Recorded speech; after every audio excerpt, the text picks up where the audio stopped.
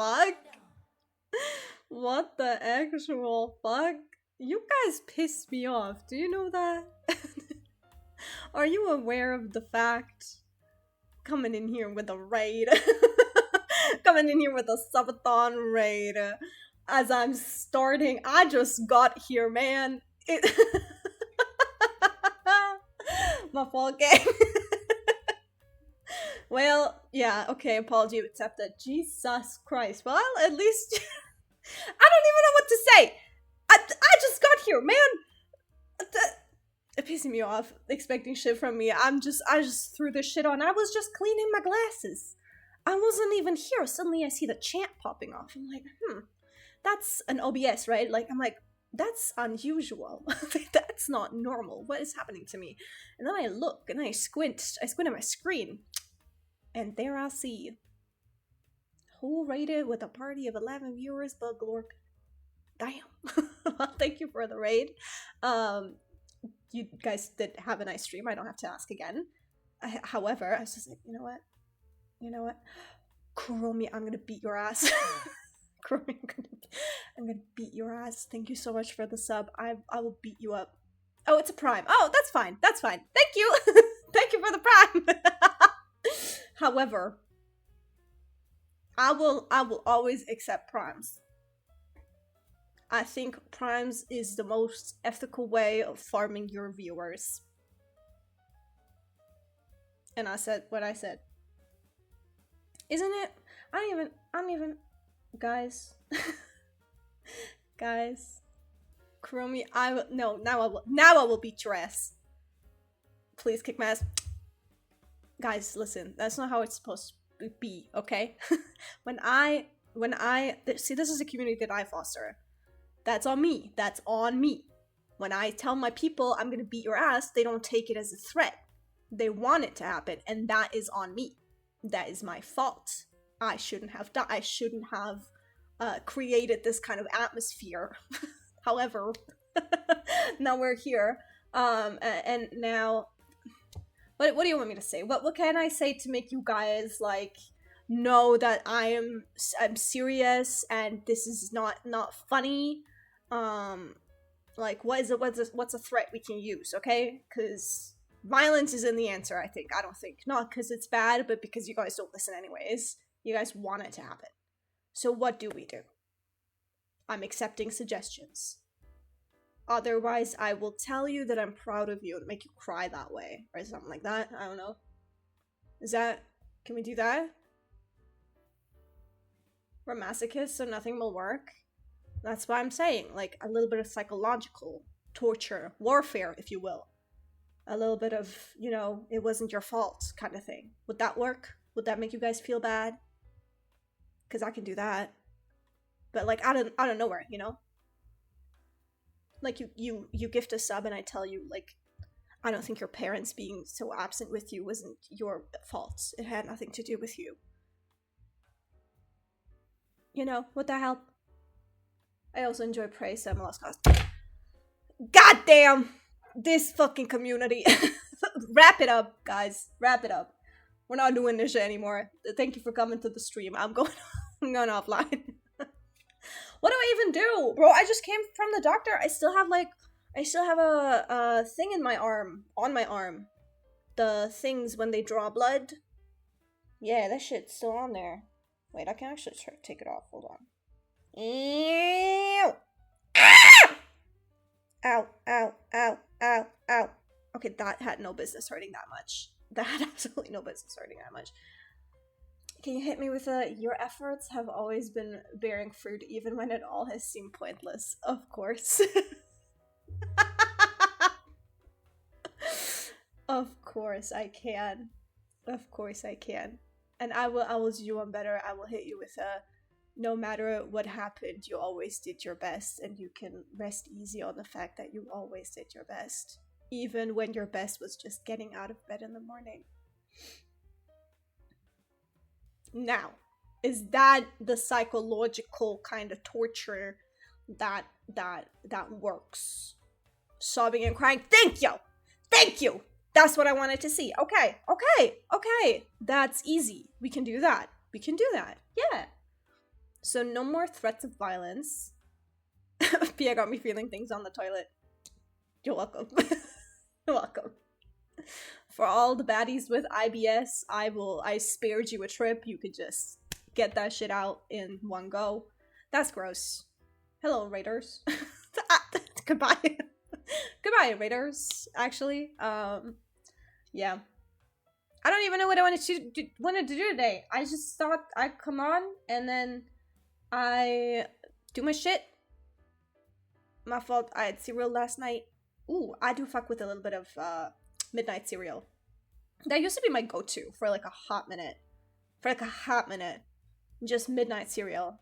That was a sacred pull in my move book. Just so good. I'm a oats cereal. I'm channeling the inner horse in me. I like me some oats. So I love oat cereal with chocolate. So I would just pull that, like, clock hits 12 a.m., I'm in the kitchen, you know? I also have a new playlist for the stream. It is called Jazz Lounge Dash Royalty Free. And they better not be lying. They better not be lying, because if they're lying, I'm gonna be pissed. And yeah, I just now excluded my other stream playlist that I had before from my taste profile, which I didn't know I could do before. And it bit me in the ass that I waited so long, because now, for one, my Spotify Wrapped is gonna look like a fucking nightmare. And second of all, my Discover Weekly this week is fucking ass. Like, it is so bad. It is just a random assortment of sounds from random video games. It's not good. And that's also on me. A lot of things are on me. A lot of things I am at fault for. Oh, Jesus Christ. What happened to my OBS? There we go. A lot of things I'm at fault for. However, I just got here, man. I've been doing this for now. Wait. August, September. 3 months? That doesn't sound right. Surely not. Only 3 months? What do you mean I've only been a streamer for 3 months? Yeah, my debut was on July 26th. Damn. Wait, am I stupid? August, September, October. No. 3 months. Wow. Isn't life crazy? I genuinely have felt like at least like 6 to 8 months. Girl, I literally just got here. I see all my mutuals on Twitter like celebrating their like 5-year anniversary on Twitch, and I'm like, bitch, what? I never did something for 5 years. I barely even went to school for 5 years. Like, please don't piss me off. That's actually insane. I'm proud of you guys though, cause I don't know how long this shit's gonna last. I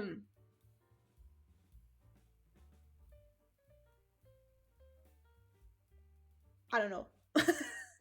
I don't know. Cause I'm already running out of shit, bro. I'm already running out of titles, out of games to play, out of topics to talk about. Today, no topics. Usually I have a list of topics. Today, no topics. I have a capture card now, but I'm like, shrugs. I wish I could shrug on this model. Shrugs. What do I even do with that now? I could play Disco Elysium, I guess. Do you guys want to play?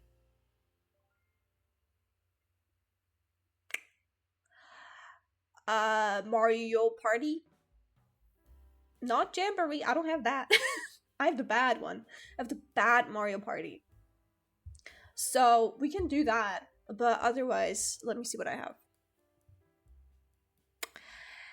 I have. Ooh. I have. Do we do Stories Untold or the Red Strings Club? I feel like the Red Strings Club is low-key like something like Yuppie Psycho. And I also have Mad Father. We could do that. Yeah. But first, guys, very exciting things happening in PL Land. I think the Raiders are now gone. Okay, now it's not just you and me. Now it's just you and me. from one Pia to another. I'm kidding. Hello, writers. Whatever. Okay, whatever. You get it. You get the point. Exciting things are happening in Pia Land. That I'm going to tease like as time goes, I think. However, we have upcoming. Hold on. We have upcoming a new model. We have upcoming a lot of things actually. New badges. I'm already excited. Me too. We have new badges, or like badges in general. But yeah, I'll get to it. I'll get to it. We have badges. We have a mascot in the works. I'm just telling you what is to come. What it looks like, you will have to see. We have a mascot. We have a model, a new model, a custom model. Fun. We have obviously ref sheets. Emotes. We're getting emotes. Oh my god, we're getting emotes. Fucking finally. Subbing is worth something. Finally. Oh my god, badges and emotes. We are getting a Discord server. We are getting more content video-wise, but that one's a little bit, don't count on it. My manager is working on it. My manager is working on the videos. I just shrugged off that responsibility. I'm not doing it. I'm paying people for it. I don't want to do it. Except my manager. I'm not paying them a damn dime. No, sir. No, sir. You were getting paid in exposure. Except I don't have exposure and you're not willing to share your whatever. It's okay. It's okay. That's semantics. We'll get that. That's for me to figure out behind the scenes, okay? However, I'm so fucking excited. I'm so fucking excited for the new model. I think once I have the mascot, I'm gonna tease the mascot. The mascot has a name already, so no dice. You guys don't get to call it DBD. It is what it is. It has a name. Sorry. I have a pipe dream. I have a pipe dream of a lore video. However, expensive. And I want it in the style of like, like a fairy tale book, like a children's book. That would be so cool. However, I don't have the money for that, so we're not doing that. But we're also getting, basically 2.0 is going to be a complete rehaul. Everything is going to be new. I'm not rebranding though. I'm not. I'm still, it's just going to be the next version of Pia. I'm in my Iron Mouse era, where I get a new model every 3 months. Except this is it. This is it, bro. I only have funds for this one. Just once. I get to be Iron Mouse once. That's it. So, yeah. Because it's low-key crazy to commission a whole model and yada yada if you have, like, no group that you're gonna debut with, no plans to do anything with streaming, no, like, whatever, like, no passion for it, or whatever, it's not fun for you. Try it out first. Try it out first, or have plans in motion before you calm anything. That's why all of this is pre-made, Because I sit here, and I'm like, hello, do I like this even? Do you guys like me even? Do I like you even? Turns out, I think so. Yes, maybe. We'll work on it. So I'm getting a model. Yippee! Yeah. I see a lot of, actually, and it's a little bit sad. Hello, Mental. I'm your fave chatter. Sure. Sure, yeah. Sure. Hello, by the way. I'm guessing Mental, I got demoted out of Golden League. I need my junglers fucking dead. Sure. Sure. You know what? I also like to blame my junglers for everything. Clearly me. I'm gonna let you guys duke it out because I think it's funny. Hello. I see your redeem. You're the guy with the name. You're the dude with the name. Thank you for the hydrate redeem. I'm gonna do that. I like it when you guys fight over me. Can you guys just do that the entire time? Ooh. Ew. Ow. Yes, it's me. Hello. Yes, that's the, for everyone else, that's the name. You guys read it for yourself. Hello, welcome. Yeah, no, I like when people fight, and especially when they fight over me. I think that's fun. So, yeah, you guys do it. You guys fight.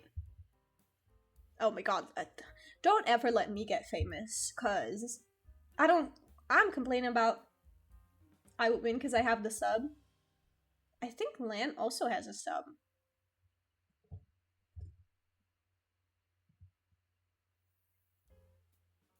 Tier 1 subbed for 2 months. Yeah, sorry, man. Sorry, bro. Ah, that's awkward, isn't it? Fight, fight, fight! What about you? What about you? Tier 1 sub for 2 months. Actually, I mean, going band for band, it's the same. It's the same. The sub band is the same. In fact, Lan was my first ever subscriber. So you guys duke it out. You guys duke it out. I have no horses in this race.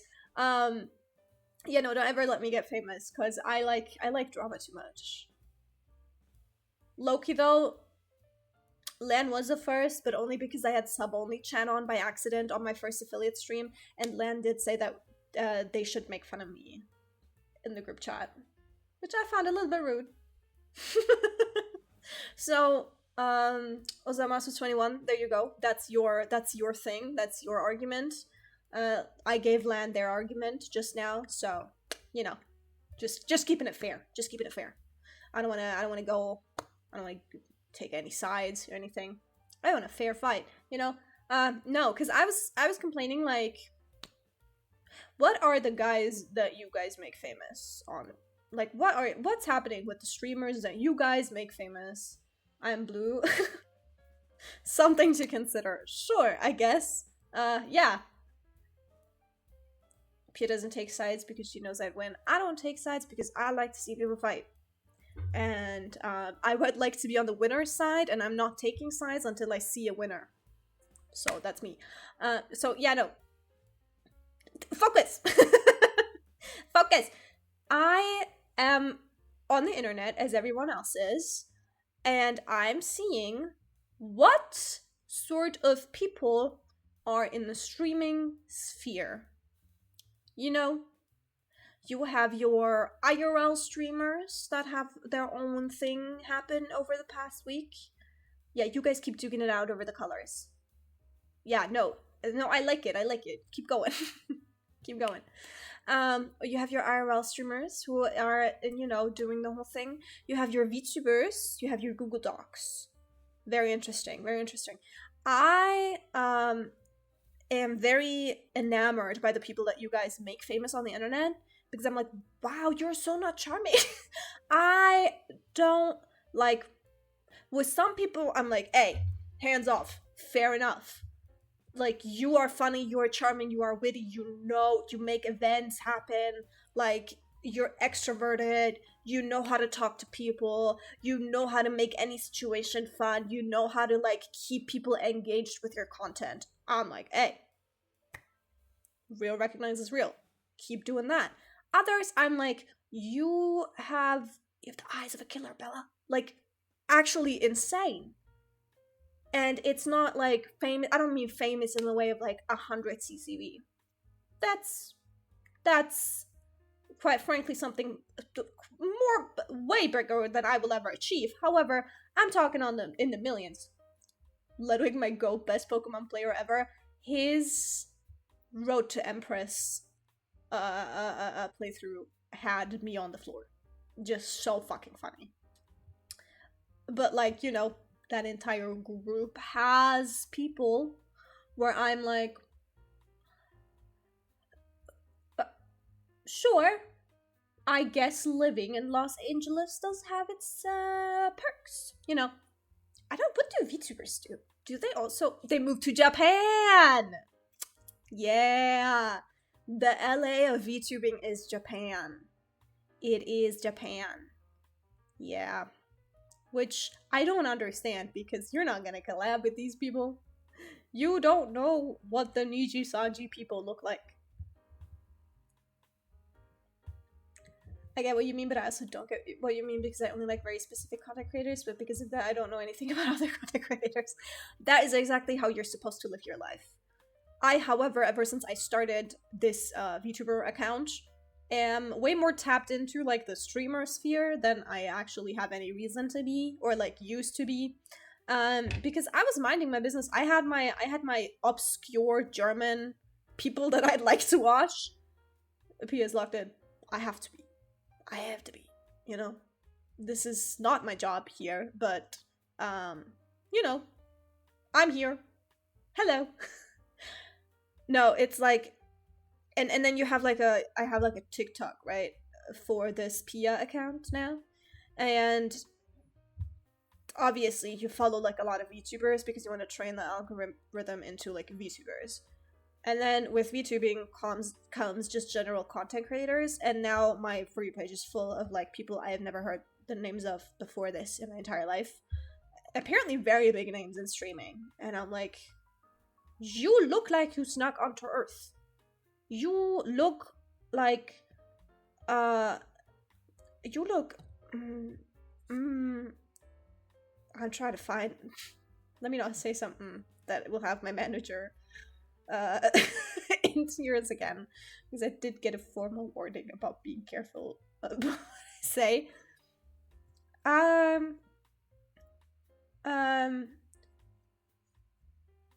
Mhm. Mhm. Yeah.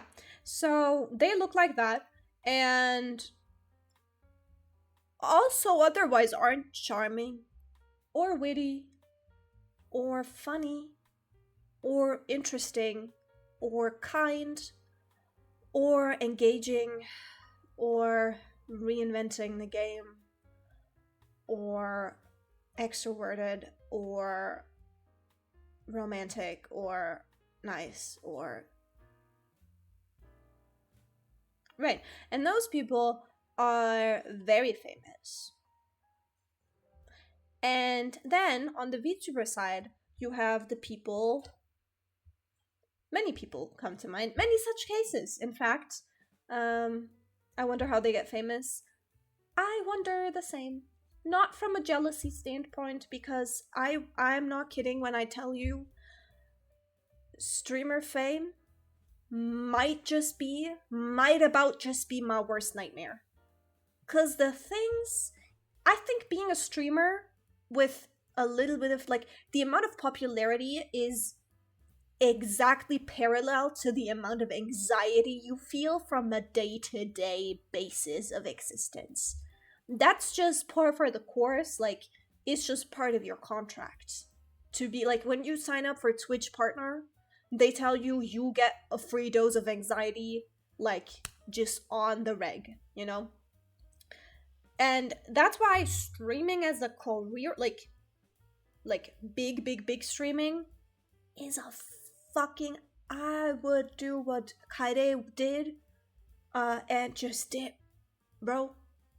Like, she just I think, don't let me put words into that girl's mouth. However, what I didn't follow her while she was still active. I just heard of her, yeah, actually genuinely like 4 months ago or something, or like 2 months ago.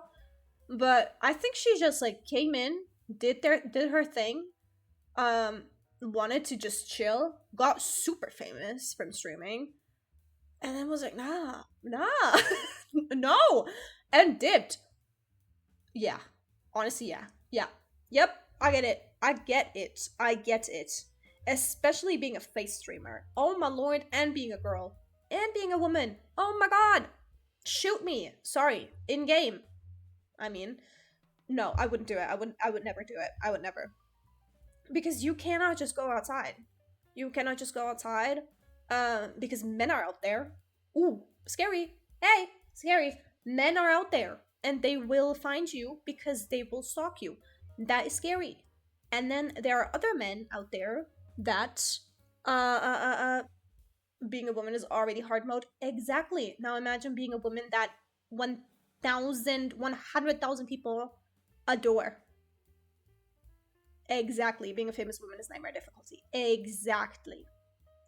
And then, like, honestly, being a famous VTuber does also come with its anxieties. That's why I also just don't want to be a famous VTuber, because, like, every day I go on Twitter and there's something new where I'm like, if I was a party involved in this, you would have actually seen me in the news beforehand. It wouldn't have gotten to this point.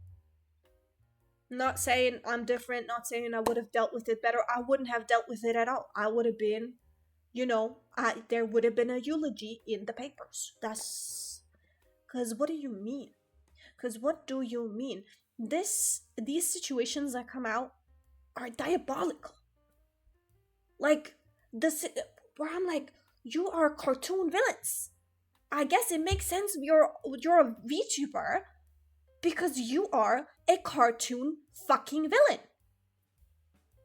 You are what multi-billion-dollar studios sit down in a room with like 1,000 executives and marketing geniuses and think to themselves, how can we make the worst possible human ever in existence?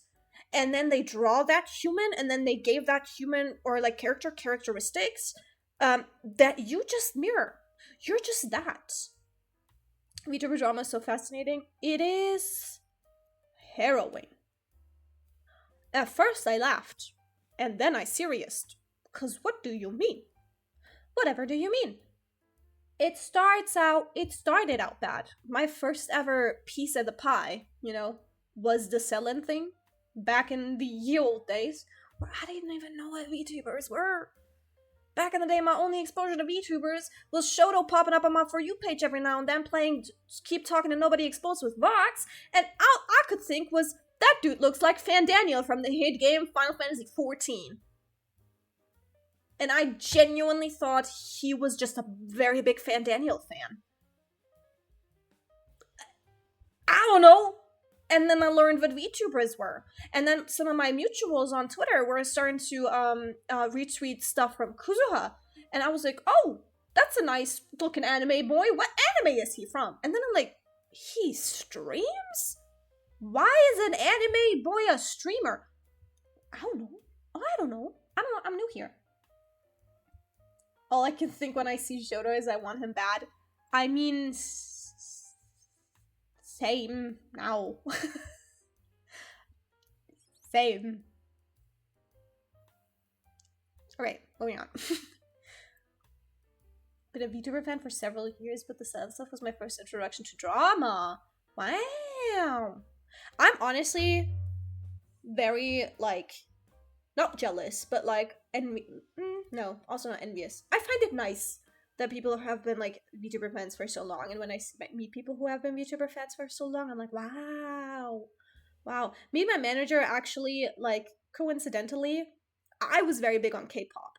That was my mental illness, That was my thing. Which isn't any better than VTubing if you think about it. As a fan. From the fandom point of view. I would argue it's worse, actually. Maybe. Yeah. Anyways, so my manager was like a huge VTuber fan. That was their teenhood. Me, K-pop. And now roles reversed. I'm now tapped into VTubing so bad, and they're super tapped into K-pop, where I'm just not anymore. And they're still tapped into VTubing, but I'm the VTuber now, so suck it. No, it's actually crazy. And then I had a period where I was hating VTubers for no reason. No reason. Don't ask me why. That was the 2020, I think, main resurgence.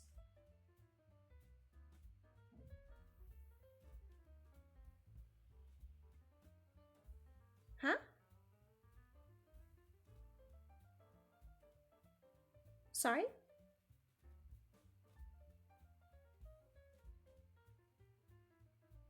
Anyways, moving on. So that was like during the very big hi, hello. That was during the very big like 2020 VTuber like thing, you know, like Maxime Wave and what have you. So I don't know why. I think 2020 was a very bad time in my life. I think I was a very bitter person during that time. So I just needed something to get that edge off, you know?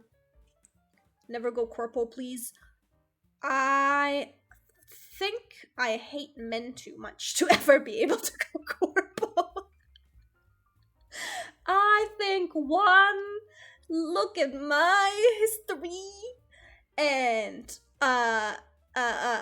they would have to say, Pia, we want you, but you can't be saying that you hate men and that white people don't season their food. And I'll be like, I hate to be the one, but I cannot tell you yes under these conditions. I cannot. Sorry, you cannot. Either you let me hate my men in peace, or we cannot be together. So I don't think they will take me. I cannot tell you how I got into VTubers. I have no clue. I think it was some shitpost YouTuber, probably. Probably. Did you guys know that Dream is a VTuber? That one from the Minecraft? I think. I heard about it from a mutual. I haven't followed up on it, I think. Or he wanted to be one. Did he do that? Is he a PNG tuber now? The way I got into watching VTubers was a random compilation of Kenji trying to read. Shut up over TikTok. Kenji trying to read is so beautiful. The day the Cinder Doc dropped, the 1,000-page Cinder Doc, the morning of it, I woke up at like 5:30 a.m. I fell asleep to like I don't fucking know, something on Twitch. I wake up, the channel I was watching on Twitch no longer live. What do I see? I crack my eye open. I'm like, Kenji's live. Okay. I open the stream. I see him reading a Google Doc. I'm like, wow. I see Cinder. I'm like, wow. I see 1,000 pages. I'm like, wow. This bitch had to give up. He had to start having like Alexa read out, or Siri or whatever, like read out what the fuck was in this document. It's so funny. When he pulled up that text speech, like, and then he went and looked into the quote retweets, and he saw someone who summarized the thing with ChatGPT. I don't fuck with it, but whatever. And he couldn't even read the summary. He had text to speech read that too. It wasn't even working. Yeah. He's so charming. He is genuinely so charming. Wow. See, Kenji, I'm like, I understand. Kenji is one of these examples where I'm like, yes, you deserve to be famous. This is a streamer where I'm like, yes, carry on. Do your thing, because God knows what it is, but it is heavily entertaining. You deserve everything and more. That is someone who is engaging. That is someone who is funny. That is someone who is effortless in what they, like, present to the audience. Is beautiful. And also a good example that you don't have to be extroverted and like always networking to make it. You just have to be witty and funny and charming and smart. You know, smart. He's smart. He just can't read. He is smart. I don't think you can be dumb and be nope, never mind. I take that back. I take that back. You can very much be dumb and a successful streamer. Because that was literally the last half hour of my rant. Just now. So I take that back. Yeah. No. Who else? I think Chibidoki. Another amazing example of a streamer who's just good. We love you, Pia. I love you, Kurobi. I love you guys. Chibidoki, I think. Kenji, obviously, yeah. We went over that. Queso, pretty solid, just a solid example. Just a solid example of a dude who does it right. And he farmed shorts beforehand, and he did it so right. You have to, like, if you just become a shorts god before your, I almost called it debut. After Queso's debut. It's true though, he did do shorts before he debuted on Twitch. So yeah, he just spammed that, and he did like a trending game, cut the shorts in a way where it looked like a live stream, and then that was just it. And he just farmed the fuck out of it, and he's smart as hell for that. No, yeah, I think Ludwig is a good streamer. I don't know about the dudes, like everything else going on with him. I think he's a good streamer. Like he's good at creating content. Okay, so debut is crazy. You know, he's a very good streamer. Yeah. Bro, who else? I don't watch that many. Yeah, I think also like event wise, when people make like very many good events that carry a lot of notoriety even years later, I'm like, yeah, hats off, you know. Um Other than that, I don't know. Actually, I think those are like the top ones, and like for a reason. But I don't watch IRL streamers. I watch only gaming streamers. I don't watch anyone who doesn't do like majority gaming. Um Obviously my mutuals are also very great at streaming. Thank you very much. My beautiful mutuals, one of which is Glorpy, who rated the stream today, just now. And I'm not saying this because I have a gun to my head, I promise. Yeah, no. Some people are just great streamers, and they know exactly how to stream and how to keep an audience engaged, and that's beautiful to me. I like watching those people, and then I feel bad about myself. And I feel bad, or I watch like random streamers and then I feel good about myself. And that is not to say that they're bad at streaming. However, I do think some people it's just not their calling. It might also not be my calling, but you know, it makes me feel like very good because I'm like, wow, I'm entertaining, I think. Isn't that crazy? So yeah. I mean, hey, we all have off days. Today was an off day for me. Today was supposed to be an off day for me. It might just be still. I don't know. I haven't decided yet. Because I had work, but I didn't feel good. But I had work. I have very bad depression currently. However, what's good is I talked to my therapist about it, and she said, girl, you can apply for a disability. And I was like, ooh. Now, hey, you know, and I asked her about a service dog, and she was like, she actually doesn't know about that. But yeah, so I might just apply for disability. You get like in Germany, you get like more vacay days. Service dog is a good idea. I would love one. I would love one so bad. But I don't know. I cannot afford a full like service dog, like the 30,000 ones. But I could pay like a cheeky 6K for it in a few years' time. I think I could do that. I mean, I don't know. I don't know. I don't know how much service dogs are. I think they can range from like 10 to 30K. I think like sight service dogs are obviously 30K because they're your eyes. But like therapy service dogs might not be that expensive because they're just dogs who can smell your blood sugar or something. I think those tend to be a little bit more. I mean, it would make sense in my brain if they were a little bit less expensive, but like for blind people, obviously, I think those are 30K, yeah. Or like serious, like heart medical, like, you know, where they can smell your heart issues and stuff. Like medical service dogs, I think, are expensive. I don't know about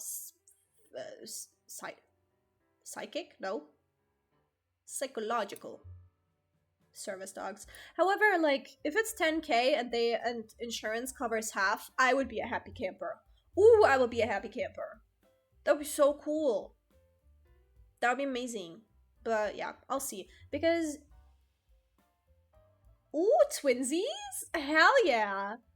in Germany, you can get like percentages of disability. Um, I mean, obviously, depression isn't going to give you 100% disability, but depending on like the degree and stuff, you could absolutely get like. And my therapist was like, you could absolutely like. I think you're at a point where you absolutely can get some points for your disability like degree, and that comes with more paid vacation days, PTO. It comes with special like what's it called, protections from in the workplace, so you can't get fired easily. um yeah, it's just all around a good thing to have, I think, if you can apply for it. So I'll have a look at it. I'll have a gander. She said she would write me a letter if one was required. But yeah, that's cool. That's cool. I cannot wait to get more PCO because currently I only have 24 days, and that's after I already after my apprenticeship I already negotiated that with my boss, because during my apprenticeship I only had 20 days, which is the legal minimum for 5-day weeks, and everyone I told that to was like, that's illegal. 20 days are illegal because 24 is so normalized in Germany, where like that's the absolute minimum. Like if it's 24, people will already be like, oh yikes, you know. The usually it's 30 as like a standard, and some places, if they want to be really extra, give 34 or something. But yeah, I was there with 20, and I already negotiated it up to 24. So I am always ready for more PTO.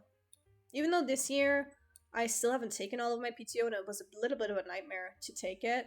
But I'm off work tomorrow and Friday, so that's nice. I did like a thing where ever since August, I've taken off every Friday.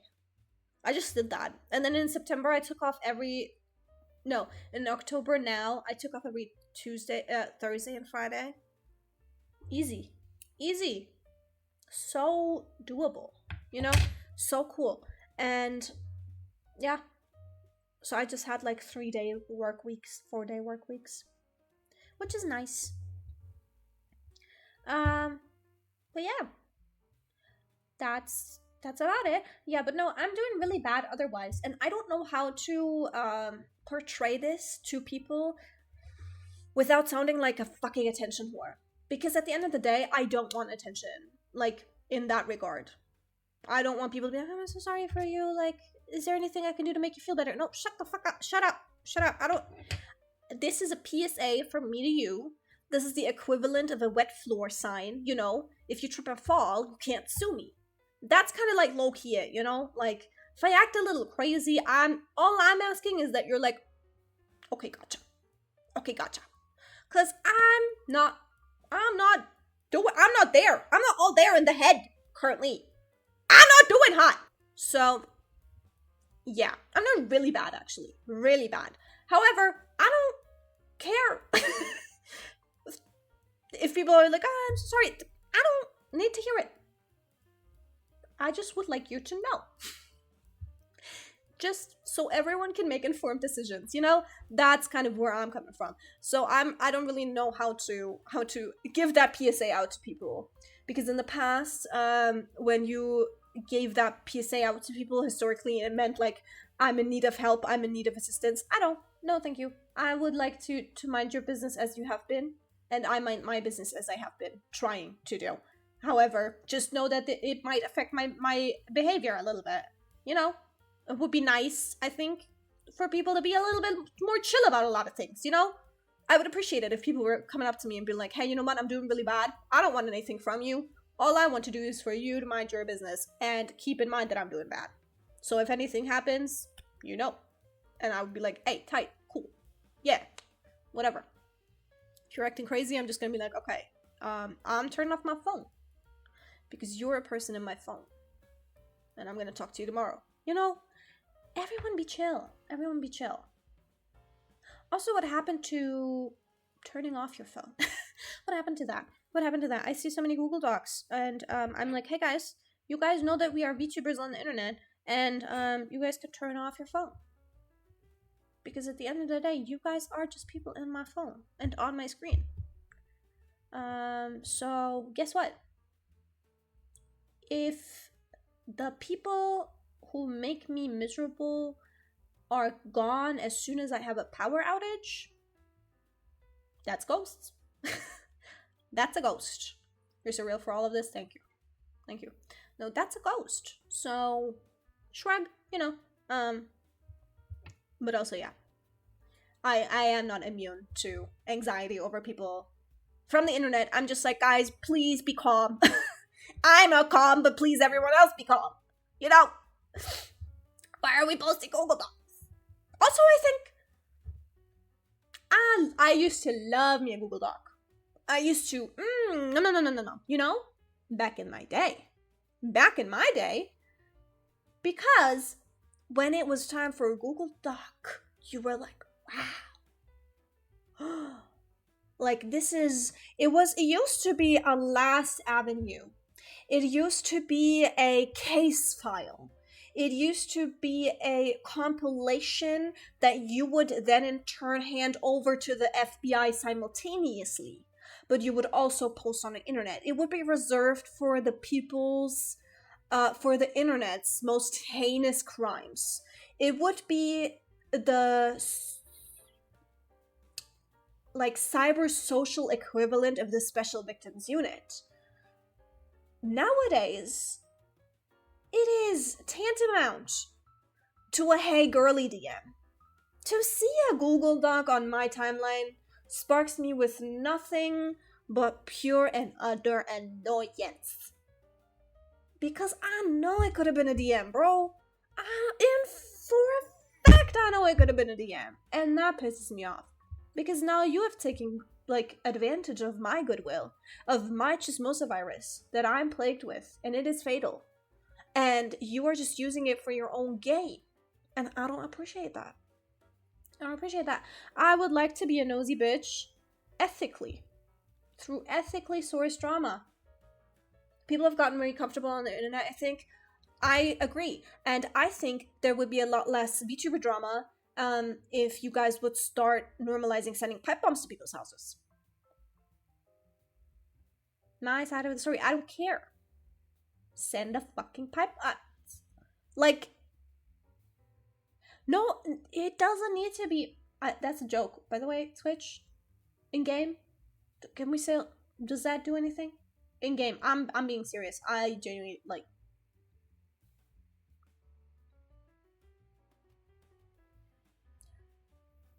Everyone's so obsessed with getting their 2 cents in. You know, my experience with, girl, shut up. Unless you start the fucking doc out with all of this information has been reported to the authorities and is meant to be like a compilation of everything in one place to make it easier on their investigation. I don't want to hear it. I don't want to hear it. Because what is my business with it? Nothing. Unless it's like, if you are even in contact, you know, back in the day, when a Google Doc dropped, the username of that person was etched into your fucking mind. Because back in the day, when you were even in the same remote social circus, girl, stop LARPing. Everyone stop. Pause. When you were even in, like, remotely in the same social circles as this person, it would mean that your entire family's identity has been sold off on the dark web. Like, just brushing elbows with people in those docs was, like, akin to a social death sentence back in the day. You know? It was serious shit. Because when it wasn't a Google Doc, like, things that don't have to be a Google Doc were just a this you post. It was just a quote retweet, this you, and then water off a duck's back. That's it. And that's all you needed to do. We need to bring back this you, actually. That's my takeaway now from all of this. Just bring back this yous. I promise you the internet will be a safer place. No, bring back shame. Bring back Bring back minding your own business. Bring back just not everything needs your 2 cents. I always knew that's okay. Keep it to yourself. I always had a feeling that's okay. Shut up. Shut up.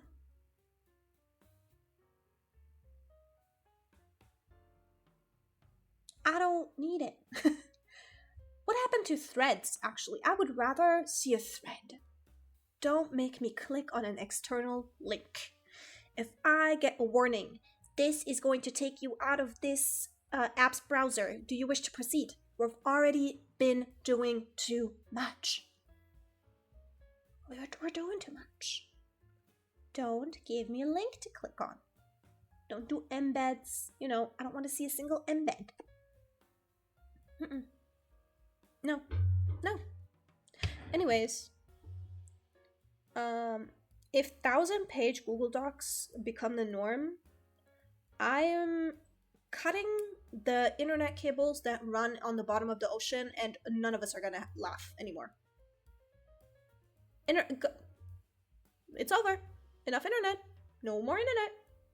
That's it. Fuck it, I might even cut electricity. I think you guys need to feel what it's like to reconnect with starting a fire for the first time again. You know how people used to do that, humankind, back in the day, when they discovered how to make fire? I think some of you need to be back on that level. Bring back duels. That's what I'm saying. Bring back homoerotically taking off your left glove and throwing it to the feet of your opponent. Bring that back. And then, I don't know, make out or something. Oh, fun. I never started a fire in my life. Exactly, that's what I'm talking about. Get on it. Get on it. Some of you have never done what took us further in the evolutionary cycle, And I think that's where we went wrong as a species. You have to do the basics. You can't start with VTuber drama. You have to start with fire. If my duels ain't homoerotic, I don't want them. That's what I'm saying. That's what I'm saying. No.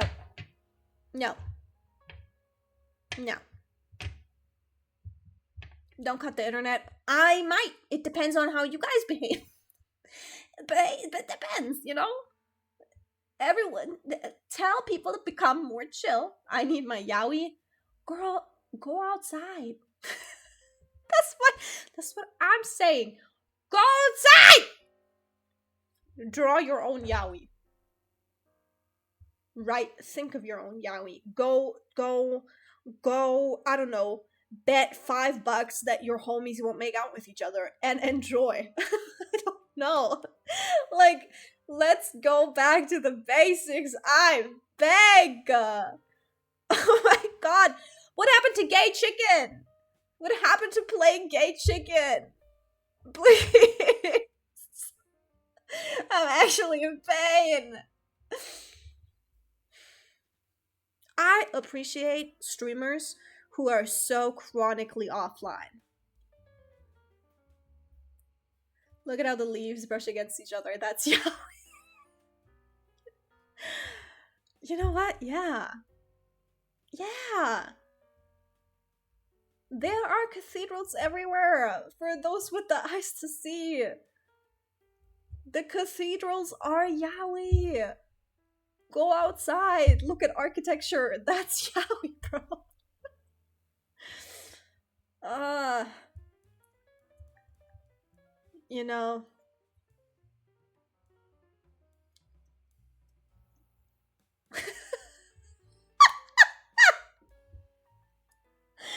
See how your thoughts come and go in the stillness of your mind as you take in the sounds and smells of nature?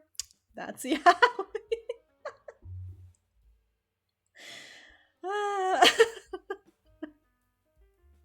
Everything can be yaoi if you put your mind to it. Yuri, a little bit stricter, I'm not gonna lie. Yaoi, everything can be it. You can find yaoi within yourself. You just have to believe. You just have to want it bad enough. It's like the power of friendship.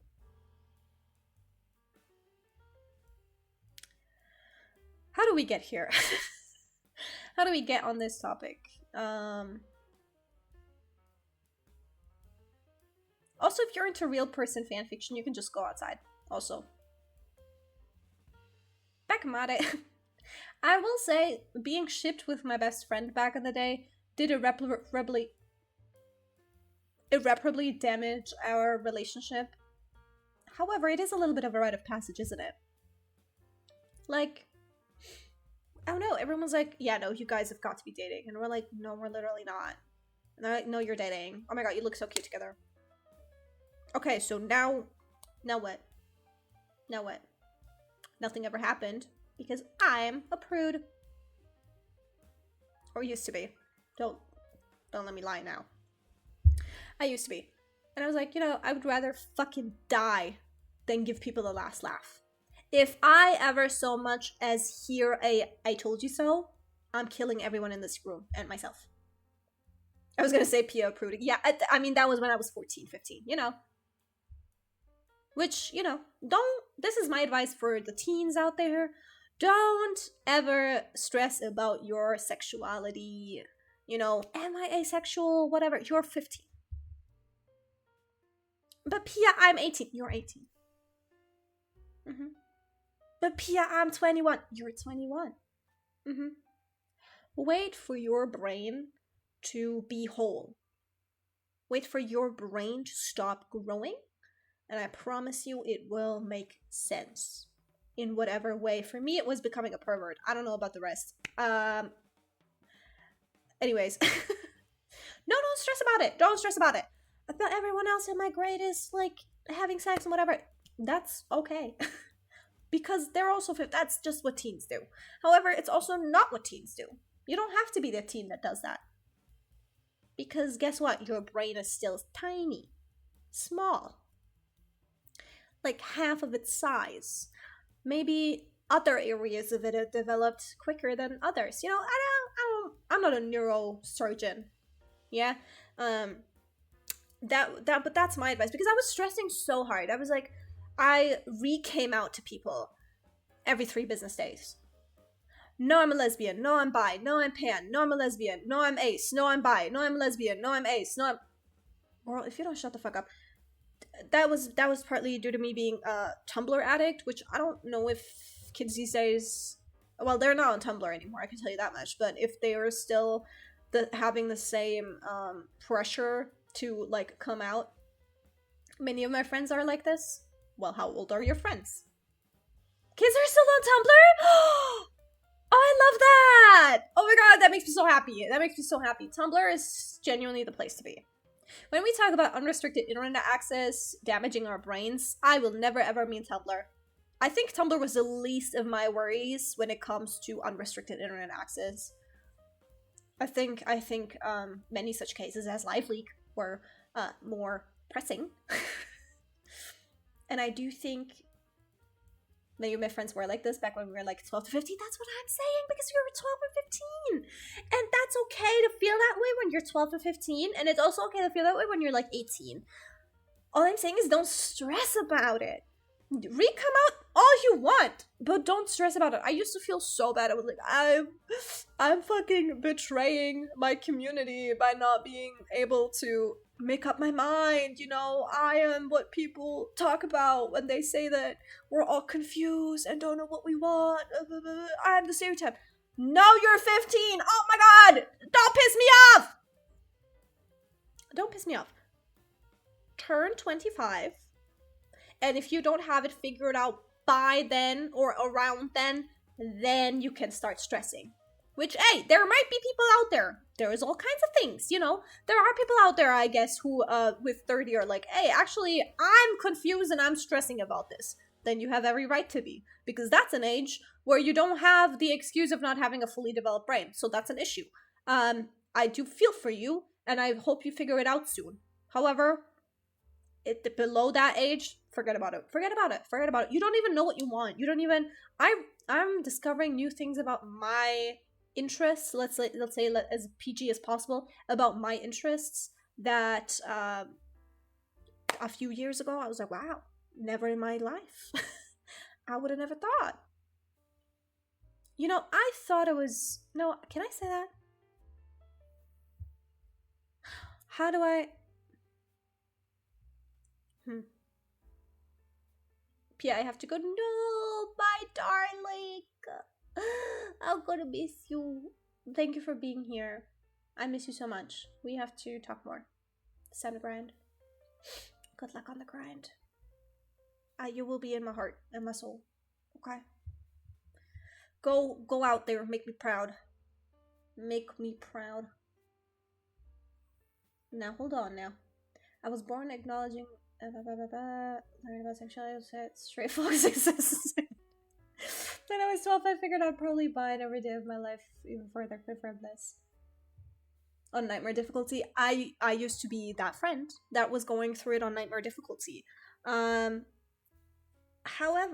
I'm like, okay, if you have like many experiences with dating, with different kinds of people, with different kinds of genders, different experiences, like sexually, non-sexually, blah blah blah, I'm like, yeah, fine.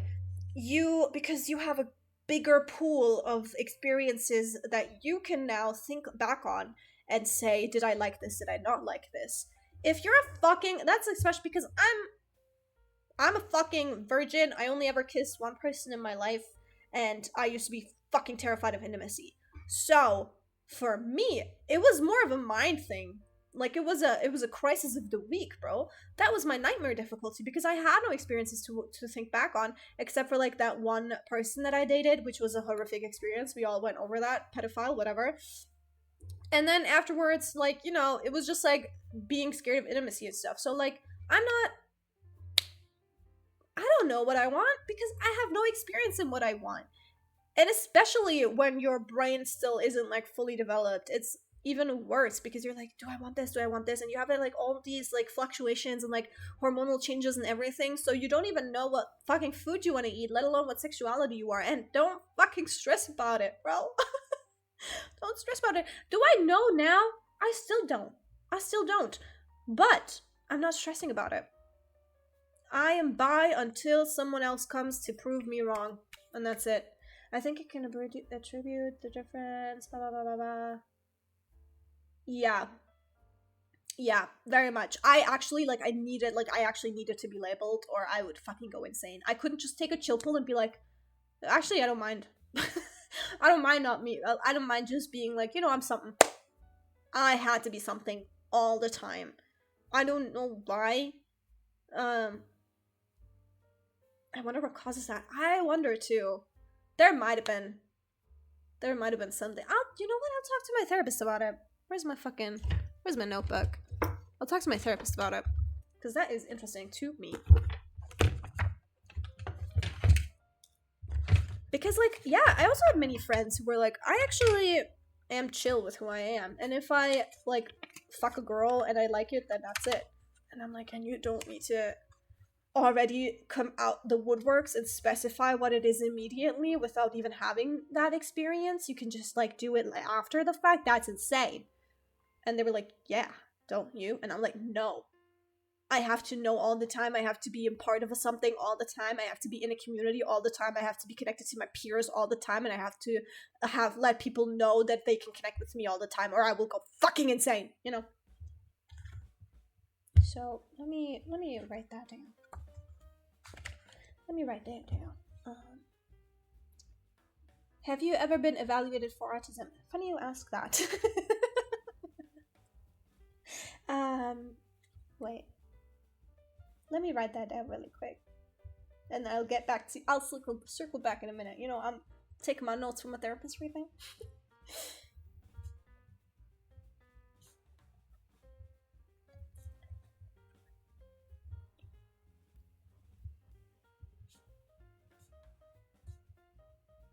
Okay. Circle back. Oh my god, Pia's corporate brain. I am a full-time corporate employee. Thank you so much. Thank you so much. I just clocked off. In fact, I might still be clocked. No, it automatically clocked me off. I was until like 30 minutes ago. I was still clocked out to my corporate job. A therapy later today? Yay! I had therapy on Monday, and it made me pooped. No, I have not been evaluated for autism formally. However, I am at a point in my therapeutical journey where I have been in therapy for many such things as OCD, depression, PTSD, CPTSD, anxiety. The list goes on.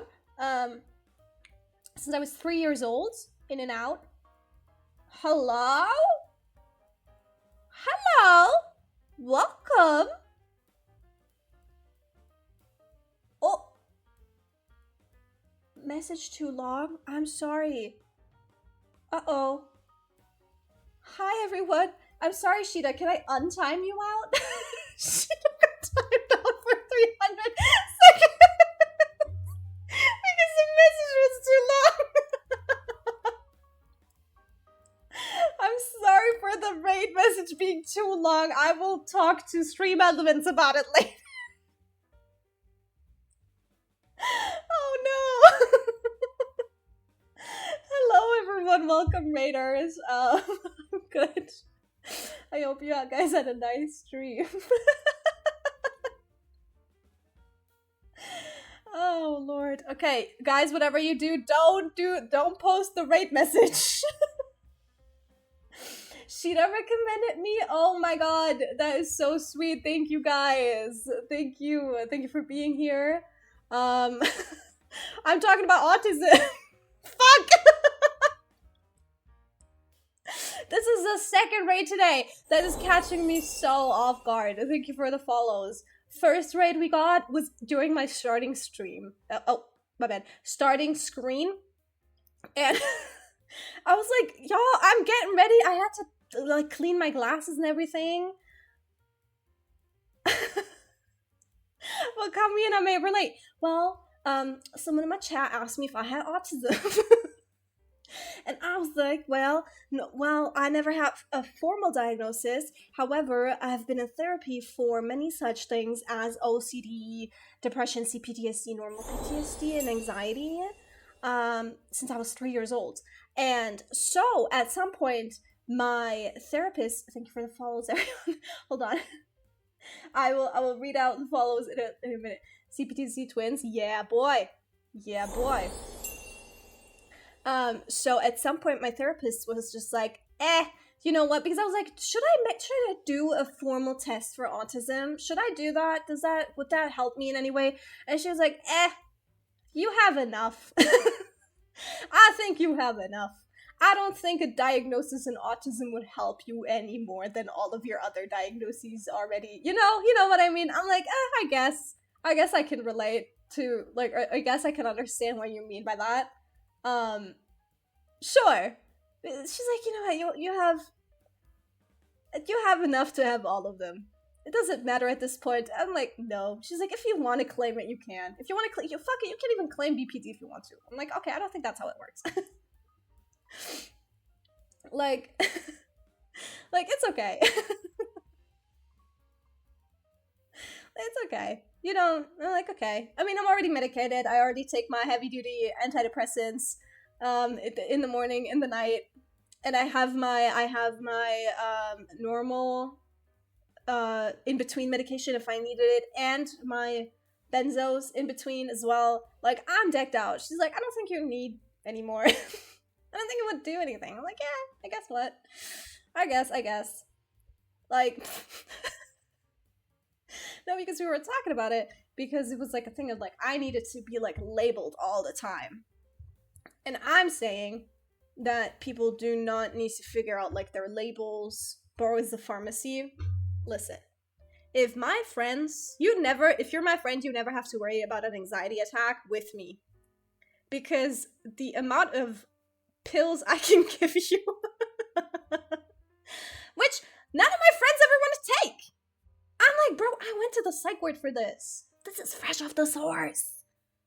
This is fresh off the fucking tab, bro. What do you mean? No, they don't want it. I started, well, not started, but I always have like plant-based alternatives. I'm gonna go eat. Have fun eating and enjoy your meal. And thank you for the follows, Alex the 55. Now I can finally read out observing introvert, and so I can. I hope I said that right. Thank you guys for the follows and thank you for the raid. Yeah, I'm thinking about it. Every person that I've known who has been desperate to be labeled has also shown signs of autism and OCD. Yeah. It might just be the OCD then. It might just be the OCD. I might have to ask my other manager about it. Because they also have OCD.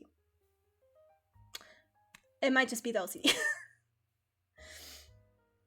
Is that perfectly? Yay! Yippee! Yeah. No, I always carry like plant-based alternatives with me in case my friends have an anxiety attack because they don't want to take my heavy-duty pills. I guess that's fine. More for me.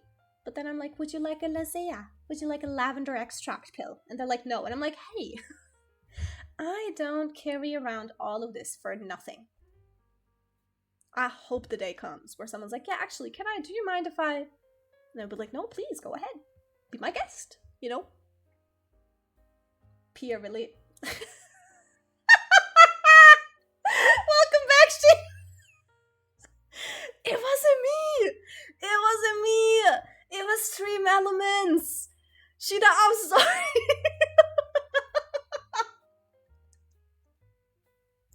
I'm sorry! I don't know how to untime out people. Once you're time out, it is what it is, man. I'll see you in 300 seconds. I will not recommend you anymore. No, I'm so sorry. I mean, you don't have to. I really appreciate it. I really appreciate what you've done for me already. You didn't have to do that. However, I'm so sorry. It did make me laugh, though. It did make me laugh. It did make me laugh a lot. So I'm also sorry for that. It is very funny, though. Because I'm like, hey, and they might recognize. Like, oh my god, it makes so much sense. Immediate timeout for 300 seconds. Message too long is crazy. Timeout equals forgotten. Never. Never in my heart. In Pia heart, timeout actually means that you're the main star of the show for 300 seconds. Like, in my heart, you hold so much real estate for the next 301 seconds, you know, because you're still holding all that real estate. Look at you go. Look at you go. See? See? Me trying to, like, make it better. Like, see? It's okay. Stupid. Stupid. I don't know why Stream Elements did that. I don't know which... That's the issue. I don't know which setting to change. Muted for 300 seconds is a little bit, but like, overkill, no? Like, just deleting the message would be alright. Like, Stream Elements is doing too much. Like, it makes it better, I think. Right, Cheetah? Right, Cheetah? Right. Right. So you're giving people meds, eh? I think 300 seconds is 10 minutes. I know that because I once timed out my mod, I think. And the immediate timeout is like 300 seconds. This is the default, I think. 5 minutes and some. Oh, that's okay then. I mean, I guess. I think you will live. I think you will live. However, I am sorry. Wait, why is my... Let me do... Ah! No, not this. My chat box. Where is my chat box? Chat custom. There we go. Yippee. I saw someone get timed out for 600. Hello, Lion. Welcome back. Bro. How much? Wait, let me... Where's my calculator? There it is. Yeah, 600 seconds is 10 minutes. Yeah, obviously, 600 divided by 60. Head back, I'm professional. Stop it with the dad jokes. No dad jokes in my chat. I will time you out for another 300. I don't care. Yeah, 300 is 5 minutes, right? Because divided by 60 is like, you know, 300 divided by 60. That's 5 minutes. You will live. Stop it! Stop! Everyone! No dad jokes. I will actually end the stream. I don't care. I will actually... I've been live enough. I will end the stream. Don't test me, please. I beg. Let me do this. And then this. Okay.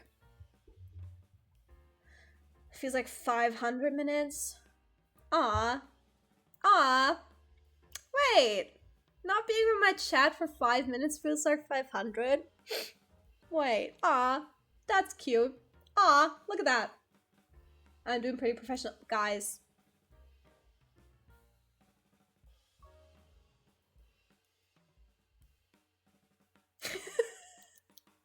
Sheeta, did you not warn them? Did you not warn them? Yeah. She's gonna kill us, we gotta stop. Finally, someone who takes my threats seriously around here. Thank you! Thank you! Every time I tell the other people, like, I'm gonna beat you up, whatever, they want it. They keep egging me on. They're like, do it. I want you to do it. I dare you to do it. I'm like, guys, that's not how it works. That's not at all how it works. She'll burst eardrums. I can't even say, yeah. No, that's just the warning. Yeah, listen to it. Listen to Sheeta. Cause one thing about me is I will yell.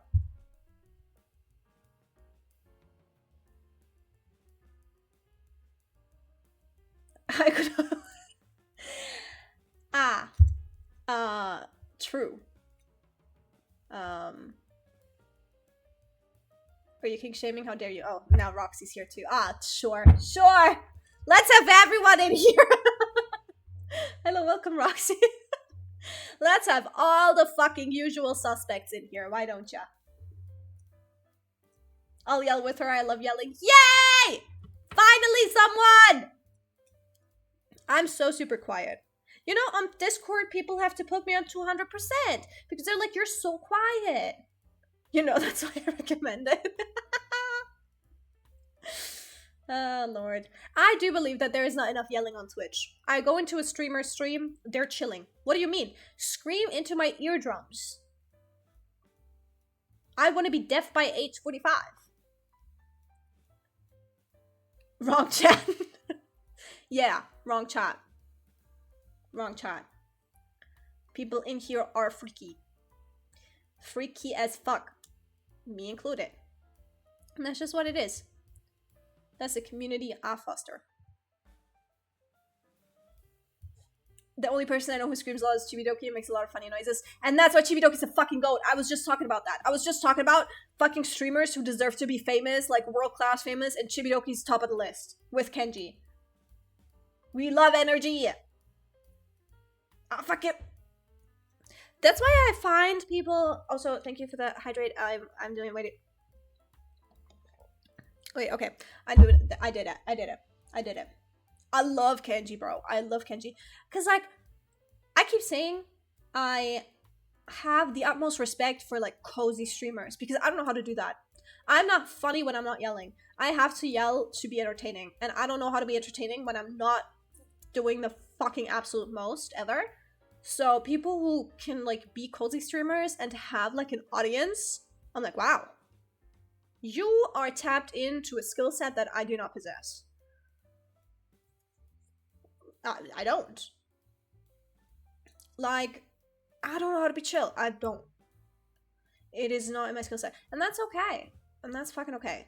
We are here to yell, and we're here to scream. You must be thirsty after scolding. Dude, I was scolding my manager today. Yeah, I did. I was scolding my manager today, and my other friend was like, oh my god, I love it when Pia scolds us. If you don't shut the fuck up. If you don't shut up! I can't find that in myself. Same. I can't find it in my heart. I did, like, when I cozy stream, it's because I genuinely cannot be fucking asked to do anything else. Don't talk to me. Don't talk to me. Don't expect me to talk to you. Don't expect me to crack a single joke. You will not find entertainment here. If you want to watch, like, CoComelon, but you don't want to watch CoComelon itself, you put on my stream when it's in cozy mode. Because there is nothing to be seen here except for moving things, you know?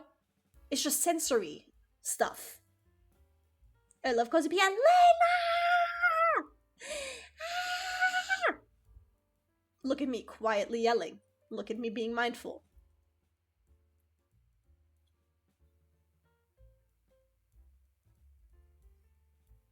Her mic, my mic is a 40 euro mic I got off of my local, like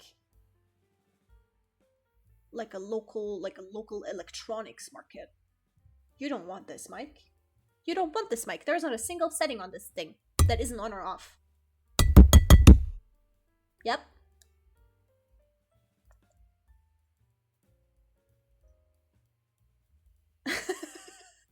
Guys!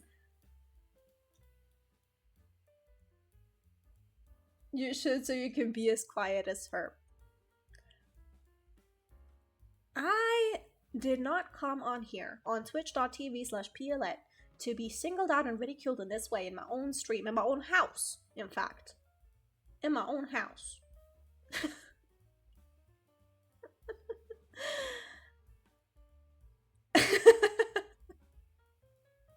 What the hell? What the hell is going on in here on this day? Guys, I wanted to play a game. Actually, in fact, no, that's a lie. I just lied. I just lied. I can feel my eardrum scream. I literally was so quiet just now. Prettiest jet engine ever. Oh my god, I'm gonna blush. You're gonna make me blush. So what games do you like? Good question. Ask me something else. Ask me a different question. I don't know. If it's a game, I probably like it. Except if it's Blue Protocol. I don't like Blue Protocol for some reason. I played it, it was ass. It was ass. It was genuinely ass. Sorry. It did give me my highest viewership, but I cannot sell out like this. If I'm selling out, it's to someone I believe in. No, that's also a lie. I'm just on a spree today. Wow. No, but it's not to something like Blue Protocol. Enough teasing, now I lurk. Okay, enjoy lurking. Enjoy lurking after your 5-minute forced lurk, you know? However, we are playing a lot of story-based games here. We played Deltarune all the way through. We played Yuppie Cycle. We played A Date with Death. We played... What the fuck did we play? Last Report. I'm gonna fall asleep listening to your calming and quiet stream. A higher viewership at a game you like 10 times better. That's what I'm saying. Like, I cannot, you know how people are like, you have to find a niche and stuff, like whatever niche gets you to blow up, stick to that niche. I'm not doing it. I'm not doing it. If that niche is Blue Protocol, I'm not doing it. Like, you have me messed up. I don't have another Genshin copy in me. I don't. And people are like, it's an MMO. An MMO. You would just say anything these days, huh? Don't remind me about the lurk. Like, we should say anything these days. Like, an MMO is Final Fantasy XIV. That's an MMO. World of Warcraft. That's an MMO. Dragon's Prophet. God rest her soul. That's an MMO. So did you like Genshin? I used to like it back in the day to a degree for what it was, yes. And then I stopped liking it. And then I started to appreciate it for what it was again. I liked Sumeru a lot. Those are my twins. That's my home. That's my home. Those are my people. But yeah. No. I'm like, you know, Genshin was okay for what it used to be at its time of it being that, and the time being quarantine. Stop giving me the same UI. That's my main issue. If you want a Genshin copy, I have returned. Hello, welcome back. If you want a Genshin copy the game, do not copy the UI. Because why does every game look the same now? And it's an epidemic, actually. It's an epidemic that I see in other games, like, not even of the same genre, like, just an epidemic that I see. Why does Bandori, Bang Dream Girls Band Party, now have the same UI as Project Sekai Hatsune Miku Call for Stage? Don't be bad if she yells at you. Once one thing becomes popular, everything becomes like it. Yes, and I don't like that it's like, if you just want to copy the premise, be my guest. Why do I have to watch the same shade of yellow be people's names and the same, like, opacity of the background of the white text?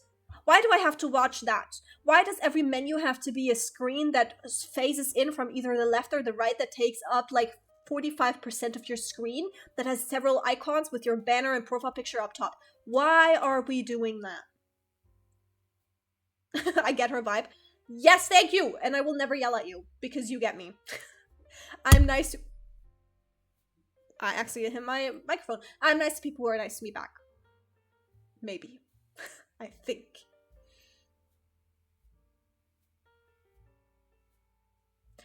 No, that was a thing. She smacked us.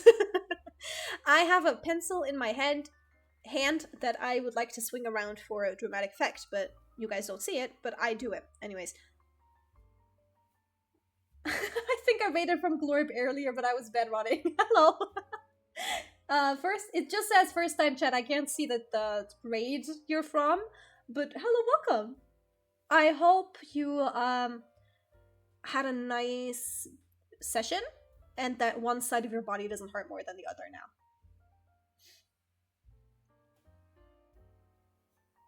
You have a pencil? That's like crazy, dude. It is. Oh my god, thank you for the follow! I don't know how to get my alerts to work. Follower goal met? Wow! Isn't that fun? I don't know who said that. Get stabbed by a pencil. Guys, no violence. Follower goal, yay! I don't know who said that. I don't think I said it. I don't know how to unset it, but I don't need to unset it. However, I also don't know how to do my alerts to get them to work in an audible manner. So, professional streamer over here. I don't know. I just got here. Twitch said it. Ah, that would make sense.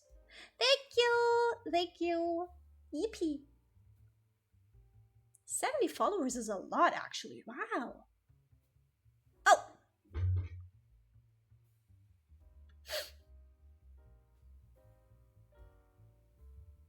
I'm pausing the stream while it's ads time. I like it when people tell me it's ads time.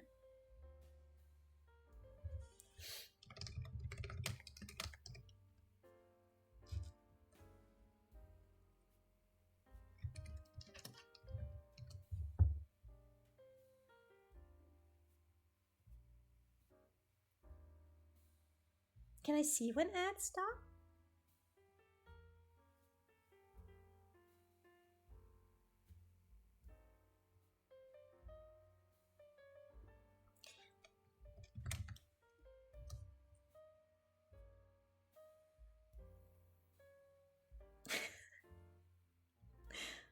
Yep.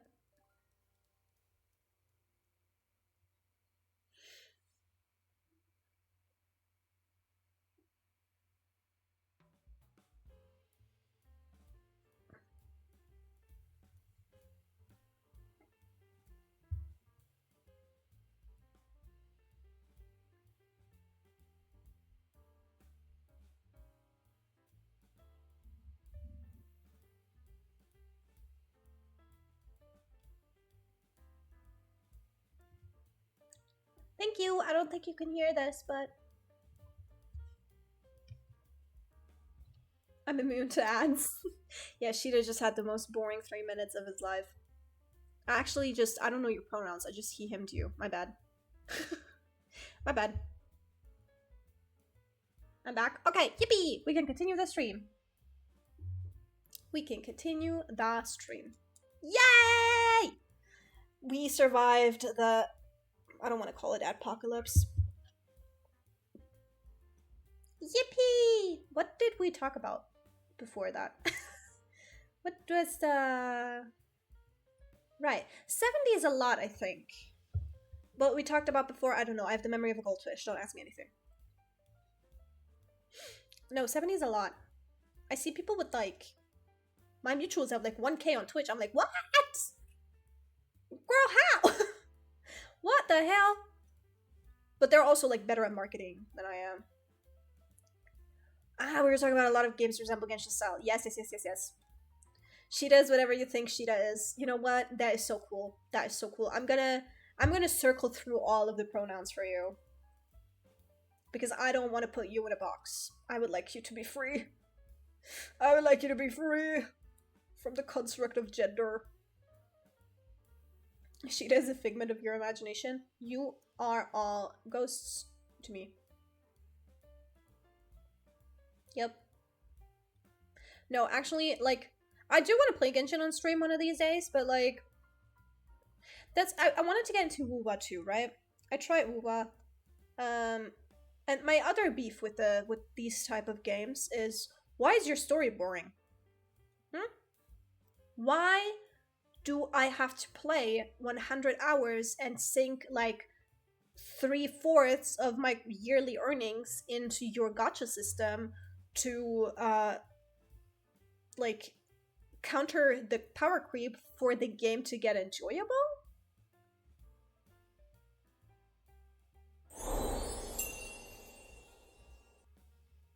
Hello, fat loser 293. Thank you for the follow.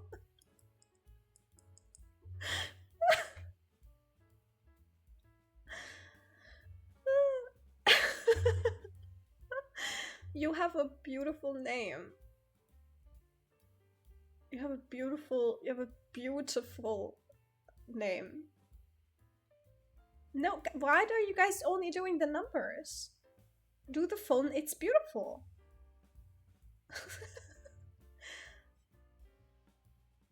It's so gorgeous. I love it. I love it. I cannot. Thank you, I love my name. Yeah, you should. You should be so proud of it.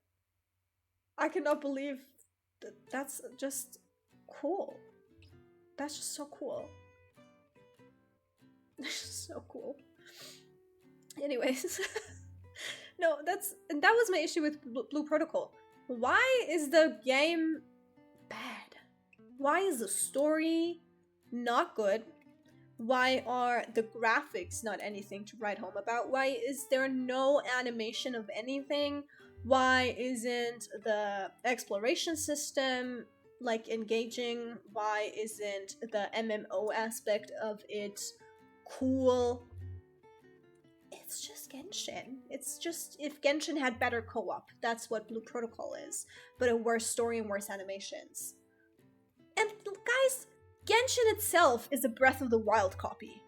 Let's not forget the mother of all, like, gacha, exploration, open world, yada yada, like, games. It is just Breath of the Wild. Work on the lore more? Exactly. Like, Genshin's, I don't know, Mondstadt, I don't know, it might not hold up. Liyue might not hold up. The story might not hold up in 2025, but it didn't need to hold up in 2020 when we were all e-dating and had nothing better to do than match, like, Venteen Xiao profile pictures with our Discord partners. You know, for that it was good. For that it was enough. Sufficient.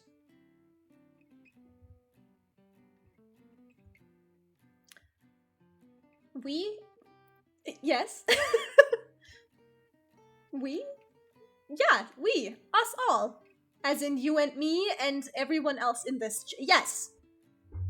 Don't. Yes, we. As in a community kind of thing. Did you guys tell me you weren't doing that? No, me neither. I got to go lurk. I need foodies. Enjoy your food! So, I was the only... Cool. Yeah, okay, gotcha, okay. Anyways, so, for that, it was fine. Thank you, Rayleigh. Oh, got a blush. You're so cute. So, anyways. Left pocket as it. What are we talking about? Guys, focus. Focus.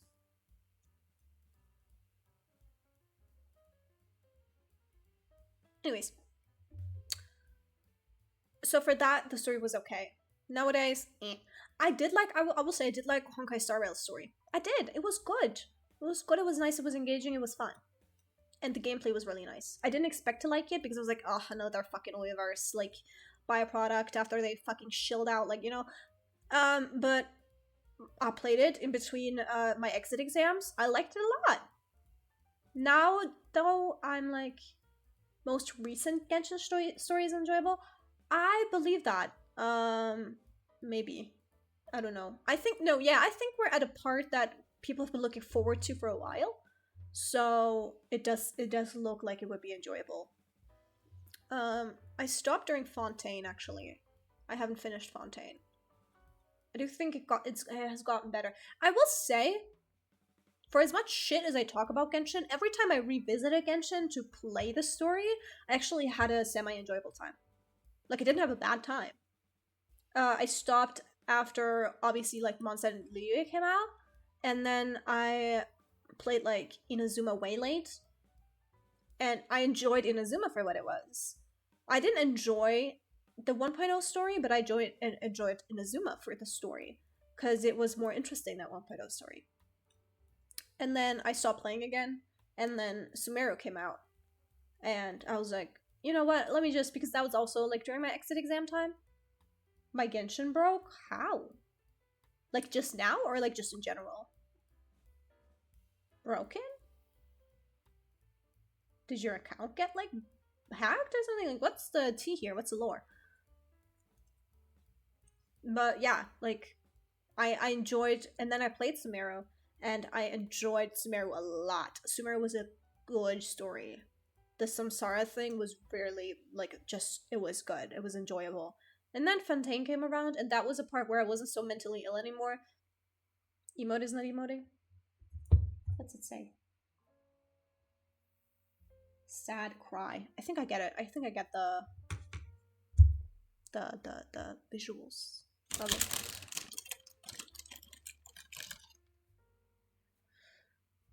I updated and now it's not working or launching. Are you playing it on your, like, mobile devices? Also, I'm eating marshmallows.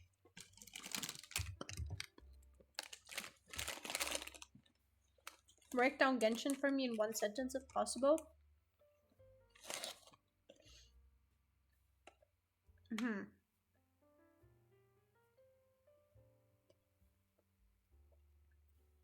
What if casinos made you horny?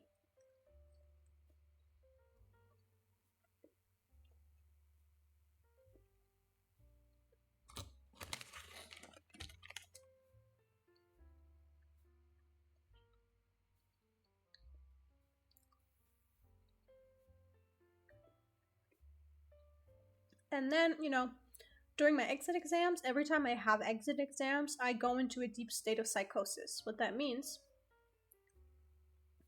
That one, what Lance said. Bridal wag for mentally ill, gambling addicted weeps.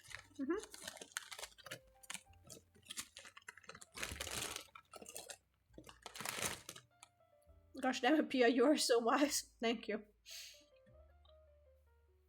So it's gambling, but with hot characters. Yeah. It is baby's first gambling addiction. For many. The amount of discourse on Twitter back in the day over Genshin causing a gambling addiction in teens. Which was true, by the way. It did. Sorry, I'm just munching in the background.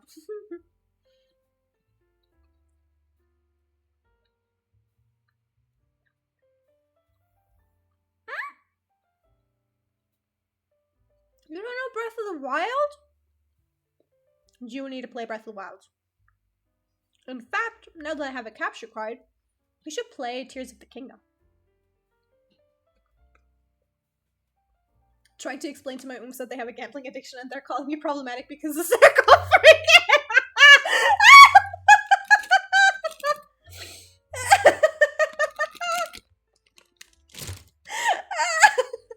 Don't get me started. It was so nice. It was so... Genshin made people mentally ill openly. in a way I have not seen previously before. Loudest laugh. Yes, I have that. Thank you so much for noticing. Um,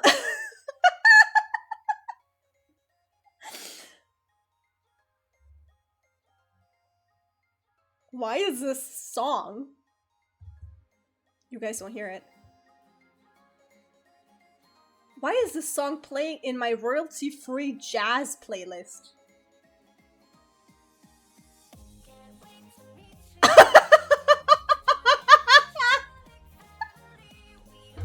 What is happening? What is happening? Okay.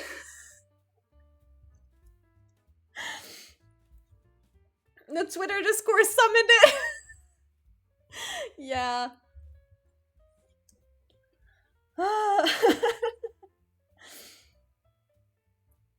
No, I did appreciate Genshin Twitter, or like Genshin social media, for what it was, which was it was just a fucking cesspool of mental illness.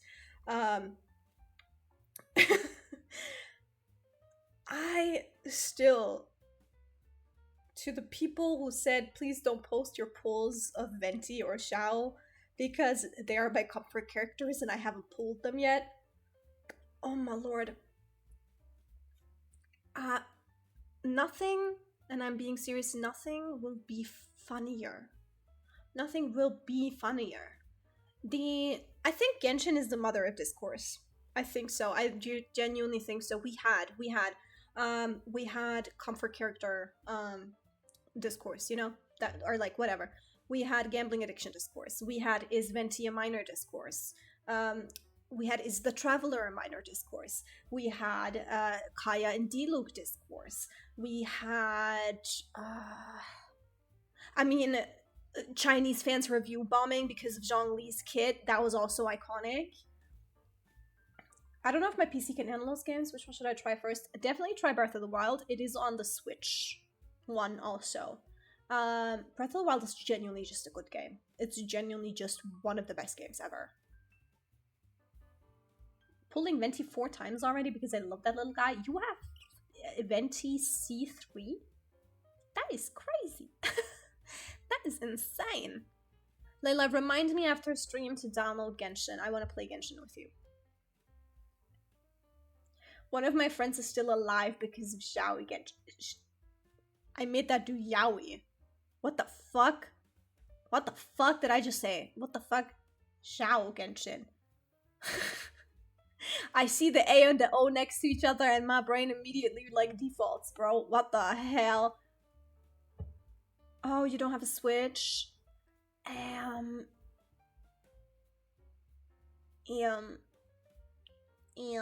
Actually don't know. I actually don't know if Breath of the Wild is on other. Just using it. Yeah, sure. You can do that. Genshin Yaoi is too good. I have a confession to make. I was, and currently am, but not to that degree, very severely, insanely mentally ill about Kaveh and Alhaitham. To a degree where I'm not proud of, but I low-key am, because rarely has anything ever manifested in my interests to such a degree. Exactly. Old school RuneScape. Very nice choice. You could do that. My manager would agree with you. I cried over their house more times than I can count on both of my hands and both of my feet. I stayed longer at home. I didn't go to work because I was pulling for Kaveh. No, I didn't. I did go to work. I just came into work a little bit later because when Kaveh's banner dropped, I love my Arab character, Samira on top. That's what I'm saying. Samira is my home. Samira is my home. Those are my people. And I don't care what anyone says. If you're not Middle Eastern, you can fuck off. Samira was just good, man. Samira was just good. And I especially, like, I just, Bro, I was so autistic about these people. I was so autistic about Alhaitham and Kaveh, and about Aggravate. Sino, Tainari, Kaveh, Alhaitham. I was so autistic about these people. That's okay. But that was because that was during my, again, exit exam phase. And during my exit exams, that was for my business degree, for my office management degree. During my exit exams, I always have a way to pick a new insanity that soothes my brain. And I really go into a state of psychosis that I don't want to label as psychosis, but I don't have any other word in the English language for it. And when I give you my examples, you're going to understand. I develop like weird niche, like obsessions with things that are sometimes maybe good, sometimes maybe shit, you know? During my last one, it was Genshin Impact. Thankfully, it was during a time of Sumeru, so I could really just go ham on Alhaitham and Kaveh. I was very, like, genuinely mentally ill about these people, though. Back during my day of my first exit exams, I have a keychain hanging off of my mic right now. I'm so jealous. I'm so jealous. I don't have merch of them. I only have merch of Omniscient Reader's Viewpoint, Madoka Magica, Promare. Does anyone remember Promare Leo? And Shoto. I have a Shoto keychain. I love me acrylic keychains. Best believe when I drop merch, first PM merch is gonna be acrylic keychains. I'm not doing anything else. Anyways, back to my point. During my first exit exams, I developed an unhealthy obsession with, and I'm gonna need you to stay with me when I say this, Steve Harvey.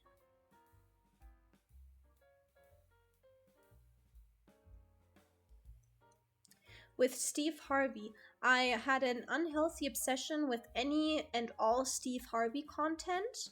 So I would watch, it would start with Family Feud. I started with Family Feud clips, and then it spiraled into his talk show, his interviews, his collabs with Dr. Phil.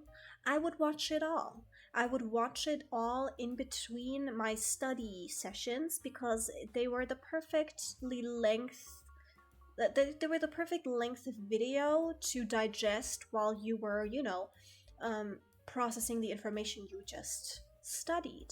And so I developed a very unhealthy obsession with watching Steve Harvey content. And that was my first ever Meba Gordon Ramsay. Okay, respectable. That one is a little bit more long form. That one is a little bit, Kitchen Nightmares and all of that. That's like 40 minutes. I only had 3. I had 3 minutes, take it or leave it. And those 3 minutes I had to make count. What's the perfect length? Family Feud clips. 3 minutes long. Easy, beautiful. I love, guys, you know what my guilty pleasure is? It is watching people pull in Gamba, in like Honkai Star Rail, Genshin Impact, whatever. But like I'm talking big pulls. I'm talking genuinely like 800 pulls. Kitchen Nightmare compilations. Okay. You're tapped in. I respect it. I love. There used to be a streamer on TikTok. I watched him on TikTok, and I would have his streams on for my most recent exit exam insanity. I would have a stream on, but for the life of me, I cannot remember. He would like buy accounts. He would buy accounts with like a bunch of fucking like primos in them, and he would just pull on these accounts, and then he would like do a giveaway of them in his Discord server and shit. And I watch this dude religiously, but I don't think I follow him on TikTok anymore. And I would nowadays, I was actually thinking about him a lot recently because I would really like to watch, because he was like live every day or every 2 days with like insane pulls. And I kind of want to watch it again, but I cannot think of like the thing, like the username. It is what it is. Okay, Let's play a game. Jesus Christ. I've been live for 2 hours. Wait a minute. Let me open Steam first, because I have 2 games and I don't know which of these games I want to play. I have the Red Strings Club and Stories Untold. Let's see what these games are each. They're both like indie horror, I think. However, search and store the Red Strings Club.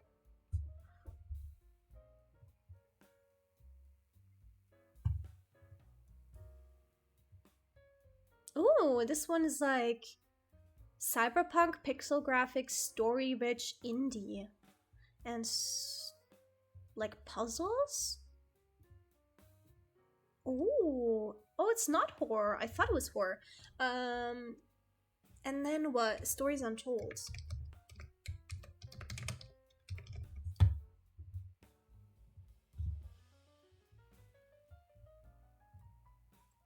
That one is horror, adventure, text-based, and atmospheric.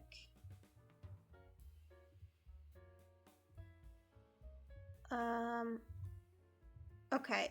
I don't think I'll do that. I think I'll do the Red Strings Club. That one kind of sounds cool to me right now.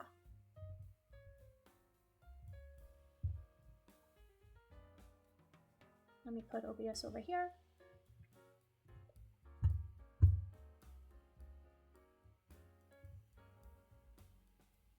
Loud! Loudest game ever fucking made!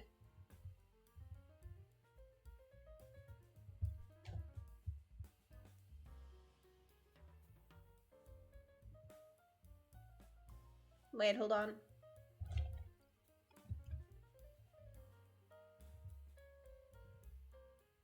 This game is so fucking loud, oh my god.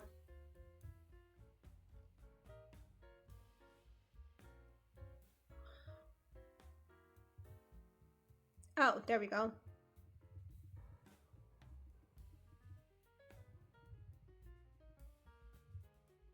There we go. Okay, hold on.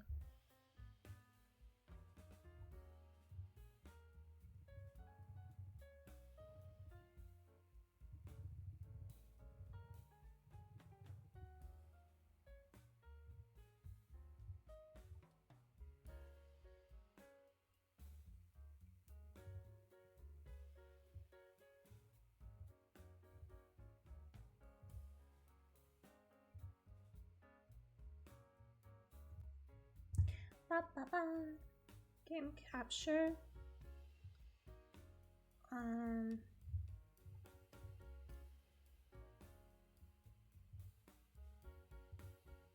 What the hell?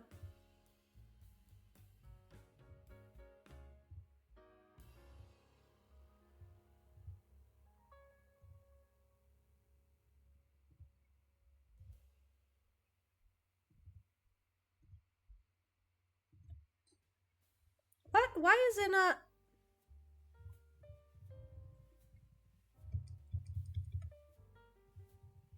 Hold on, everyone.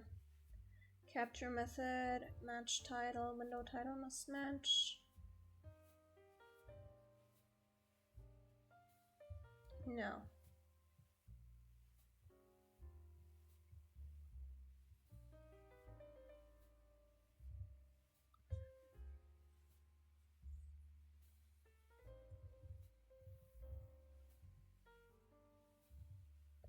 Okay, hold on. We can't do full screen.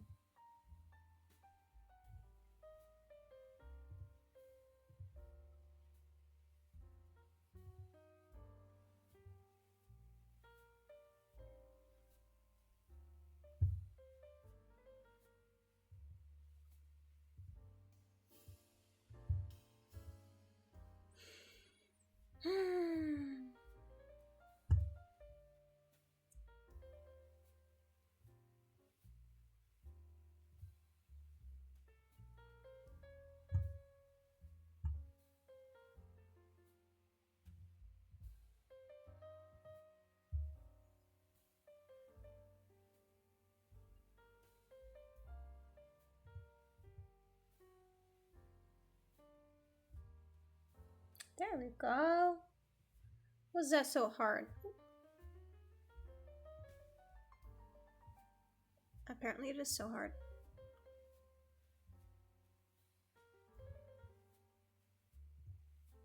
What the fuck? Why does it do that?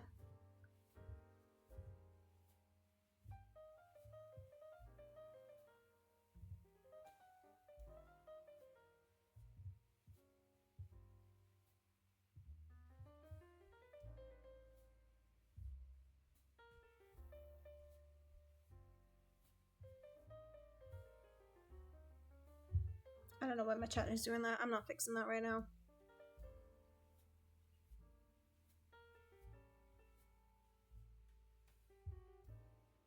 Okay. I think we can transition over. The thing is, I can just not ever...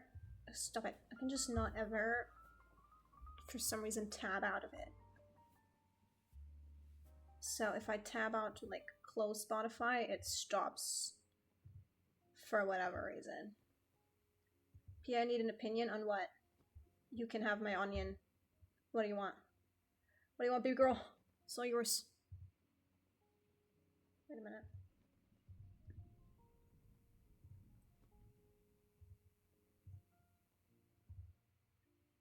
Why are you being like this?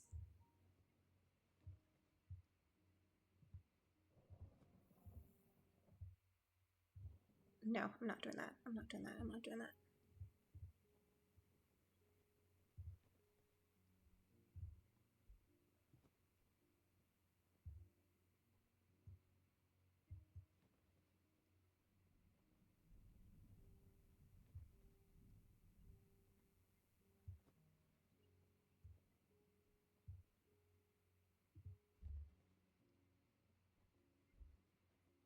World's most tiniest screen.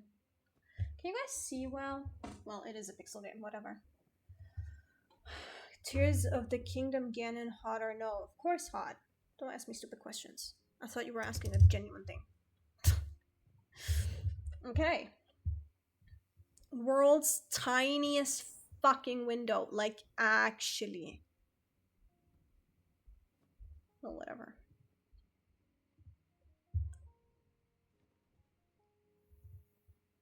I wonder when it was my fate was sealed. Wait, you guys can't hear? Because I can't hear. Why?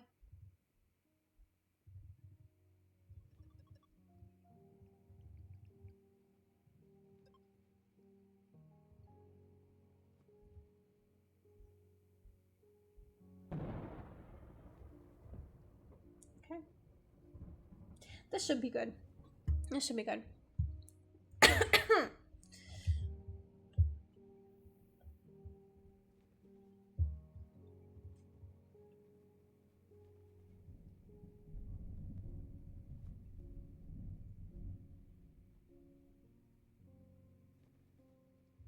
Sure. What the hell? Sure.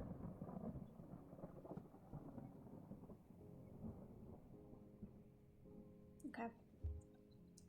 Never expected my death to be so epic. Who the fuck says that? Can't complain, I guess. Hey, Donovan, you listening? The Red Shrinks Club.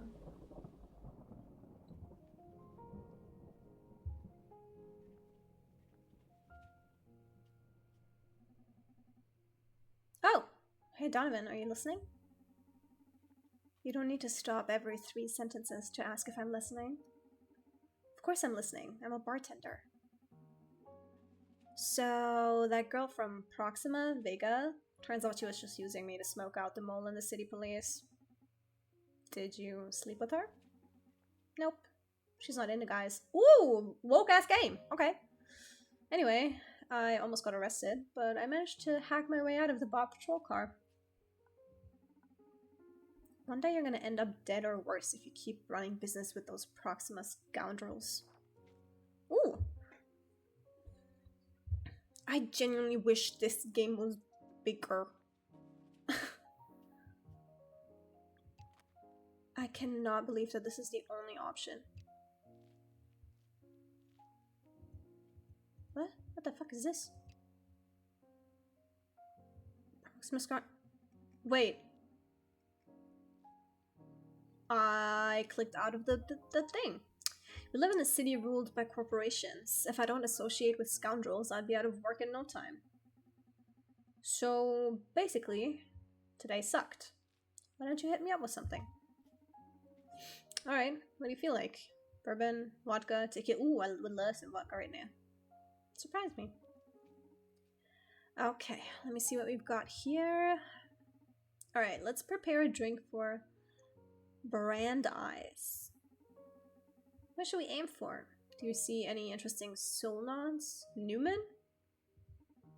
Huh? Newman? Oh, last muse must have expired already?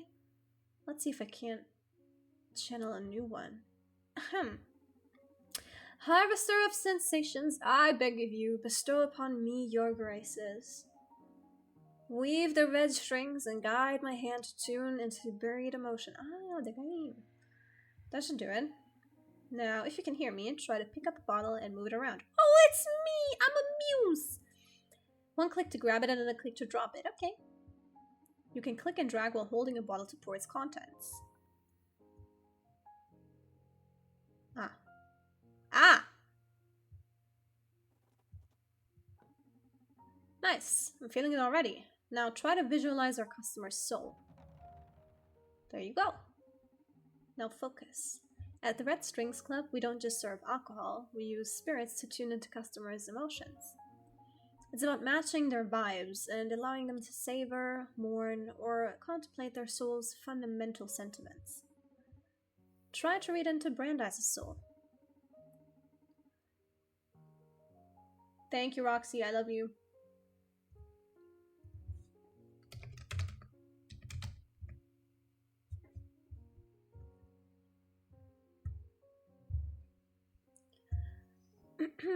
These are the buried states he's carrying right now. The soul nodes. Pride, regret, and anxiety. Same. Hover the cursor over them to read a brief description. Now, let's bring out one of those dormant emotions.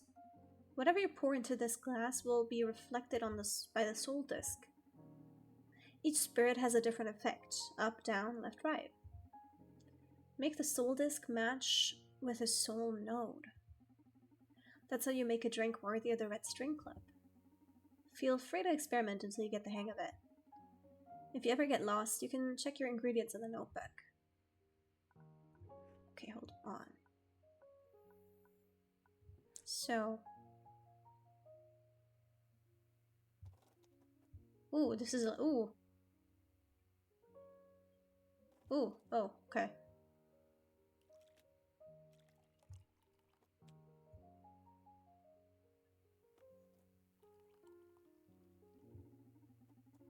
You can nail a drink by adding the right amount of ice to it. Each ice cube will reduce the size of the soul disc. Try to match the soul node size. Ah, I see. Okay, hold on, wait. Fuck! Ah! Oh my god, this is hard, bro. Okay.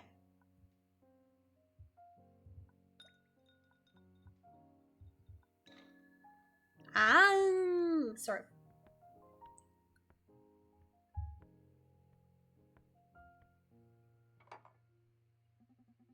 What took you so long? Doing the muse casting thing again? Huh, yeah. I lost my mojo and I wanted to make a drink worthy of your refined palate. Harvester of sensations, I beg of you, bestow upon my friend some drunkenness. Laugh after you drink it. You know I always hit the spot. I know. Let's see which spot you're hitting tonight. Ooh! You gay? That was kind of flirty. Hey, yo, that's what I'm saying. Like, hey! You serve Brandeis a glass of pride. You like it? You bet. So refreshing. I already forgot about the droid cop beating me down.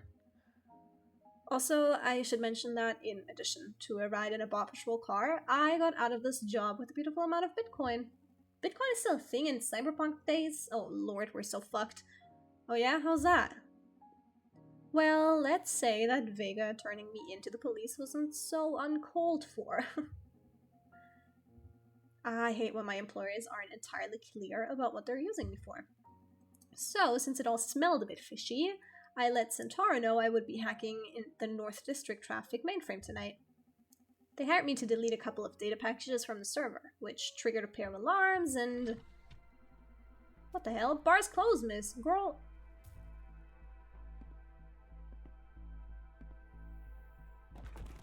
Ah! That's not a drunk person, Brandeis. That's an android. Oh, I thought it was some implant fangirl. You have those?! Get her up and let's see what we got here, would ya? Right away, sir. Wait, I love that. Wait, my yaoi. Hello, who are you? 184. Donnie? Wait! 184? Ringing any bells, Donnie? It's in pretty bad shape, but I believe it's an Akara android from Supercontinent Limited.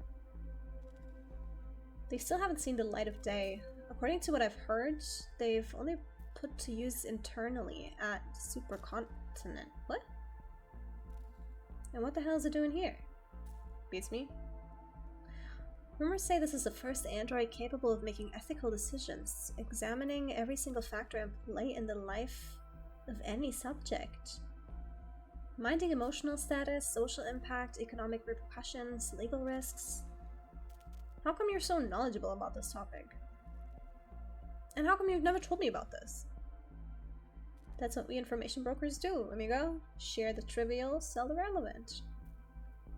But we're supposed to be a team! Exactly, and I got your back. Knowing too much can compromise your safety in the field. What if someone tries to torture the info out of you? Well, they'll just kill me since I don't have any leverage. Human improvement compromised. Okay. That was creepy enough. I'm going in. Oh, hold on a second. You're going to connect your neural drive to this fireworks factory? Yeah, don't worry about it. I don't go very deep. I just want to check the memory banks. You want to know how this Akara got here, don't you? Okay, but don't be reckless. It's okay. Oh, and you can pay me later for the info I get. Pay you? But we're a team! It's for your own good, sweet cheeks. Yup. They're so gay. Oh. Boobs. Hello, world. Greetings, Akara 8184. Welcome to the job. Supercontinent Limited Clinic Division A Corps expects you to be an excellent human upgrade crafter. Please, familiarize yourself with your work zone until you're comfortable. Let me know when you're ready to accept requests. Yes, Master, thank you. I'm guessing I'm moving. Oh, no? Oh, it's point and click. Oh, cool. Okay. This is the official A Corps Transhumanist Wiki. With it, you can study the different upgrades and select one to craft at the pottery disc. Increases your online social network charisma. Highly enhances your persuasion skills. Filters online content to block any type of negative stimuli. Dramatically increases your sex appeal. Eliminates the need for social acceptance. I need this. I need this. If I could free myself of the shackles of the fucking ankle monitor that is social acceptance, that is wanting to be liked, that is needing to be loved, oh my lord, I would take it in a heartbeat.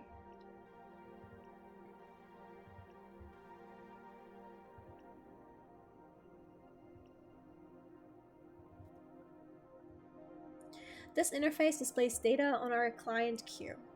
With it, you can keep track of clients' progress and post-operative satisfaction. Girl, we just giving people gender-reaffirming surgery? Like, what is happening? This is the pottery disc. With it, you will shape handcrafted limbs and organs for the clients. So I'm making a pussy. This is the operating theater. Here you'll receive our clients and you'll install their necessary upgrades. Are you ready to start getting clients? Yeah, sure. Perfect. First one coming. Are you ready to operate? Check the client's file first. No matter what I do, I can't raise my follower count. Please help me. A cosplayer? Okay. Install modules. Stock is empty. Better start producing pieces. Increases your online social network charisma, persuasion, negative stimuli, sex appeal, social acceptance. Set design.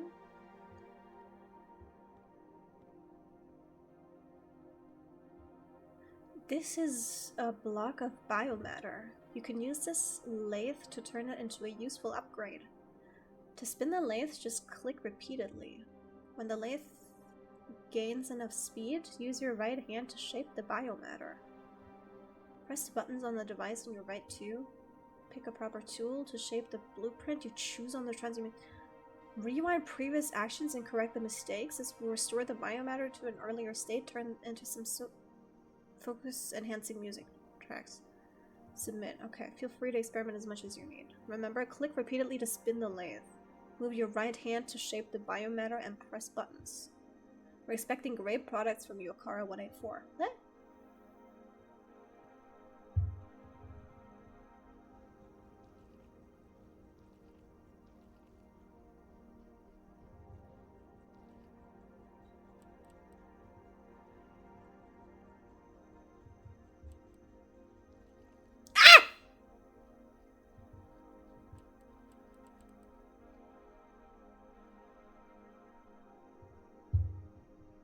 This is...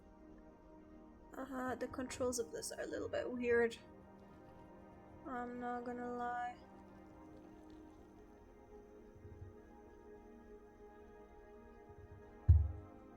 Ah! No.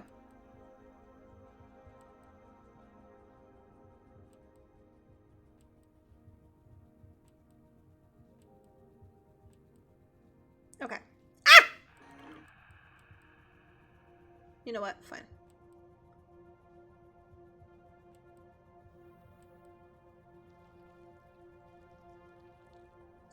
Bro, this is hard.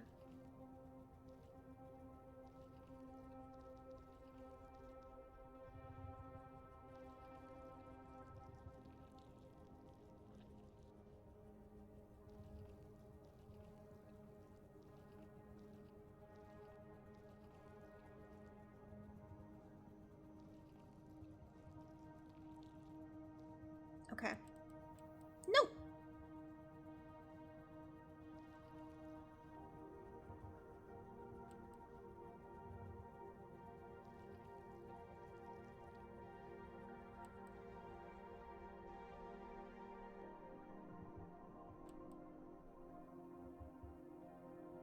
Eh? Are you sure the holo check was completely... Oh. Okay, well... You know what? Go to hell. The controls of this are so bad.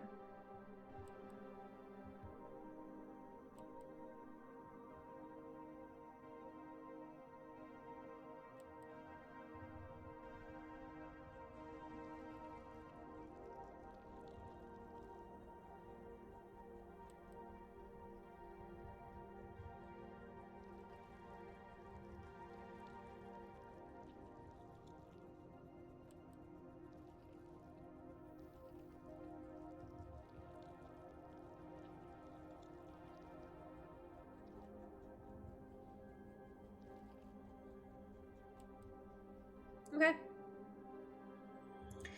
Well done. Oh my god, I forgot to blink! Ow! Wait. Ow, my eye's burning. Holy shit. Wait. eyes are burning so much. I keep doing that. That's why I can't play Smash Bros. Melee, or like Smash Bros. In general, because I forget to blink because I'm so locked in, and then it hurts my eyes, and that's why I had to stop playing Mario Kart, because I tended to do that too during Mario Kart, and now I did it just now. I hope that doesn't. Ugh. Okay. Okay. Are you ready to operate? Install modules. Happens to me when I need to carry a comp game, it's so bad. Okay, but will that make them happier? Are you ready to operate? I need to get more investors for my startups. My ideas are great, but I can't talk enough people into financing them. Oh, oops. Already in stock? Well, we're doing this again.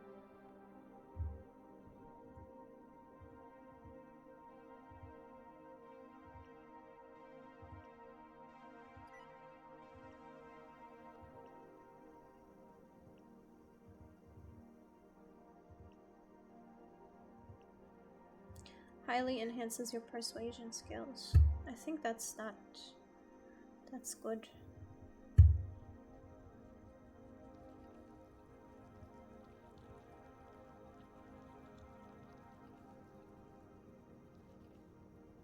Ah.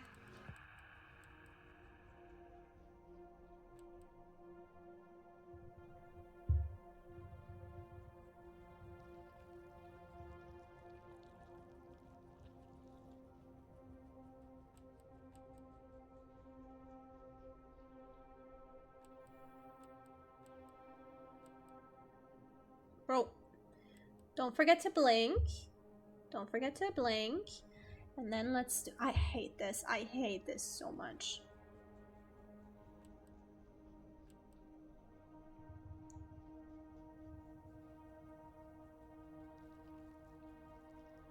Oh, cool. I have to do like all of this again. Okay.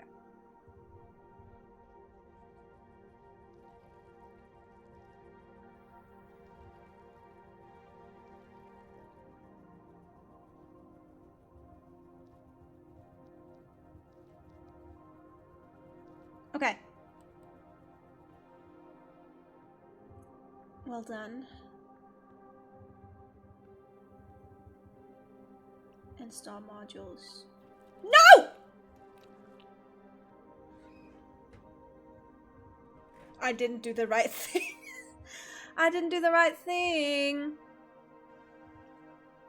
I'm so sick of hateful speech on the internet that I fear I won't be able to write anymore. I need my inspiration back.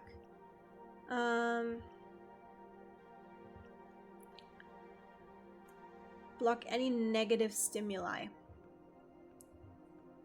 Oh, I understand now. I understand now. I literally fucked this up so good, bro. Like, so good.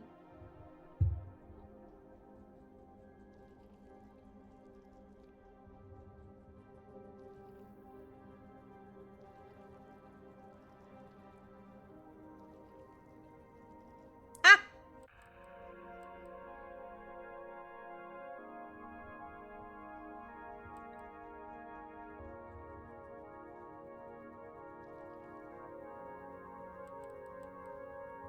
Ah! Bro. This guy. I don't like this game, I don't think. Because the controls, when I tell you, the controls are so fucking ass for this.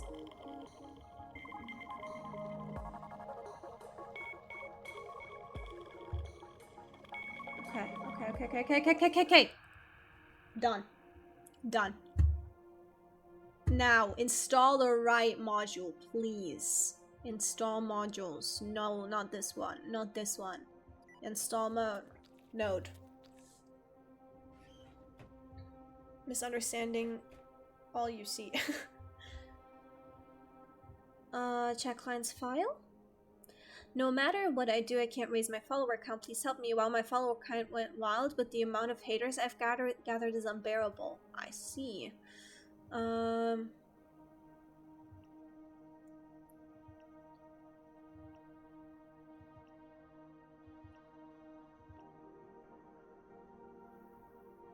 mean, yeah, let's just do that.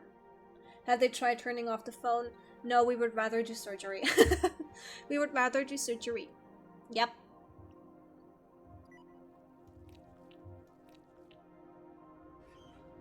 Won't make others like you more? Well... Follow-up. Nice, baby. I got a couple of successful crowdfunding campaigns running, but I still need to have the big fish on board. Yeah. You get the persuasion. Install modules.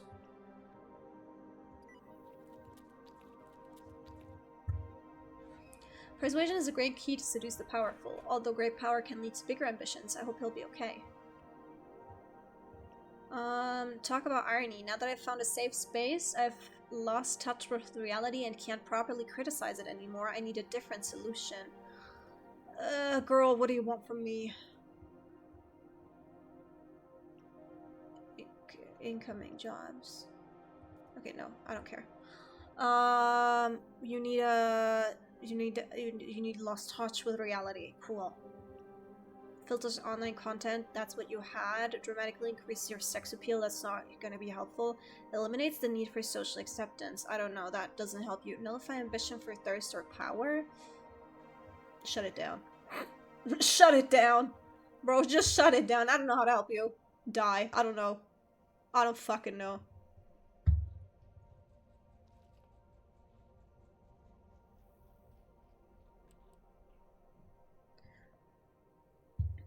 Personally, I find dramatically increasing sex appeal helps in every situation. That is actually so true.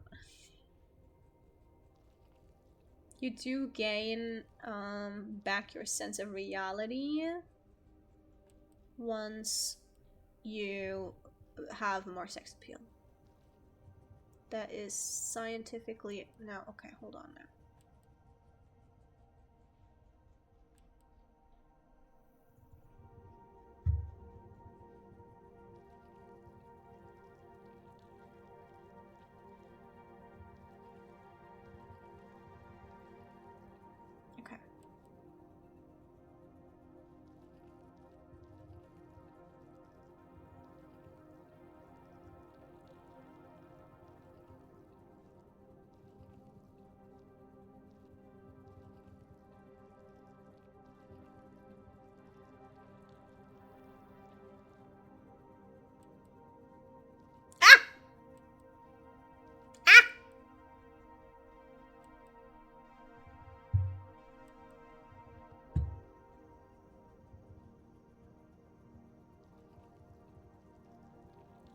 Honestly, I like this job. I would get this job in real life.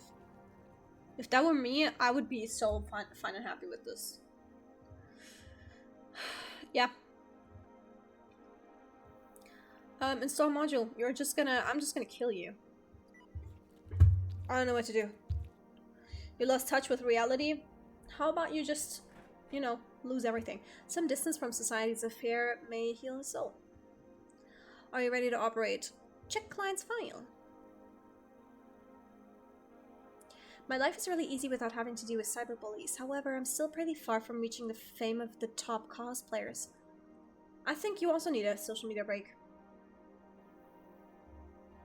I wouldn't be able to do this job because I'm like, have you tried therapy? Yeah, well, what I mean is the part that's like pottery. I like the pottery part. These people, I don't care. I don't really. Here's my pottery. It may heal you, you know. Online social... Wait. Nullifies ambition for thirst or power. I think that would help you a little bit. Let's just craft all of them. And then, you know... And then just install because I can't be doing this all the time. Oh, my lord.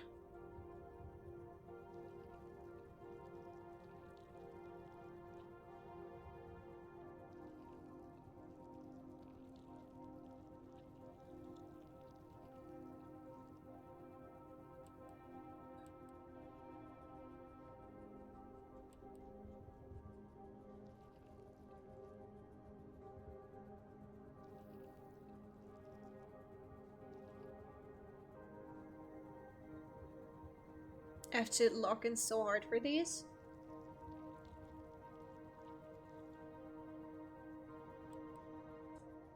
I can't blink. Okay, hold on. 2 more.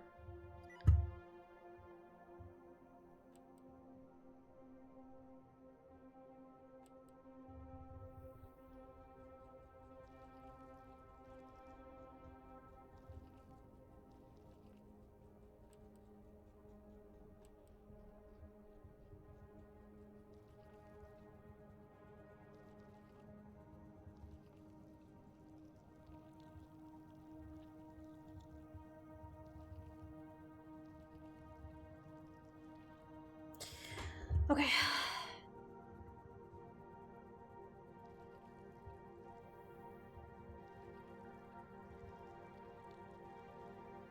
Oh no. Huh.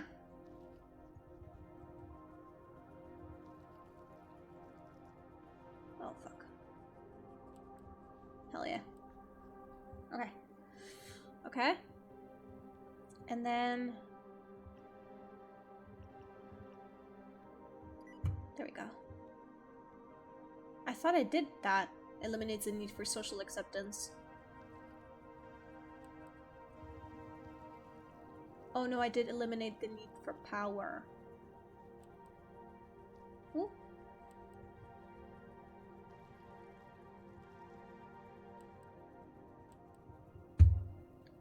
Okay, you like this, and then like this. Ah!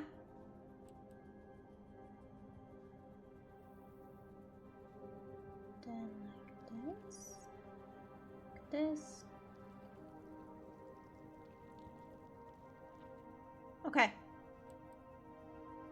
Bro. Oh, my eyes! My eyes. Okay. Is everything in stock? Everything in stock. Okay. What do you want? What do you need? What do you need? What was it?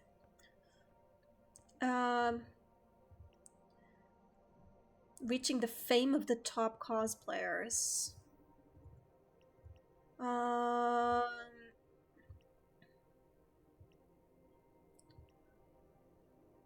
Ambition and thirst for power, or need eliminates the need for social acceptance. No, I think thirst for power really is the one. Power inspires respect, but rarely admiration. Okay, what do you want? This is the good stuff. I managed to get 6 digits in investments, but if I want all my startups to survive, I'll need even more. Keep it rolling. What do you want me to do? Highly enhances your persuasion.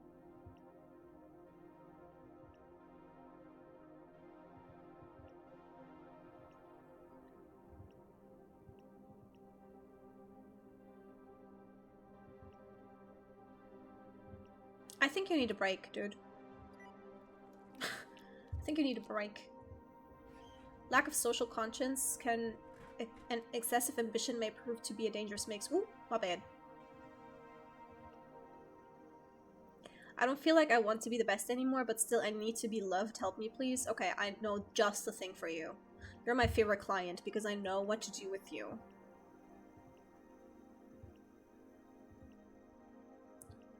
Eliminates the need for social acceptance. You're my favorite. Are you ready to operate me? Fine. I'm having tons of app ideas to abuse the shit out of people's fear and anxiety. No, I need more investment. No.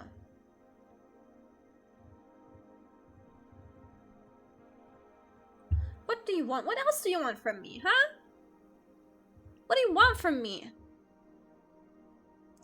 I need to get more investors for my startups. My ideas are great, but I can't talk enough people into financing them. Tons of app ideas. Shit out of people's fear and anxiety. Now I need more investment. What do you want from me? Hello? I watched Forrest Gump in English class once. It was okay. Actually, the book was worse. Install module. I mean, you want sex appeal?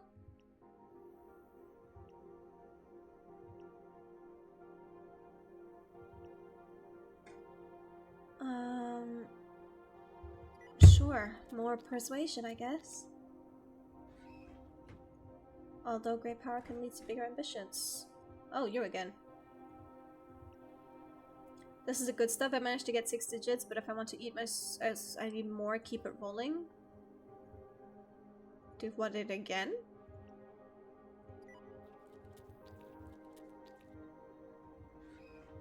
Oh, no, okay.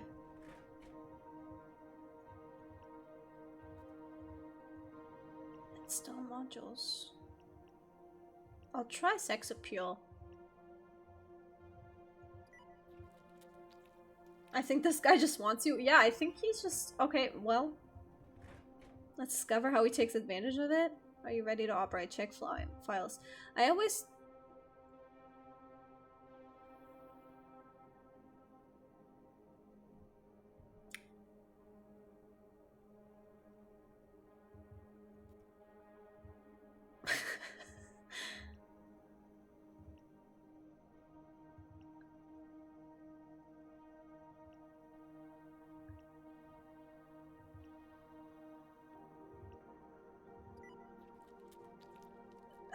I'm taking notes though.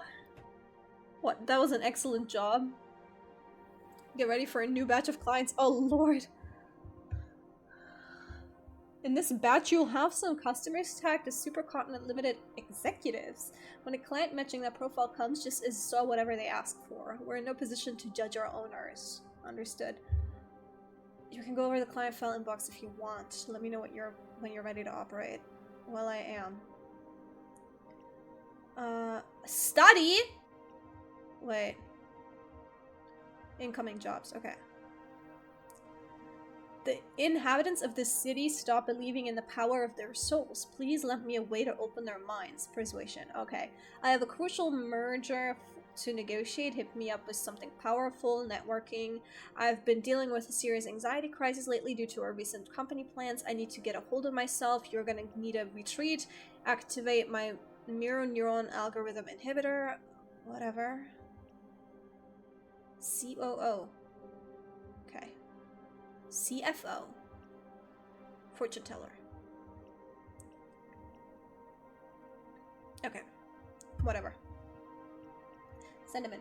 I wonder if these names are randomly generated or if there is some significance to the fortune teller being named Ariat. Isn't that... Wait, that name rings a bell. Ariadne rings a bell. Wait. I don't know. You got green hair and pronouns, man. What the hell? Fortune teller.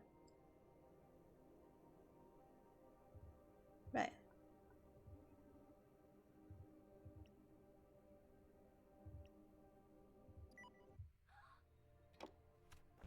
Eh? Eh? Eh? Holy shit. Ariadne. What? Ariadne from Proxima? Daughter of King Minos, known for helping Theseus escape the Minotaur, and then she was abandoned. Ah! Ah! Wait! You are a genius! Holy shit! That's crazy. From what I'm seeing, it looks like she infiltrated one of Supercontinent Limited's implant clinics. The one in which our cute robot friend here worked. Oh, of course. Makes sense. Do I have to pay for this info, or are you going to just tell me? Yeah, don't be such a crybaby. Like I told you, Okara androids are a secret project from Supercontinent. They're built with a certain degree of conscience and allows them to advise us humans on optimal life decisions with our happiness in mind. I see. The thing is that Proxima managed to purloin an Okara for themselves and have been tampering with their conscience bits. I guess we're about to discover what they got out of it and what they're planning on doing with it. Oh, woohoo, the plot thickens. Let's keep digging. Eh? Oh. Please go back to the operation belt so I can help you. If you don't go back, I can't make you happy. Don't worry, I'm in the process of making myself happy. Why are you doing this? Miro neuron algorithm inhibitors is probably one of the androids. Right. Right. How much do you know about yourself? I'm a Kara 184. My purpose is to make humans happy. That's a way to put it, yes. You aren't the first android capable of making ethical decisions. That could qualify you as sentient, you know? The people I work with, they think you're wonderful. I agree with them. We believe in your potential and in your opinion. Supercontinent is cheating by limiting your options.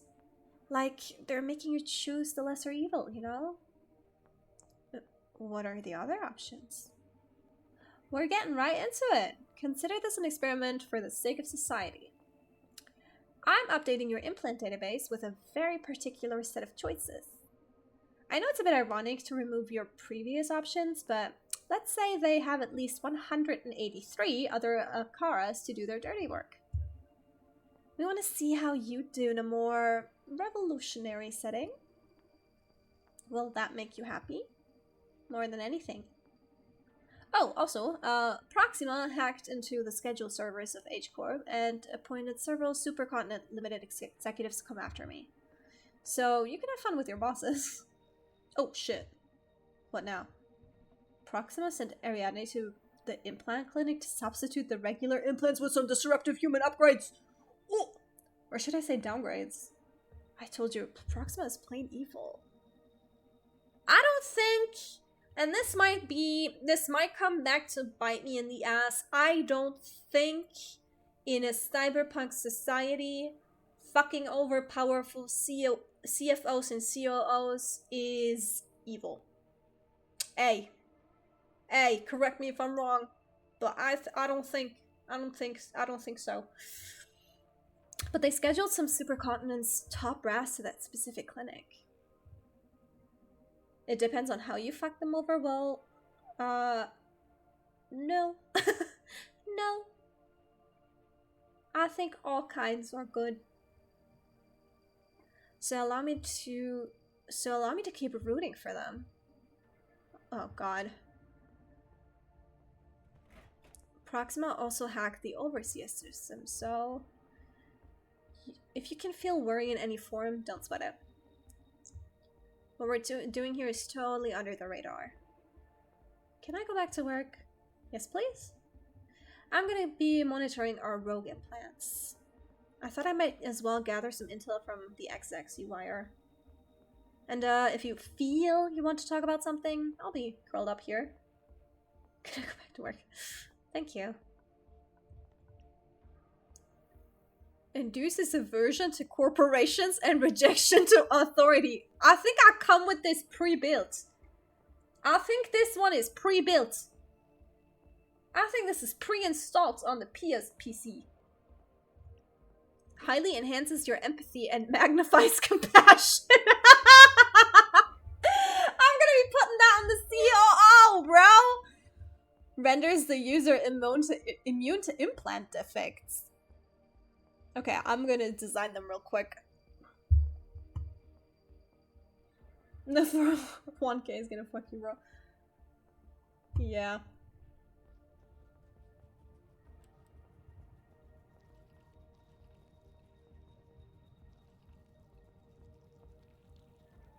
Oh, shit.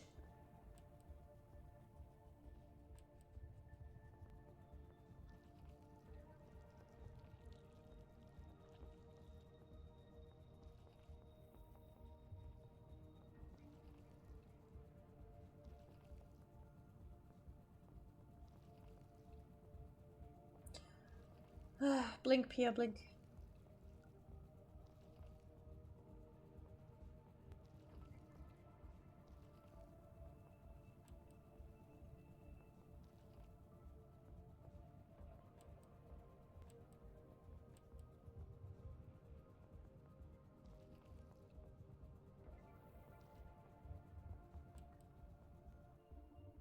You know what mirror neurons are about, right? No. I do not.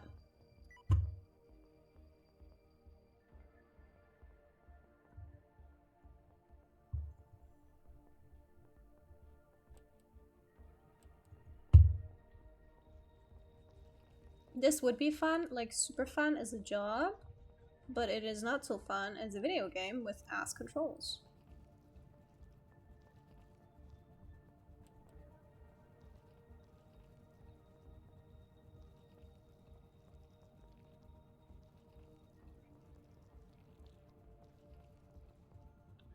Okay, one more.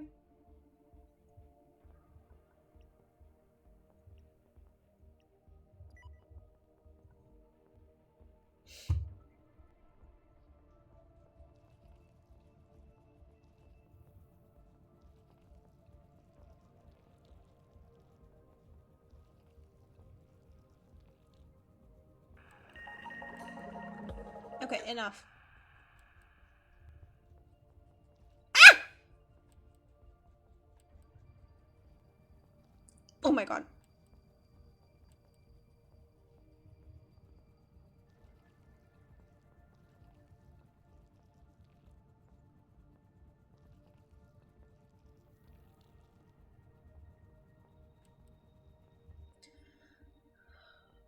Creative sentience, craft all the implants. Okay.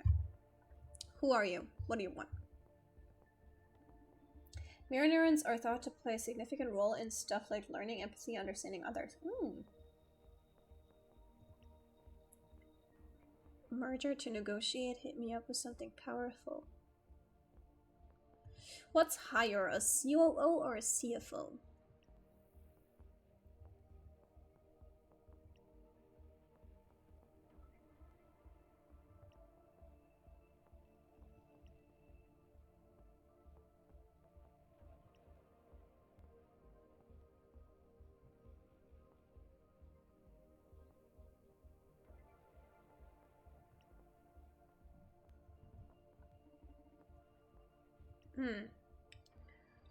Hit me up with something powerful. I think I want you to create an aversion. COO, CFO, I think. Okay. Just saw exactly what they demand. You just made one of the most influential people in the city despise his own philosophy. I can't wait to discover how this changes our town. Well done. Check the file. COO. CFO. Oh, I see. So she's more powerful. I've been dealing with serious anxiety crisis lately due to our recent company plans. I need to get a hold of myself. You. Empathy and compassion. Or? Sure.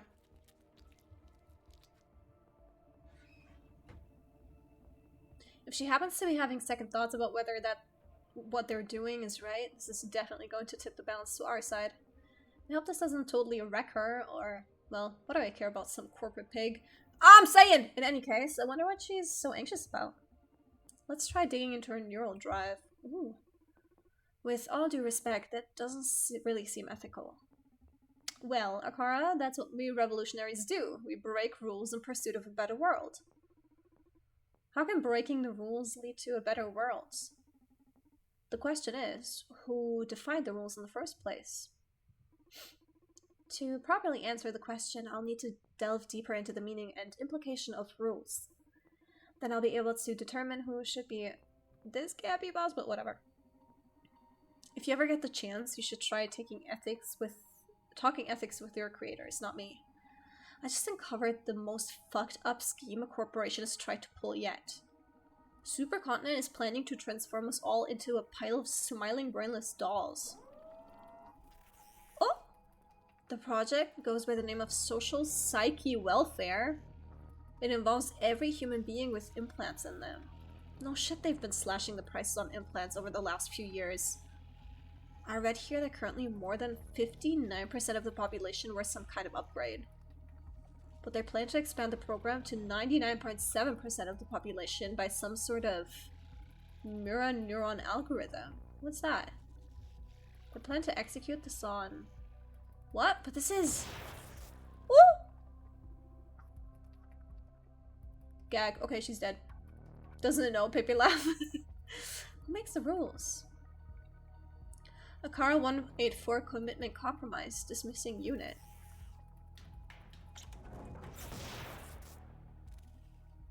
fuck? What happened? I got to know and feel how Akara here got wrecked. She was gunned down by the clinic's security system, Jesus, along with Ariadne. It's a shame. I really like that girl. Revolutionaries don't live long.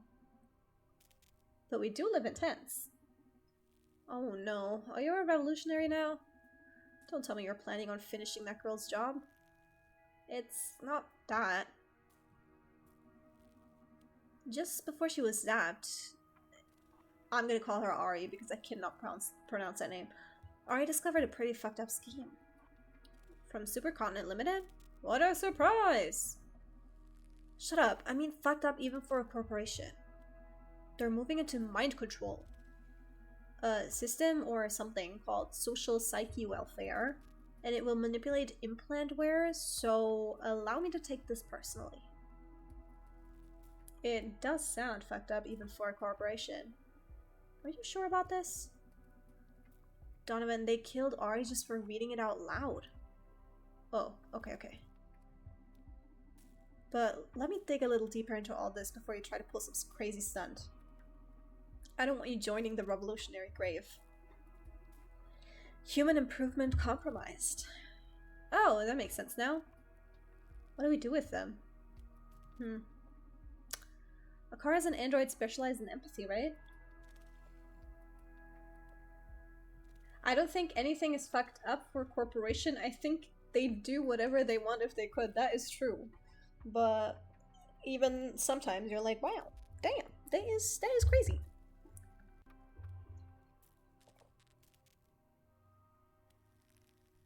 I'm low-key hungry. What do we do? The corpo isn't gonna fuck you, Donovan. Exactly. We're getting food. I also should get food.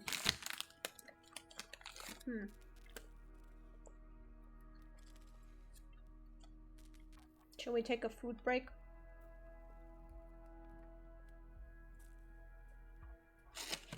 I'm taking a food break. Nods. Hold on. Let me go on the break screen so I can use my phone.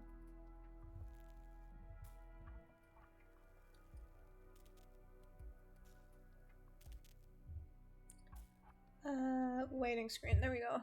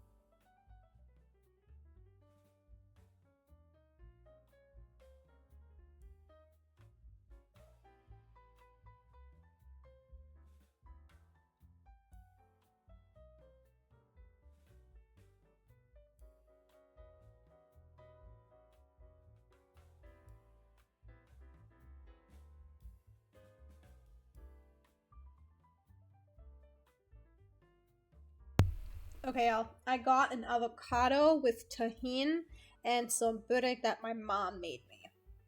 Now, I want to eat this in peace, which means what? Exactly, we're watching a video.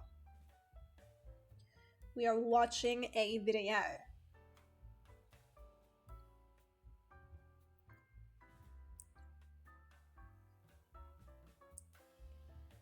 Like this. What do we watch, huh? Let me see.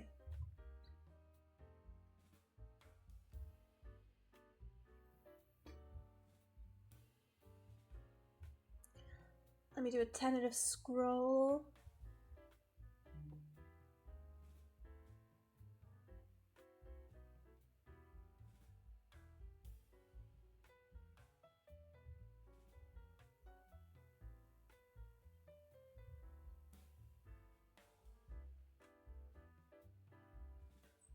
Okay.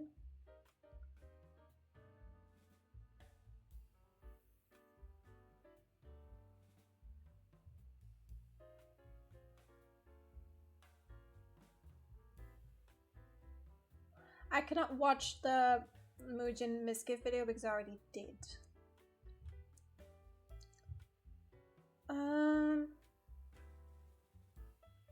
Bro, why does my YouTube homepage fucking suck? Why?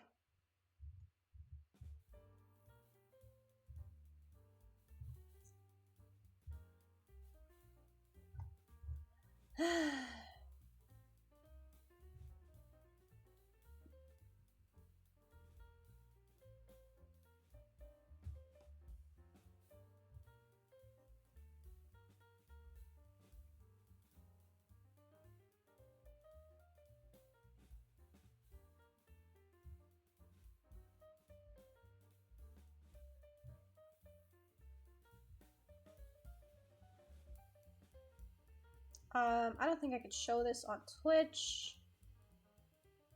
Let's watch. Oh my god, I'm actually pissed off. I just want to be an iPad baby. What do you mean? I love tahini. I love tahini so much. I love it.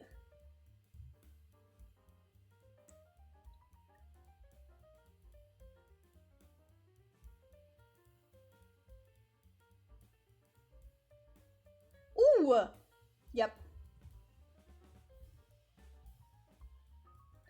Yep, we're doing this. Okay.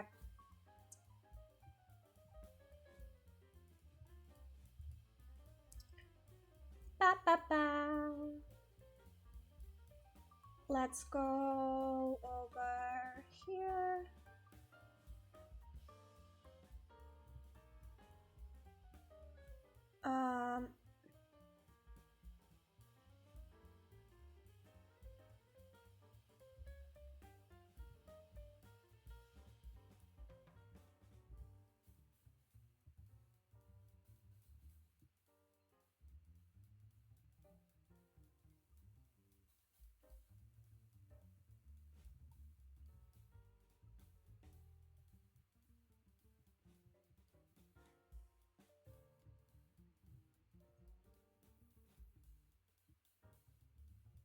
Okay.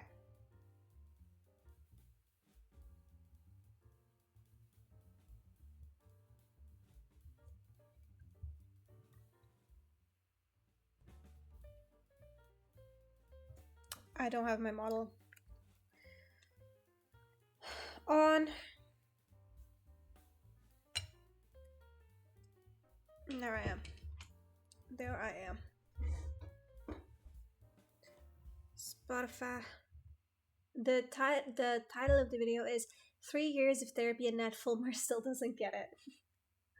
No one ever. By now you may or may not have heard the news. What? Ned's back. Yay, Ned Fulmer came back.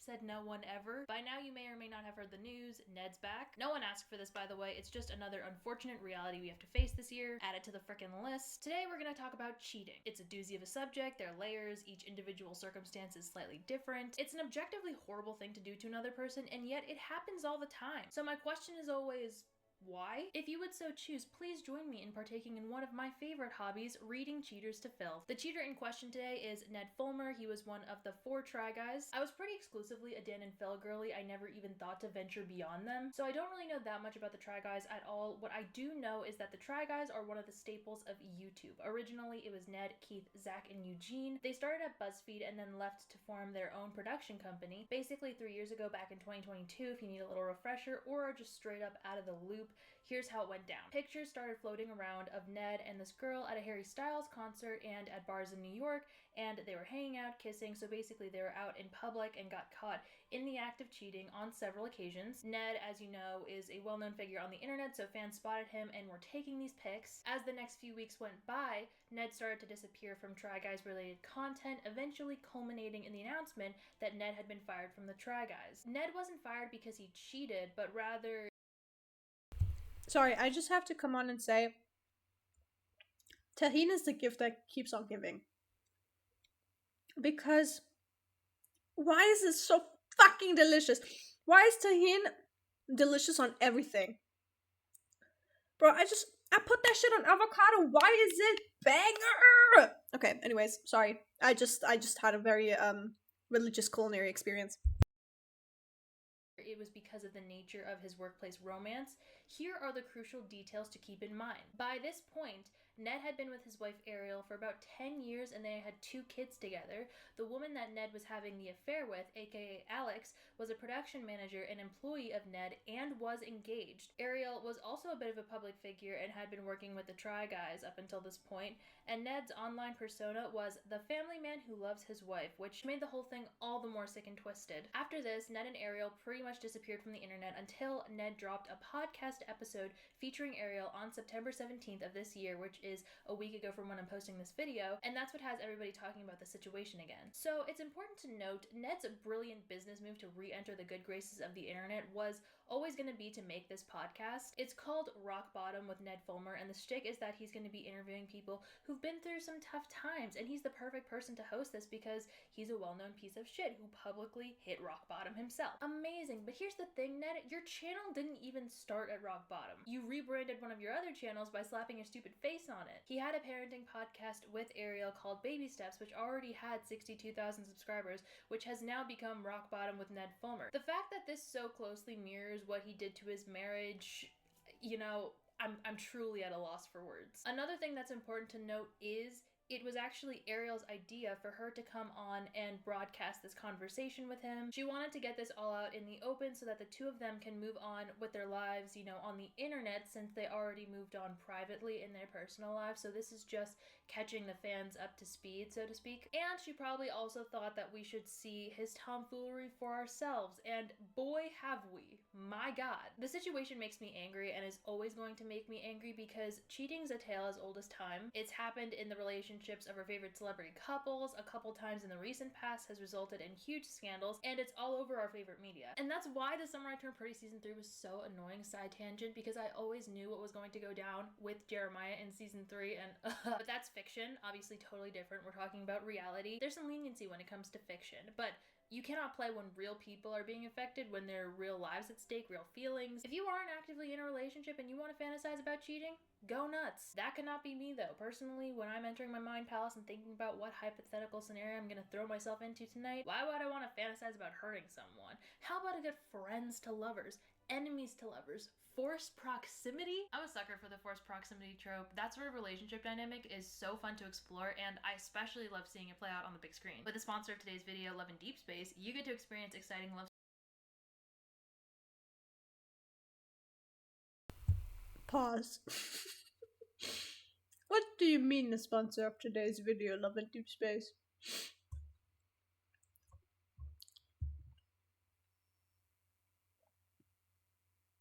What the hell is Raphael doing here? Raphael, get your ass home! I'll be damned! Damn! What do you mean? Love in Deep Space, an immersive 3D game, offers you captivating moments. What? Would I be the villain for skipping this ad read? Because you have me messed up if you think I'm sitting through a Love in Deep Space ad. Oh my god. stories like the ones from the movies in this 3D. However, if you do want to watch Love in Deep Space, check out this person's channel so you can get the referral link, I guess. Amanda Todd Hunter. Dating simulator where you I'm not. Use my link to download the game now. Thank you so much use our link for sponsoring this video. Now let's get back to it. So basically, the main gist of the podcast is that Ned comes out and straight up says, 3 years ago I cheated on my wife. Not the whole bed. Just this part. Okay, I'm going back to eating. With my producer. I want to apologize, and me and Ariel, we've both been hiding from the public because of that scandal, but we want to clear the air and set the record straight. And Ariel says that they're not together, you know, they're not dating, they're not, I don't know if they're technically married or not, but they live separately and they're still devoted co-parents. But at the end of the day, she doesn't forgive him. Fuck no, absolutely not. She does not forgive him for what he did, which, yes. So that's the context of how we're starting this podcast. This is where we're meeting them emotionally. It was 3 years since all of that shit. Bro, I want to get sponsored by Love in Deep Space. Why? How big of a creator do you need to be to get sponsored by Love in Deep Space? Please, Infold, if you can hear me, I love Caleb so much. I think I'm like Caleb's #1 fangirl ever.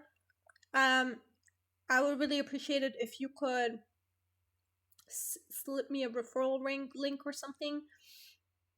However, I need to, in my ad read, I'm going to say if you do download it, do not spend any money on Caleb banners. So I'm the only person having Caleb, so I'm the only person, because I do get quite possessive of my fictional characters. But if that's okay with you, then I would love to do an ad read, you know? Infold, if you can hear me, fix Infinity Nikki. Yes, please, Infold. Please wait, Infold. If I have you here, right as I have you here, a moment of your time, please fix Infinity Nikki. Oh my God, please get it back to its former glory. I miss it so much. Okay, anyways, back to eating. Went down, and you know they're still friendly with each other. They're still co-parents, but you know there's a lot of tension because obviously she doesn't forgive him, and I don't blame her in the slightest for that. So with all of that being said, let's psychoanalyze and debrief. I'm low-key assuming that y'all are already somewhat aware of the situation. I'm going to be talking about specific quotes that were said in the interview that really pissed me off or devastated me. First of all, in Ned's case, you cannot justify his cheating as a mistake. There were many instances where he needed to make a decision, where he chose to take a specific action. There was a repeated pattern of behavior for many months. So no, you cannot simply reduce this to a singular mistake. Cheating is a conscious, intentional betrayal of your partner. In Ned's case, it was a continuous intentional betrayal. You know what I mean? Like, you can't just be like, oh, damn, I made a mistake. You made you made tens, hundreds of mistakes every single day for months. And in my eyes, when it comes to cheating, it's impossible to defend. There is literally nothing that you can say to make me gain even an ounce of sympathy for you. I like, really, truly, it's one of those things where it's a completely unnecessary move to make. It devastates your family, your partner, and you chose to do it anyway. Like, at the end of the day, those are just the facts. You chose to do something that you knew would hurt someone, and I'm not going to feel bad for you as a result. By cheating, Ned chose to throw away his 10 years of marriage. He chose to jeopardize his family and the relationship he has with his kids. He chose to sully his public image. He chose to betray and traumatize the so-called love of his life. He chose to lie about who he is to his family, his fans, his friends. Not only that, the woman that he was having an affair with, she was engaged, like I mentioned, and she worked for him. Because Ned is a founder and co-owner of the Try Guys, it would have been difficult for her to make an HR complaint if she felt uncomfortable. The imbalance of power between the head of a company and his subordinate, and their failure to report the relationship at all because obviously it was an affair, like it was, you know, secret until it wasn't. That was what resulted in Ned being fired from the company. Ned's decision not only harmed the reputation of the company, but hurt all of the employees as a result. Like, he didn't just put his own family in jeopardy, it was the lives of literally everybody working with him and for him. And he chose to cheat publicly. Bro, either be a bad husband or a bad cheater, not both, you fucking loser. The entirety of the podcast was Ariel eloquently describing her thoughts and emotions surrounding the affair with Ned, failing to empathize every step of the way. For example, Ariel described finding comfort in her newfound friendships, where she gained the sense of community and support and felt that they accepted her for who she is, even though her name was being thrown around in the media, like her personal life was very messy at the time. And Ned was like, yes, OMG, me too. Like, when I talk to other married couples, I realize that every relationship has their struggles and tough times, and that made me feel a lot better. My guy, you are the struggle and the tough times. She also shared how, as a society, there is a responsibility and burden placed on the woman a lot of the time, even though they are the one being cheated on, because they tell the wife that she did something wrong or wasn't good enough, which led the husband to cheat. And Ned was like, fuck, God, I hate society. How could they do this to you? Ned, society is reacting poorly to something that you did. It's your fault she has to undergo any of this in the first place. Also, when Ned would say some stupid shit, Ariel would just let the words hang in the air, which was super satisfying. The thing that irks me, the thing that really grinds my gears, is that Ned, buddy, you can't take accountability for something that you're low-key in denial about. So Ariel was describing how she found out about the affair, and she was like, I had to find out from fans. I was blindsided. You shattered our marriage and then hoisted all of that guilt and shame onto me. And you know what his response was? I didn't realize all that was going to happen until you found out. And Ariel was like, you didn't realize until then that doing this would hurt me? And he was like, well, I never imagined all this. If you really let it sink in how much you're hurting your partner and how devastating it is, how could you do that, Ned, you have a degree in chemistry from Yale, and you are looking into Ariel's eyes and telling her to her face that you didn't realize that actions have consequences until the ripe age of 35 years old? That's the dumbest thing I've ever heard in my life. It's no wonder Ariel doesn't forgive him for what she did. I mean, granted, even if somebody took total and full accountability and realized their mistakes, even then, I still wouldn't blame her for not forgiving him. But then we have Ned, who is saying technically all the right things that he's supposed to, except for in the instances, in the more subtle ways where it just shows that he doesn't fully comprehend. He just doesn't understand, and he's always going to see himself as part of the victim of this situation, even though he is the one totally and completely to blame and in the wrong. Like, you can tell by the way that he's speaking about things that he does feel like he was a victim in this to an extent, because of whatever scandal that resulted from his affair. But to me, it just does not seem like he understands fully the level and extent of betrayal that he did. So Ariel found out, she confronted him. He didn't even have the decency to tell her himself. Obviously he was caught by the fans, and then when she brought it up to him, his facial expression gave away his guilt.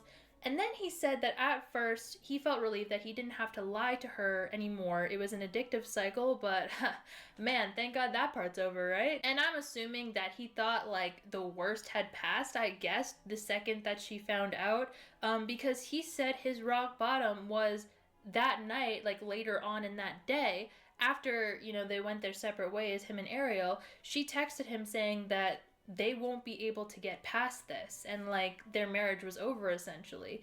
And that is the moment that he said where he hit rock bottom. So let me get this straight, Ned.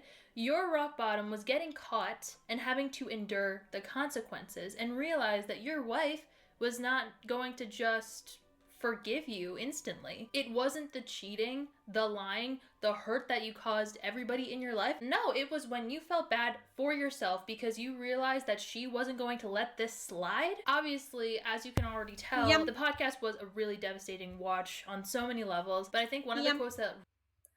Do we want to continue to watch this, or do you want to continue the game? Two options. I mean, I wouldn't mind watching. Okay, you know what? Really I decided. Stuck out to me was when Ariel was like, I wouldn't mind digesting for a few minutes. I thought we had this love that transcended everything, but it was a fantasy. I trusted you so completely. We grew up together. How could you do this to me? We had so much life left. And if you think that Ariel's being dramatic right now, she really is not. Having someone in your life that you trust so completely betray you like this is a deeply life-altering event. To put it this way, Ariel didn't say this also, by the way, I'm making an inference here, but in her mind, the person that she grew up with, fell in love with, married, and had kids with would never cheat on her. But he did.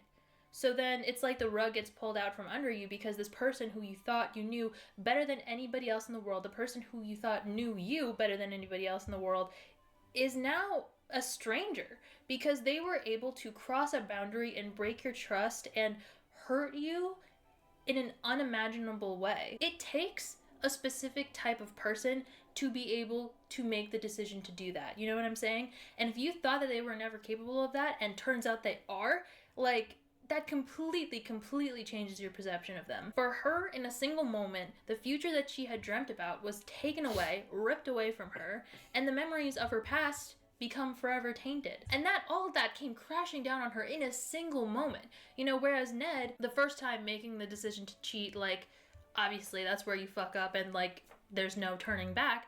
But then he had the opportunity to grapple with all of his emotions that he was feeling, him causing his own destruction and digging his hole even deeper. You know, he had months and months to process this. But when Ariel found out, like, she was mourning probably everything all at once. Like, it's so much to handle. And you know what Ned's response to this was? He was like, yeah, I get it. I know.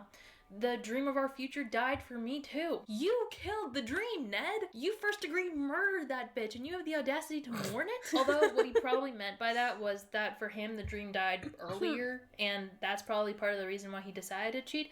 But regardless, again, zero sympathy for me. Dude. Like, there are way so... Being online on the day this dropped was so beautiful. It was so beautiful. And that's what I'm talking about with the docs earlier. There used to be community and drama, man. So many other ways to cope with that sort of feeling. Maybe, hey, communicating. Maybe, hey, go to therapy. Those are two really good options right there. And then Ned was all like, there's nothing I can do to change the past or help. But, you know, it just hurts to see you hurt. And he was acting like he had no idea she would feel hurt by this until she found out and he could see the hurt right in front of his face. That's crazy. Man 35 learns empathy for the first time. He literally is that meme. Oh my god. He is that meme. This was a completely preventable outcome. Like I mentioned, he could have chose to navigate this in way healthier ways. Therapy, communication, whatever the case may be.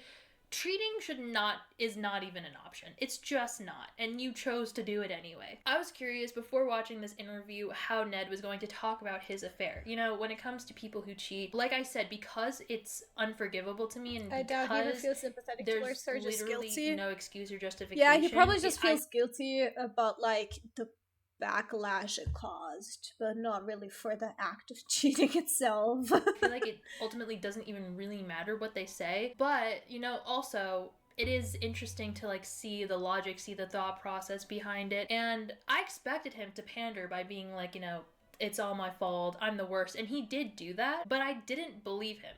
And matter of fact, I haven't seen a single person who has, and it's because of the more subtle ways in which he reveals his true colors. And it was like the content and the verbiage of what he was saying, not how he said it. Which, side note, his voice was so annoying this podcast. I haven't seen a video of him, like, really at all, so I don't know if this is just what he sounds like, but man, a podcast is not an ideal medium for a voice like that. Goodness gracious. So like I was just saying, he revealed his true colors in more subtler ways, like through his verbiage. I don't think he even said the words "my affair" ever. He would refer to it as the scandal, which very telling. The scandal, so you're referring to the public backlash of it all, and not that your actions caused this of it all. And he seems to harbor hopes of him and Ariel getting to a better place, or of her completely forgiving him, which is incredibly This reminds me, sorry, this is like so, like, streamerception. But this reminds me of watching the Mugen video about Mizkif, that, like, the video, the VOD, about Mizkif, and Mizkif kept saying how and then he got cancelled. And I don't know what he got cancelled for, but it wasn't this one. It wasn't this current situation. It was a different situation. So apparently, the cancellation up until my cancellation, he kept saying, or like something like that, you know, like referring to that cancellation. What were you cancelled for? Like what? Like I feel like that has to be a pretty big thing, no? And how are you still here? And why are we just saying like that cancellation, like not for like I don't know me doing blackface or whatever the fuck. Like don't let me put words into that dude's mouth. But like I don't know what he did. I don't know what he did because no one is good. No one is calling a spade, and that's what's pissing me off. Ned, just say affair. Mizkif, just please say what the fuck you did. Let's start saying what we did in to everyone. Reasonable if he fully understood the extent of his harm. Do you know what I mean? Like, I feel like if you truly got it, you would not even expect or want this of your ex-partner. There seems to be a bit of cognitive dissonance going on there, because even when she straight up asked him why he cheated, why he would do this to her, his responses were so weak and non-specific. You know, whether it be like, oh, I was, you know, they're justifications, you tell yourself, you compartmentalize, you know, I was insecure, I was scared, blah, blah, blah, which again, it did not give me any sort of confidence that he broke any ground over these past 3 years with his reflection and therapy.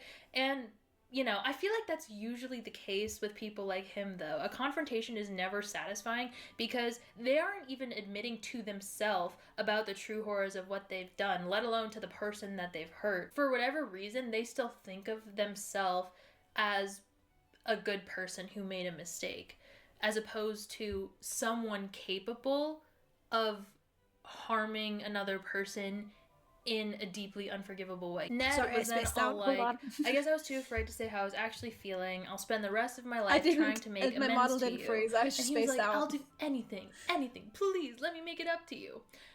Again, not cheating was an option. It always has been, and it's such an easy choice to make because not cheating requires inaction. Like, it doesn't require you to live your life in any different way. Cheating actually involves a lot of time and resources that you could have spent on literally anything else. Anything at all. And you can't sit here and be like, man, I'm so down on my luck. Who could have foreseen all that was going to unfold? Why do people who cheat assume that no negative consequences will befall them? That's quite literally the only outcome. It's only a matter of time before shit hits the fan, and there's also no way that you're oblivious to that. There's absolutely no way. Cheating is everywhere, all the time. Like I mentioned, have you ever watched a movie before? I mean, come on. You're telling me you lack the basic empathy and foresight to know that you're actively hurting your partner by cheating on them. What in the weaponized incompetence is this? I'll never understand. And he ends by saying him hosting this podcast is his next step, you know, to entering the internet and like moving on with his life.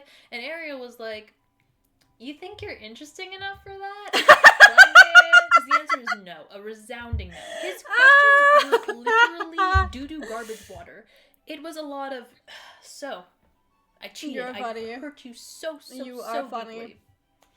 Thoughts on that? So how was that for you? Because for me, it was low-key chill until I got caught. Man. But like for you, how was that for you? How are you feeling right now? I did not find him to be an engaging host, which is crazy, because if there's any interview where Ned should be able to provide any sort of valuable insight, it's this one, and he couldn't even manage that. It's also hilarious that he said that he felt pigeonholed by his image on the internet because the caricature that he was feeling pigeonholed by is being a loving husband and father. Ned, right?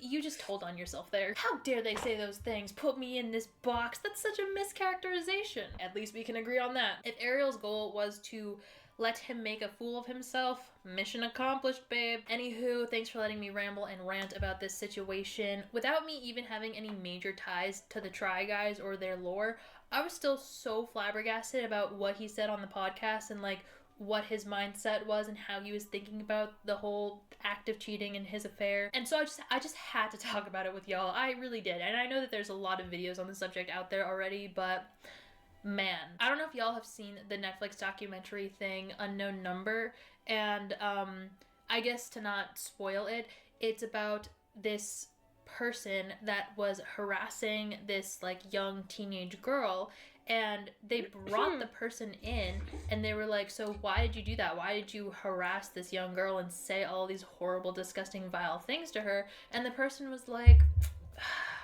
yeah, I don't know, I was going through some stuff, man, but like, you know, that's not me. I'm better now. Like, I fully understood what I did wrong, blah blah blah. And to me, like, it's always the same blueprint of like, yes, I really fucked up, I was going through some shit, and you know, this was my coping mechanism. And to me, that's just never ever really a satisfying response, because ultimately they can justify it within themselves. They can give any sort of excuse for why they did what they did and how they're actually, you know, not a bad person. They were just going through a hard time, or they just made a bad decision. But at the end of the day, I think that what they may not comprehend is that there is a divide between a person who is capable of doing that and a person who isn't. And what does that say about you? You know what I mean? If you fall on this end and not this end. As always, please let me know your thoughts on the matter. Always curious to hear different perspectives and whatnot. Thank you all so much for being here. I wanted to say something, but I just literally forgot. I literally forgot. Oh, yeah. What happened to saying, what happened to being like, yeah, I fucked up. Yeah, that was evil of me. I feel bad about it. I'm sorry. I will do my utmost to make sure that nothing like this ever happens again. Like, that I will learn from this. What happened to just being like, ah, man, I genuinely fucked up. Like, Dad, my bad. What happened to saying my bad? Huh? My bad can go such a long way. Trust and believe. Oh my lord. Okay. Anyways, that's all. That's all from me. That's all from me. What the fuck? Which window capture is this? This one? And that's the capture part. And that's the game. Eh?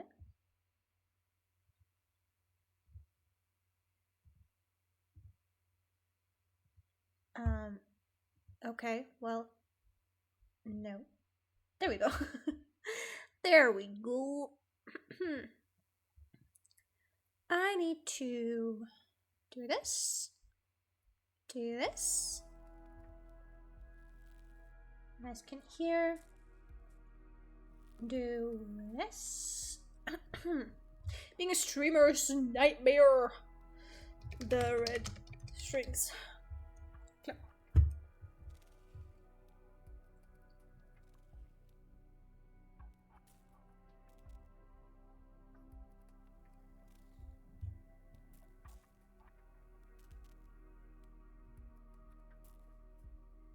Oh, wait a minute. I can do content classifications. Politics? No. Drugs? No. Gambling? No. Mature rated game? Yeah.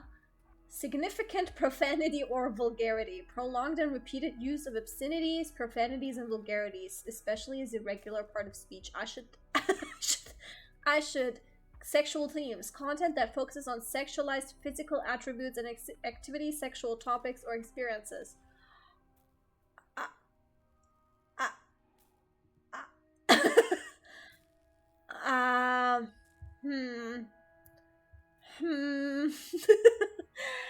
At what point would it be a classification is what I want to know. At what point are we talking about, like, this isn't just, you know, this is a topic out of the topics that we...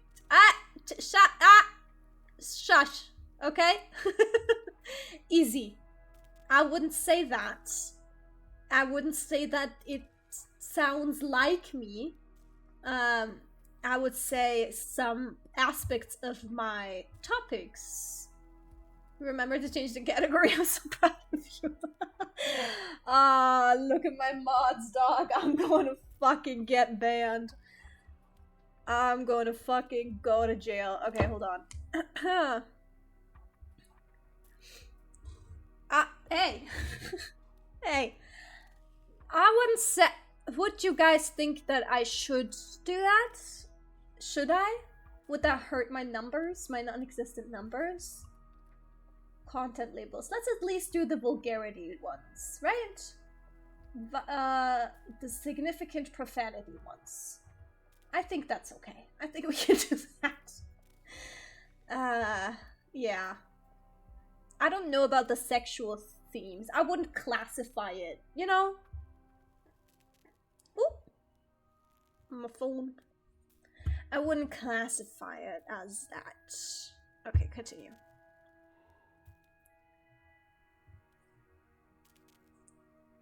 Alright. Akara is an android specialized in empathy, right? Let's have them patched up. I have an idea. Okay. The people need to know that we say fuck in this chat. Yeah, okay, fine. Ah! Wait, Gag? Welcome to the Red Strings Club.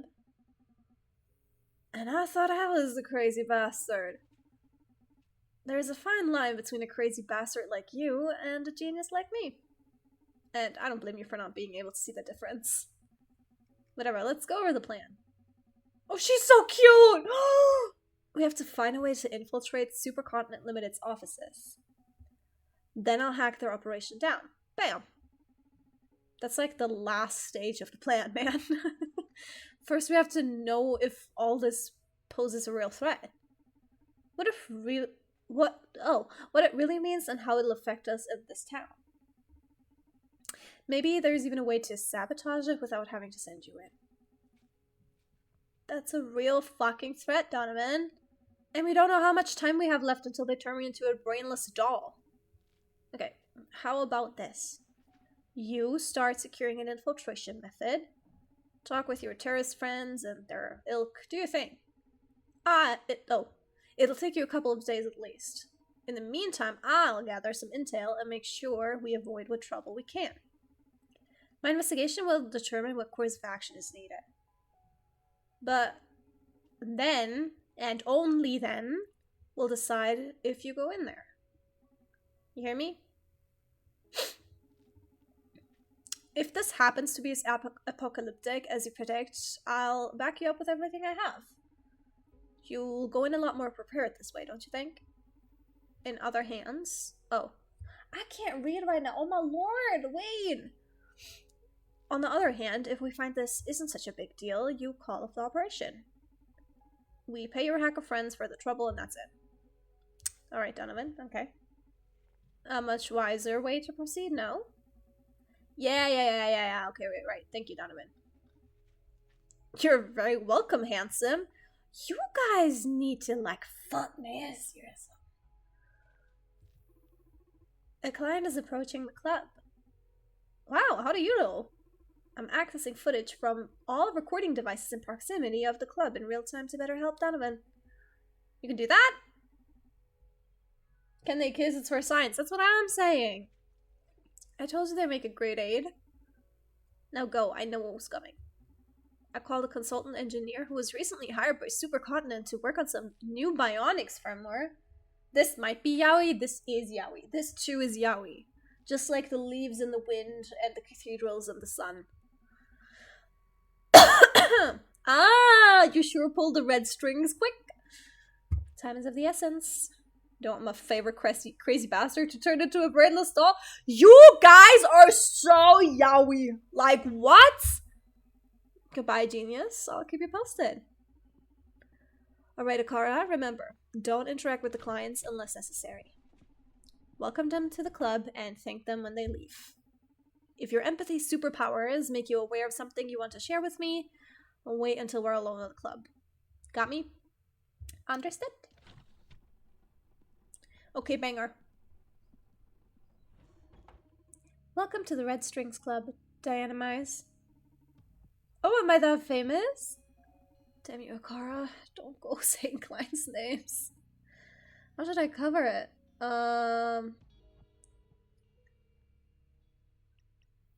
Yes, you are that famous. Come on, Diana. You've even been on TV. It's only natural you have admirers, isn't it? Well played. But you don't have to kiss my ass.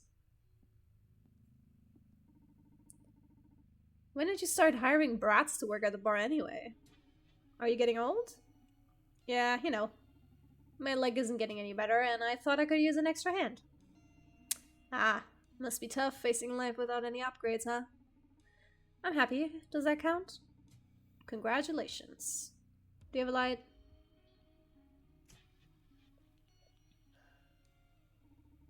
Okay, I'll spare you the preamble and get why you called me.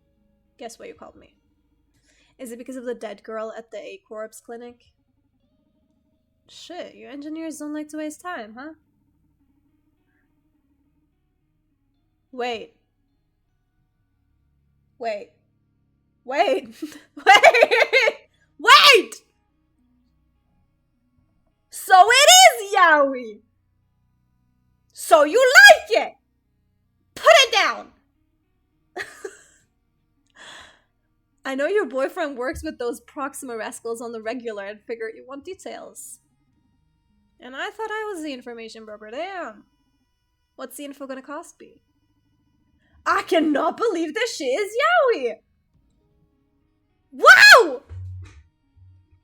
Wow! I'm so used to queer baiting that when shit is canon, I'm like, what is happening? What is happening? What timeline are we in? I hope to God I can go on Tumblr later, because I know that these bitches are only gonna be on Tumblr, if anywhere. If they're gonna be anywhere, it's gonna be Tumblr, and I can just search the Red Strings Club. Damn you indie games. Damn you fucking indie. I'm sick and tired of being fans of indie games. I want to see fan art of indie games. God, what a good day. Yeah, for real. Like, a day is a beautiful day if we get accidental yaoi. Like, this is so beautiful. Isn't it a nice surprise? This nut will be pretty hard to crack, but I trust you're the best. Now you're gilding the pill. What do you say we start with a drink on the house? Yes, please. I've been dying to sip from one of your cocktails again. Right away, miss. Okay. Hey, my Newman, my muse, are you around? This time it's the real deal. Let's get some info out of this girl. Okay, fear or sympathy? Remember, fill the glass with spirits to tune into the soul discs. Adjust the size of the disc by adding ice to the drink. I filled the notebook with your objectives. Please take a look at them. Okay. Updating the objectives as we progress, so please check it out now and then. What is Mirror Neuron algorithm? Whether you plan to execute this? Is this legal? I feel like fear would be a good thing. Ooh. Before asking her any questions, think about whether she's in the right mood to answer them.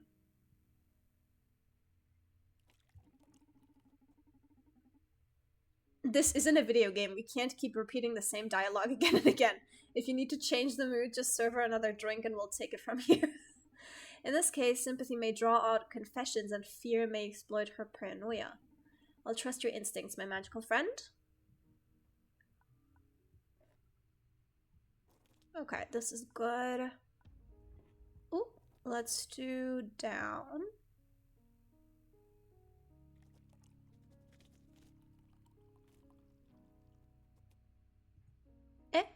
I tapped out of the game.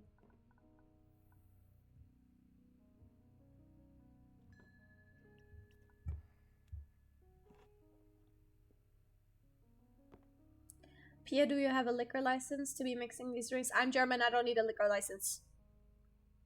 I'm German. We can just take that. You can just go to the grocery store here.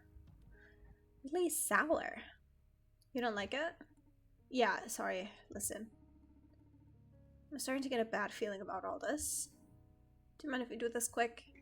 Of course, no problem. Fear seems to have taken a hold of her. How do I start? I don't want to mention her name. She hasn't mentioned her name. What information do you want from me? What have you been working on lately? So, what have you been working on lately? Why do you ask? Nothing. Just my usual contracts. Why? Someone pays you to investigate my projects? Hey, I was just making small talk. Relax. Sorry. Things at work have been turbulent lately. I'm a bit jumpy. Sorry, we'd better change the subject.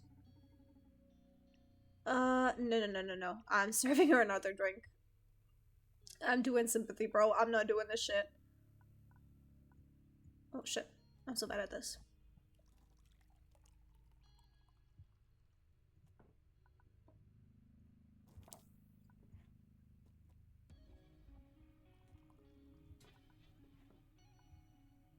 No, not you.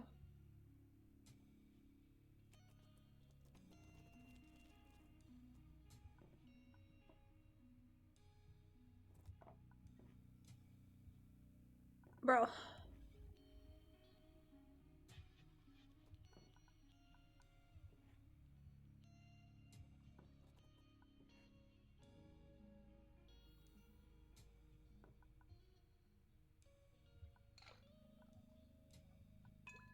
Okay.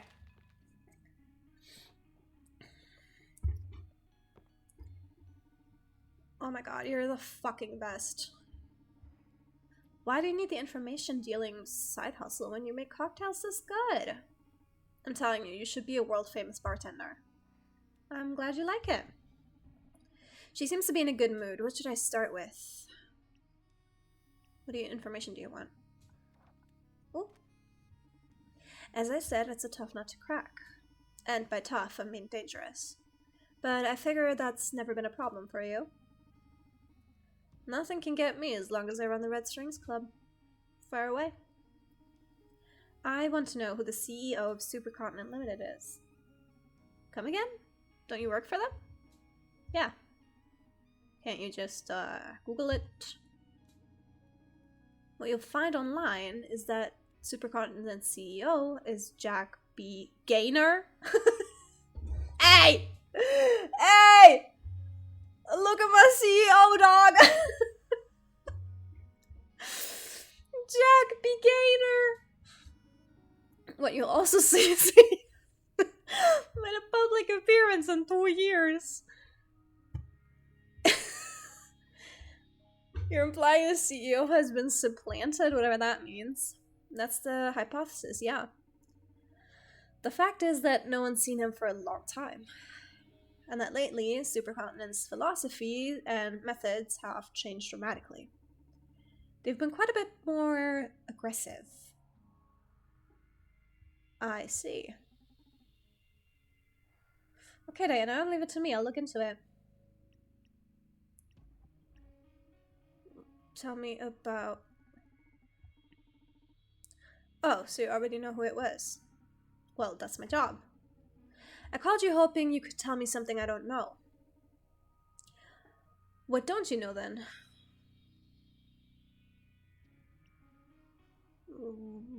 Why did she have to be silenced? Wow, silenced. What word choice? For what I know, Ari was there to steal some data. Silenced is a good way to put it, don't you think? Only way for someone to be killed by the security system is to jeopardize a client's life. Ari's never killed anyone. Look, I'm sorry for her. She just bit off more than she could chew. SPW? What? Special Psyche What? So you know about it? Just a name. I thought you might be involved. Oh god, I hope she wasn't killed over that. Yeah, I'm the director of that project. Ooh! So SPW is worth killing for, huh? Yes, I mean, for Supercontinent it is. I'd never do that. But not because it's anything shady, only because it's so revolutionary. I see.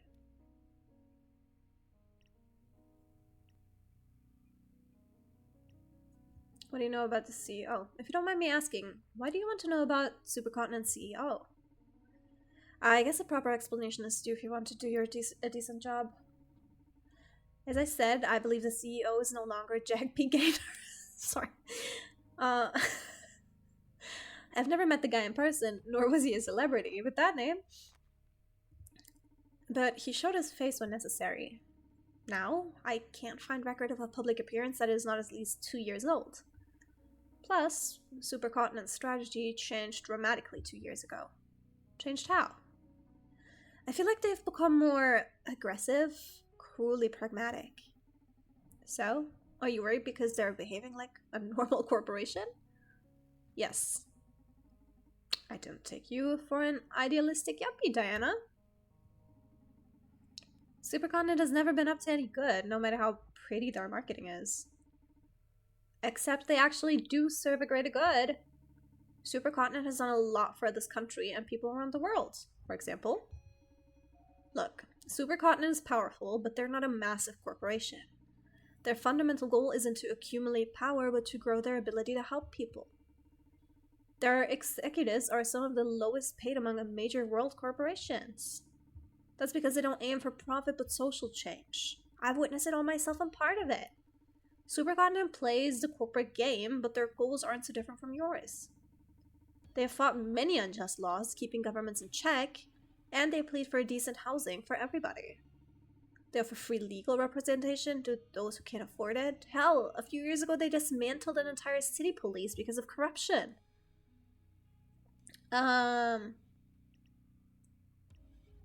Okay, if they're so nice, what do you have to fear? That's the problem. I feel like they're not so nice anymore. I mean, the ideals and objectives are still laudable, but they've become heartless in some way. A lot of brilliant employees have been dismissed with little reason. They're squeezing us to our limits with aggressive goals and deadlines, like they have a big agenda that they need to execute at any cost.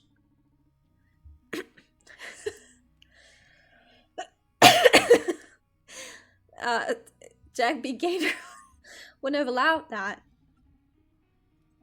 So it's a question of job comfort, eh? I wish that was the extent of it. I don't want to sound paranoid, but it's hard to get work done when I think my life is in danger. Life? That is harsh. Okay, I'll gather as much intel as I can. Tell me more about the SPW. I guess there's no way back with you now, so I'm going all in. Are you ready? Shoot. SPW is the greatest revolution in the area of human comfort. We've been working for a long time on designing a system that always keeps the user at their best. SPW is able to tell apart feelings like depression, anxiety, rage, and keep them in check using only the power of your own physiology. It's all natural, no secondary effects.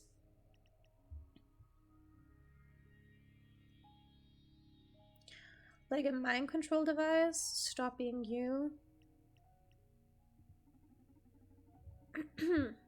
That's quite a stretch. Isn't unhappiness what drives us forward? What you're selling sounds like the worst kind of conformism. No one will ever be willing to fight, to rebel, to disrupt our world. That's pretty convenient for corps and governments alike, isn't it? The fine print of eternal happiness is absolute obedience. Don't exaggerate. I'm using SPW right now. Do you see me as a harmless lamb? I don't think so. How can you know? I feel better than ever. See, you're wrong about unhappiness being the greatest motivator. The best goals are born from joy and love. Okay, I do agree with that. I don't agree with the method to get to that. I don't blame you. You've always been a survivor. But those days are almost over. I don't want to sound too delusional here, but SPW is fucking worldwide peace. Can't you see it? Excuse me, but no, I cannot. The world needs disagreement to keep evolving. I also agree with that extent. World, no, okay, no, I don't. I don't. No. World peace just means eternal slumber. Let me stop you right there before you start making a plea for war. Yeah, that's where I'm like, you know, that's not what I mean. Okay, I mean, not too sure. Only that you just said world peace is bad for humanity. Yeah. Okay, this argument isn't going anywhere. Let's change the subject. Okay.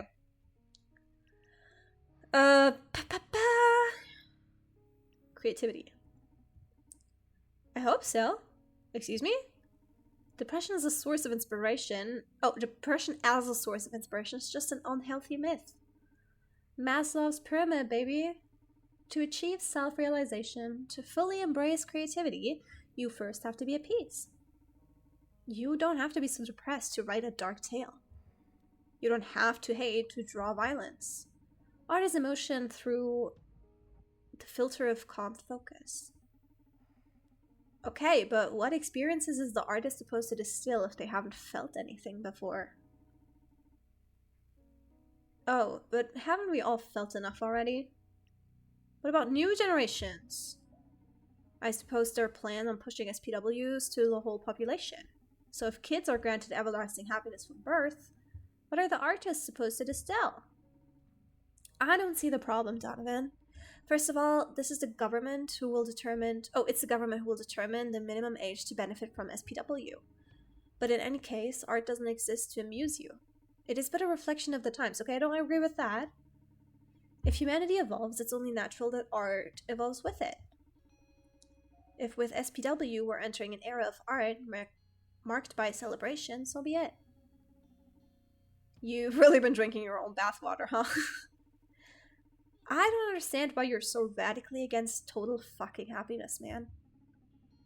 Because being human is all about hating, crying, fearing, and then loving, and laughing, and ephemeral fucking euphoria. I guess you'll have to wait and see before you realize how good this is for all of us. You want to talk more about SPW? Stopping you. It's not going to affect individuality at all. It's only natural to be scared at the prospect of unlimited happiness, but this is less intrusive than the average antidepressant this city's inhabitants swallow every... Hey, papa! The Pia shade! And now, listen here, I don't think you can go ahead and talk shit about me all you want, but what you will not do is talk shit about my beautiful queen Zoloft, okay? My beautiful queen Cetraline. That's what you were not gonna do today. Why are they shading my SSR right? That's what I want to know. You cannot talk shit on my beautiful queen over there, okay? She keeps me going. She keeps me steady. Leave my Prozac out of this. Leave my Cetraline and my Mirtazapine out of this conversation. So you're saying, I still have my entire mood spectrum. I will let you know. So you're saying that removing an important part of our mood spectrum isn't going to change our personalities? I didn't say that. It will help us access our better selves. Or do you enjoy being sad? I wouldn't like to lose my sadness. Why not? Sadness is not ugly, Diana. I've been bartending for a couple of decades now. I've gotten to witness innumerable forms of sadness right here where you're sitting. And it can be a beautiful thing. It's moving, it draws us all together, it keeps us thinking, wishing. So you actively working to suppress it just feels like a crime against humanity to me. Wow. I'm not ready to debate such poetry. Give it some thought, please. Ooh! I will, I promise.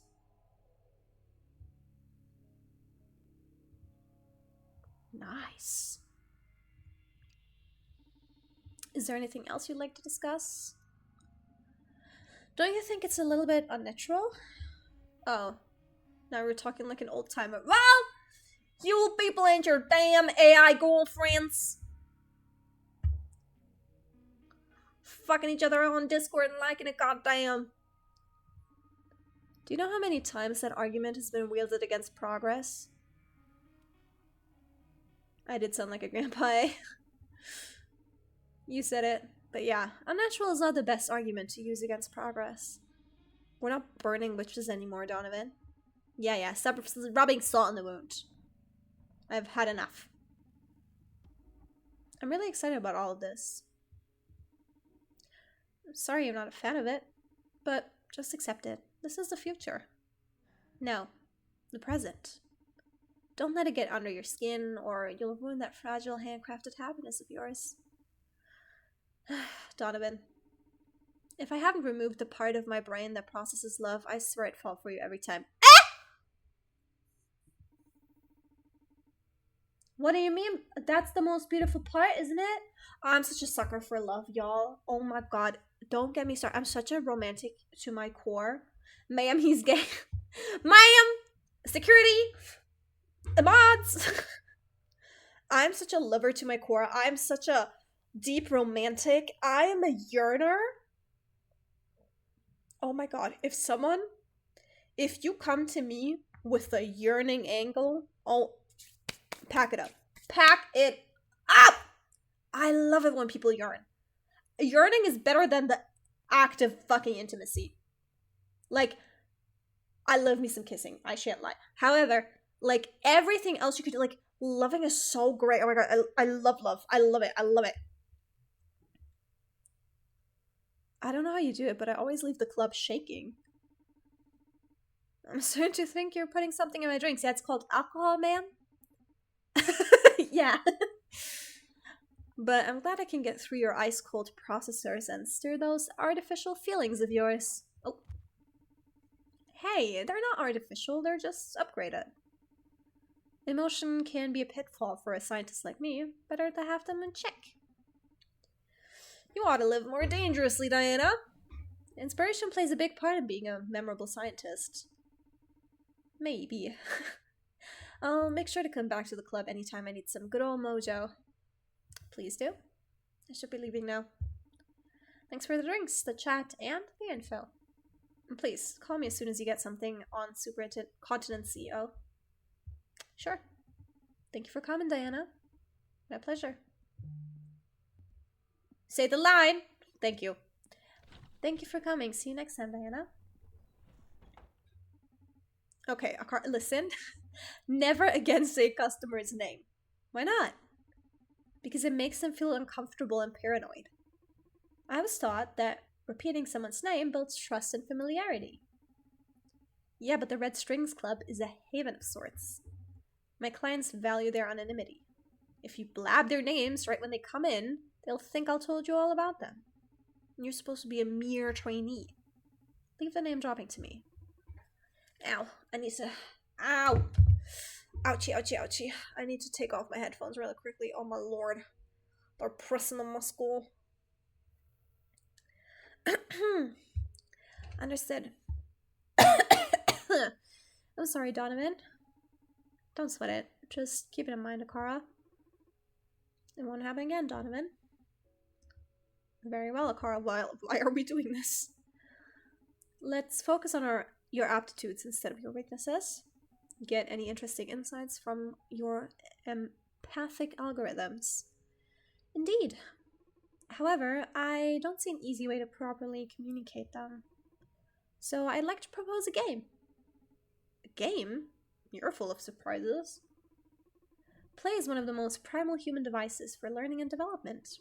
Transmitting the vast amount of data I've gathered from your conversation with Diana is impossible. So I've designed a process to let you reach your own conclusions. Moreover, I get to better understand you, so we can improve as a team. Sounds like pro HR talk. But sure, I'm in. How do we play? I'm going to ask you a series of questions, 10 to be exact. I have my own answers to them, but I'm most interested in your input. When we are finished, I will let you know how many of them you got right. Oh, shit. If you score at least 7 out of 10, I'll grant you a new skill. Oh, I'm so fucked. I'm so fucked. Did they use the AI of an RPG villager to build you? Can you even do that? A game without reward proves to be very dull. And yes, I can grant you something to improve your bartending skills. Why didn't you just give it to me now? I'm designed to make you happy, a much different thing than granting your every wish. Sometimes I feel like you're some dumb mannequin, but now I believe the very devil could be running through your circuits. Shall I begin? This is exciting! You're more twisted than I thought. Give it to me. Is Diana physically attracted to you? Come again? What kind of question is that? And how am I supposed to know? Please just answer my questions. I know what I'm doing. Is Diana physically attracted to you? Yes. Is Diana 100% loyal to Supercontinent? No. Is she proud of? Yes. Would Diana be happier without the... No. Does Diana know about the mirror neuron algorithm? No. Is the person that who is the person super Nicola herself? Regarding her bartending, what spirits does Diana enjoy the most? Fuck. Which one was what? Which one was what? Which one was what? Which one was what? It wasn't absinthe. Absinthe was the green one. Vodka is the bourbon. Bourbon is tequila. Bourbon. Did Diana lie to you during your conversation? Probably. What is Diana's greatest fear right now?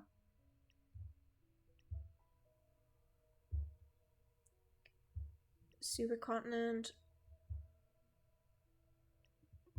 Is social psyche welfare as bad as you thought? This one I can't fail since it's my opinion, no? Maybe it's as hard as not lying. Is SPW as bad as you thought? No, but it should be optional. I mean, nowadays you can have whatever psychoactive drugs you want. Becoming a smiling bastard should be the decision of the implant wearer. This silent update is a crime no matter how you look at it. Okay, that was the last question. Did I pass? Yes! You got 8 out of 10 questions right. Congratulations, you're a sharp man, Donovan. That sounds a little condescending, but thank you. What did I win? I'm going to produce a short span memory resetter for you. Is that a cool name for a shot? No. One of my abilities is to synthesize psychoactive drugs. The system was designed to deal with emergency anxiety crises and such. Wow, this is topical, just as I was talking about giving my friend's meds. But given the unusual context we're in, I can widen its purposes. Wait, I love this game! It's fun! She's a walking pill bottle. She's my type of girl. Add this to the client's drink and they will think they just sat at the bar for the first time. That way you can explore different paths in the conversation without them noticing. That sounds crazy and a bit immoral. Why? Aren't you manipulating them with your drinks? I thought this would be helpful. Ah, you got me there. You don't have to use it if you don't want to. I'm sorry, Donovan. It's okay, I'll save it for an emergency. Say, how much of this can you produce? Not much. I have a limited chemical repository for such purposes. So I'd rather keep these as prizes for our little games. How playful of you. Gotcha. Let's keep it like this then. I detect a client approaching the club. Yep. So soon? Didn't expect anyone else tonight. Do you want me to check their background? Yes, please. Naima Koss, 34 years old. She's a corporate lawyer at Supercontinent. Eh? Ah, no. Footage from nearby locations shows that she's been shadowing Diana. Uh-oh. This may be troublesome. Do you want me to drive her away? Can you do that? I could send a fake emergency meeting request to her phone, for example. Your skill set begins to seem uncanny. Do you want me to drive her away? Nah, let her in. If fate brought her to the Red Strings Club, then there has to be a reason. And we're happily going to exploit that. Wait, she's kind of gaggy. Welcome to the Red Strings Club. Absinthe on the rocks, please. Welcome to the Red Strings Club, miss. I'm afraid I can't just serve that to you. This is not your usual bar. Here, you tell me how you feel and I fix you the matching drink. I see. Then I feel like asking you a series of questions regarding why you're prying into my client's business. How dry? You must be a lawyer, no? That's correct. I'm here representing Supercontinent's interests. What was Diana May's business here? Hold your horses now. Apart from serving drinks, I'm also an information broker. So questions have a price tag in this club. Okay, how much? Here's my deal. You ask as many questions as you want, then I get to ask that many questions myself. Fair enough. Although I should inform you that, unlike you, I won't be able to disclose any of my client's sensitive information. Fair enough. Although I must let you know that, unlike you, I know my way around empathy and subtlety. You risk leaking more information than you might think. I'll take my chances, mister. The name's Donover, owner of the Red Strings Club. Nice to meet you. I'm Naima Koss, corporate lawyer at Supercontinent Limited. Shall we commence business? Far away.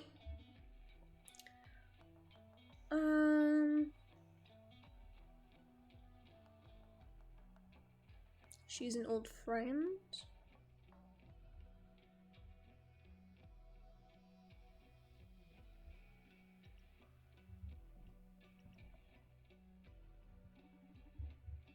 She pays me a visit every now and then. We had a drink, caught up, that's it. At least have the decency to not lie to me. I won't lie to you either. If I can't disclose something, I will clearly specify so. Except that was the truth, Miss Koss. Friendship might sound alien in your world, but we still keep loving each other at street level. Next question is about the Proxima organization. They've been making trouble for my clients lately. I'd like to know exactly where Proxima's got on Supercontinent.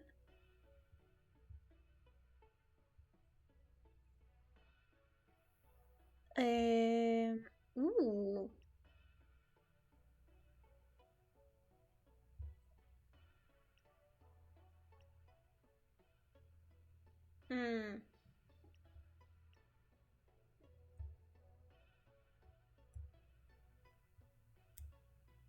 Hmm.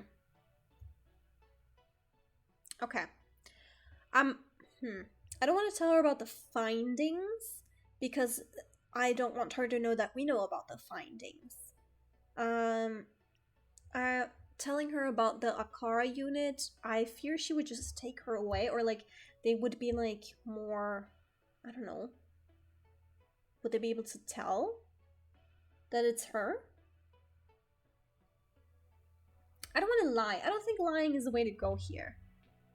Knows about your new CEO. Oh, but I could find out shit for Diana here.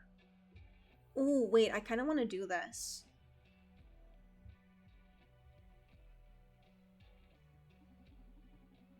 If you know what I mean. From what I've heard, they found some pretty juicy stuff. What? That can't be possible. Can't wait to get my hands on that info, to be honest. Those are just some unfounded rumors. But if you happen to get a hold of that intel, we'll gladly pay you a hefty sum if you come to us first. Didn't know you were into rumors. Enough. Next question. Where is Johanna Seftis? Come again? Where is Johanna Seftis? You're saying that as if I should know her. Yeah, what? What a poor information dealer you are if you don't even know Supercontinent's chief operations officer. Oh, the girl that I implanted the empathy one into, right? What's the matter? Is she missing? Forget about it. That was all I had to ask. My turn then? Go ahead, you have 3 questions. I can't have you sitting here without a drink, though. This is a club, after all. Okay, but I won't be telling you how I feel or any of that nonsense. Don't worry, you let me know enough about yourself already for me to work my magic. Trust me, you'll like this. Remorse, stress, ambition.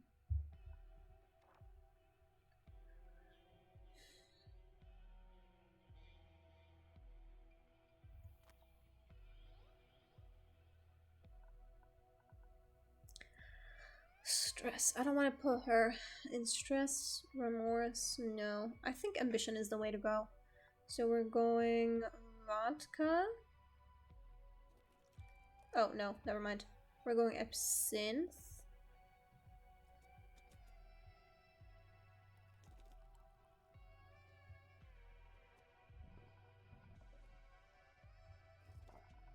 We're going absinthe.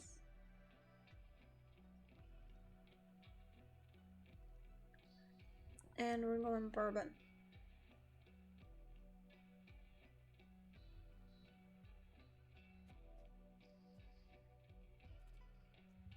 And then ice.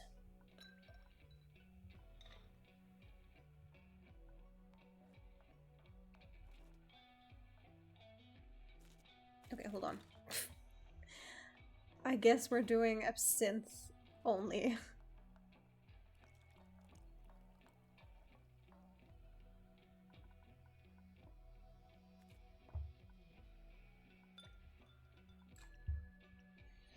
But that's an absinthe on the rocks. That's exactly what you wanted. Ambition. So maybe we should do remorse, no?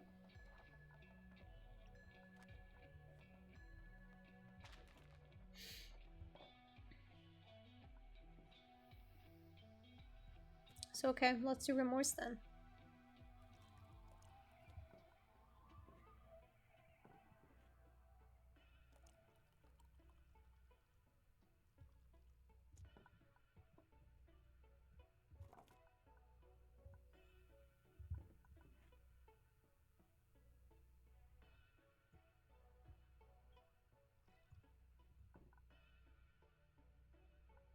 Bro, am I tweaking?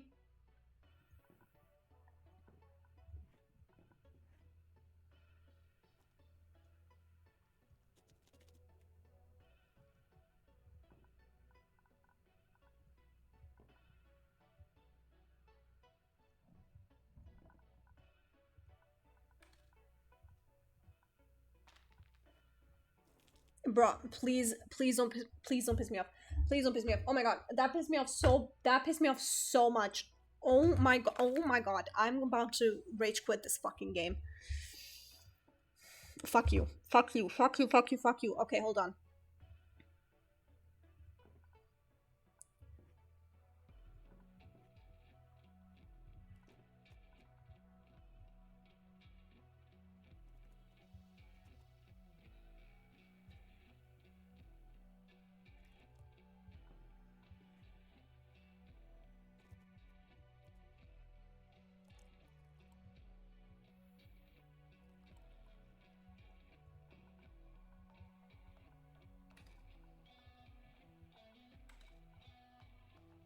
Why can't I do... Fine. Absinthe on the rocks.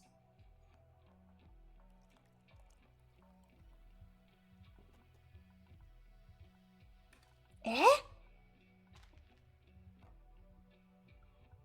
Guys.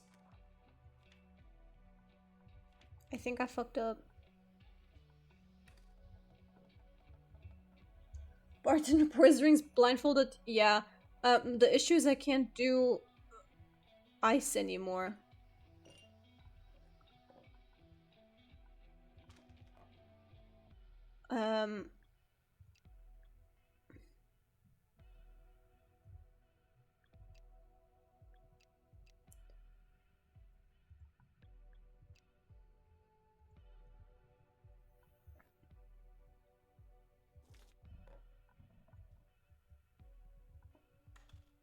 I can't put ice in it anymore.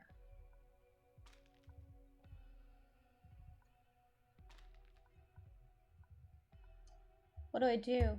What do I do? What do I do?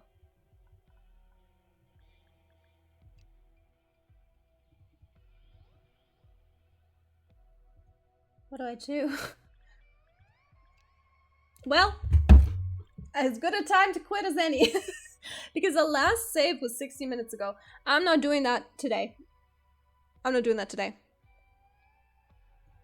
This cannot be real, bro. This cannot be real. The Red Strings Club, Ice Bug.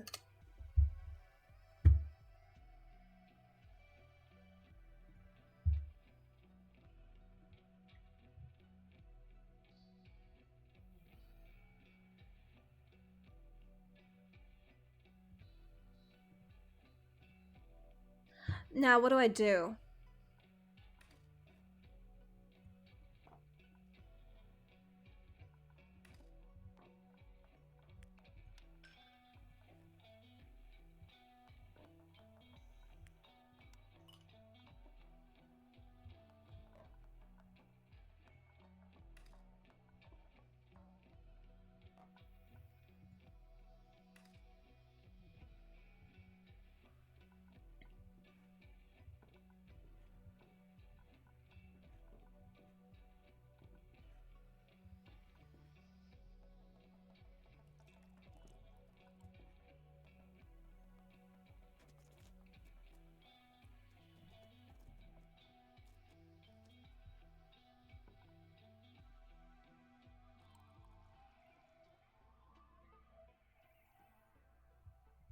I literally need one ice cube.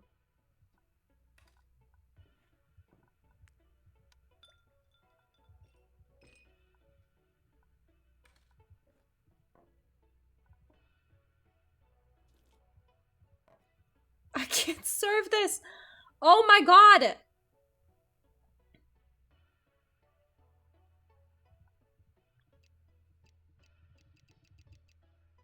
Okay, you know what? Where are we starting?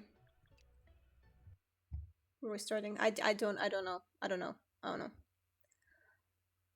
Let me run through this really quickly.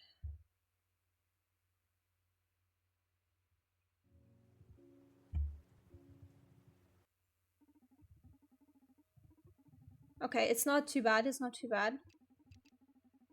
It's not too bad. Okay, yeah, we can do that. We can do that. No! I said yes. I said yes. Oh shit, I said yes. No. No. Herself.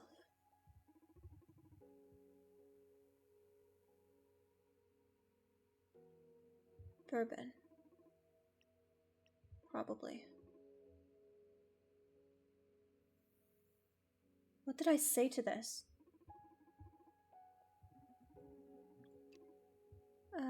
No, but it should be optional. Oh, I failed.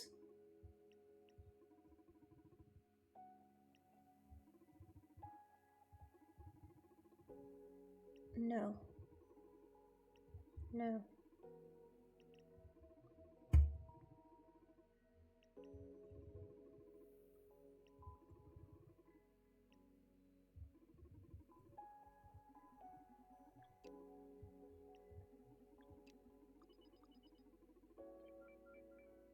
Okay.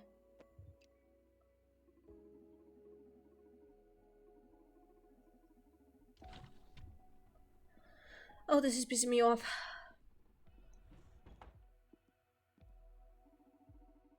I think I'll quit after her, though. She's an old friend.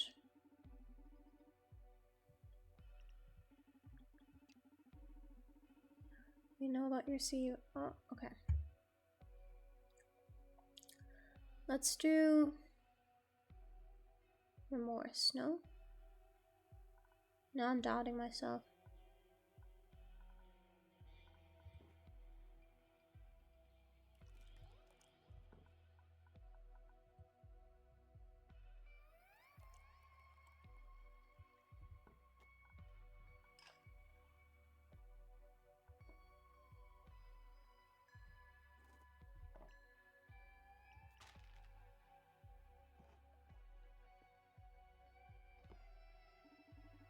I have to admit, you serve good stuff here. What am I doing in a bar at a time like this? Something troubling you? No, nothing. Not my place to judge a client. Just ask her questions. Could she be going through an ethical crisis? Let's dig in. Choose a topic wisely.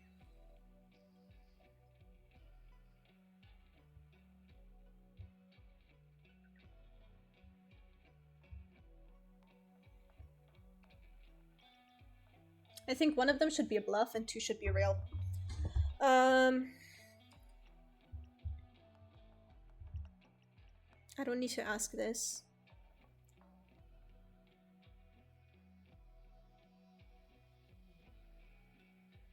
Tell me about this legality. Would you please explain social psyche welfare's legality to me? Because I still can't imagine how you convince the government to buy into it. I can understand where your concerns come from, but rest assured, this all has been approved by the Ministry of Health. Oh, I feel more relaxed now. Have the people affected agreed to it too? In fact, they have. Every implant user signs a contract at our clinics. It states the user's physiology may be altered to ensure the stable mind-body environment. Oh, right. And it's totally clear they're signing up for brainwashing, right? Listen, I know this is a bit hard to swallow. I had to take some time to deal with it too. But after deeper consideration, it's really a good thing. What? Please enlighten me. You know that the Ministry of Health has determined depression, anxiety, and such to be social hazards. Well, this is free treatment for everyone. You mean mandatory? Well, it's up to the implant user whether to accept the terms and conditions of the new firmware. Oh, sure, quite the page turners, those. Everyone's read them. We're just selling one-way tickets to mindless happiness. They won't be able to decipher themselves once SPW goes up. But they assured to me that it's not that bad. You keep being you, the best you, free of rage, envy, sadness, free of creativity, individuality, free will. Listen, I'm not a philosopher. If you have any other legal doubts, I can clear them up. But that's as far as my responsibilities go. Nice. Looks like I've sowed some doubt in her. 2 customers left. Okay, nice. I want to know about her. No, but I know what happened.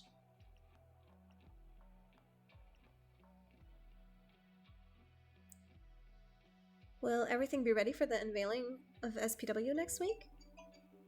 Hold on, my mom is calling me.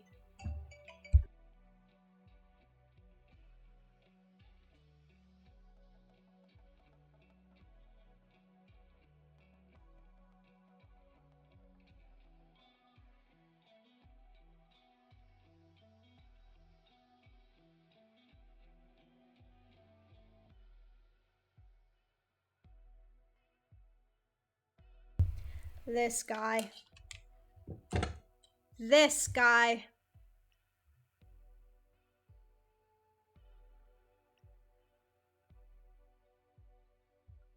This guy. She texted me. Okay, she did text me an hour ago. Like, can you text me when your game is done? And then I didn't text her back, so that's on me. But again, I can't use my phone when I stream. SPW won't be announced that soon. Do I send some nerves? What's the matter then? Do I send some nerves? No, that's not it. I made sure the legal work is flawless. So these second thoughts aren't legal then? Maybe ethical. You're an implant user after all. How do you feel about SPW? That's irrelevant to my job. That's never irrelevant to any job, unless you're a psychopath, are you? Listen, it's not my place to judge my employer. Of course I put some thought into SPW. As a lawyer, aren't you afraid of losing your edge if they turn you into a brainless doll? You've got it backwards. Removing my anxiety, stress, remorse would be quite a perk as a lawyer, in fact. Let's hope everyone wants to become lawyers then. Okay, last question. What's the deal with Johanna? It's only natural she's missing. Do you mind telling me more? Maybe I want to help you with this. For the record, I'm only sharing this because Johanna's life might be in danger. Otherwise, I would never break attorney-client privilege. Don't worry, it's very clear to me how detestably professional you are. So what happened to Johanna?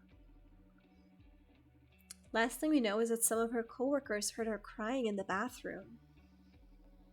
That's very unlike her, so the theory is that there might be a problem with her implants. Or that someone drugged her. We need to track her down before she does something stupid. I've already said enough. Knowing that, have you heard anything that might be able to help us? I'm perplexed. Nothing has reached my ears yet, though. I'll stay on the lookout for any clues, and I'll call you if I find out anything useful. At a price, of course. Money is not a problem. So if you find anything, just call me and you'll be appropriately rewarded. Bro, I would love... I think I'm not an extrovert, but a dream career, I think a dream job would be an information broker, like in a bar. Like, this is my dream job. If I could do this, I'd be so happy. Johanna is going through an ethical crisis. Have fulfilled their purpose. Akara gives Johanna the hippie, which magnifies compassion. Maybe she was having second thoughts and broke down? Well, I'm afraid you've run out of questions. I've got too much to do tonight, so goodbye. Sure, go and spread law through town. You seem to be enjoying yourself. So just in case, I'll inform you of the current situation. Supercontinent is going through turbulent times right now. That's good. That spells change for a company. I've seen it many times. But in the process, there's usually a trail of casualties. The way you're playing right now, you've got a ticket to become one of them. Be warned, Mr. Bartender.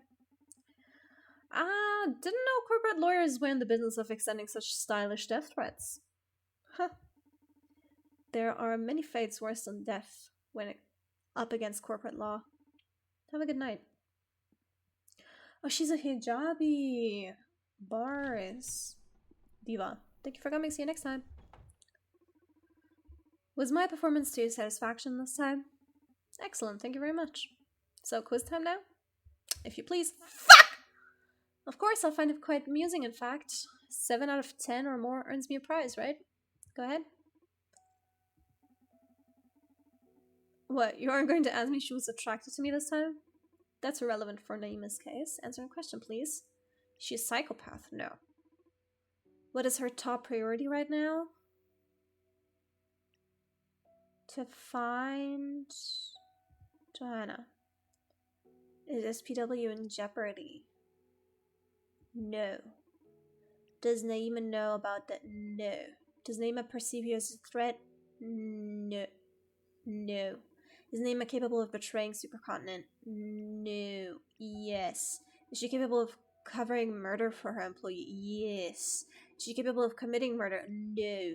Regarding social psyche welfare, does Naima believe SPW is a good thing? Yes. Do you think technology manufacturers have the right to alter their products after sale? If Supercontinent designed, created, and distributed the human upgrades, do they have the right to modify them? As in adding SPW to them? Among other things. Do they have the right to modify them? No, once purchased is yours. Does paying for something grant you the right to do whatever you want with it? As long as it doesn't affect other people, yes. Or at least something you purchase shouldn't turn into something you don't want. Everything we do affects people, Donovan. I love the messages of this game. I could never be an information broker. I'm too anxious by nature to keep millions of secrets. That is true.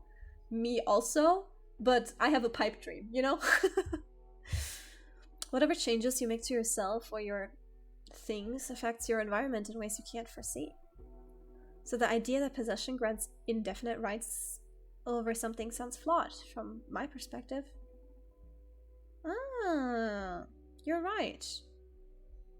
I was thinking too small about what she was asking me. I was just thinking, you know, like, they shouldn't, like, it's yours, like, you should be able to just do whatever the fuck you want with it. But, like, from a, like, let's talk about a phone.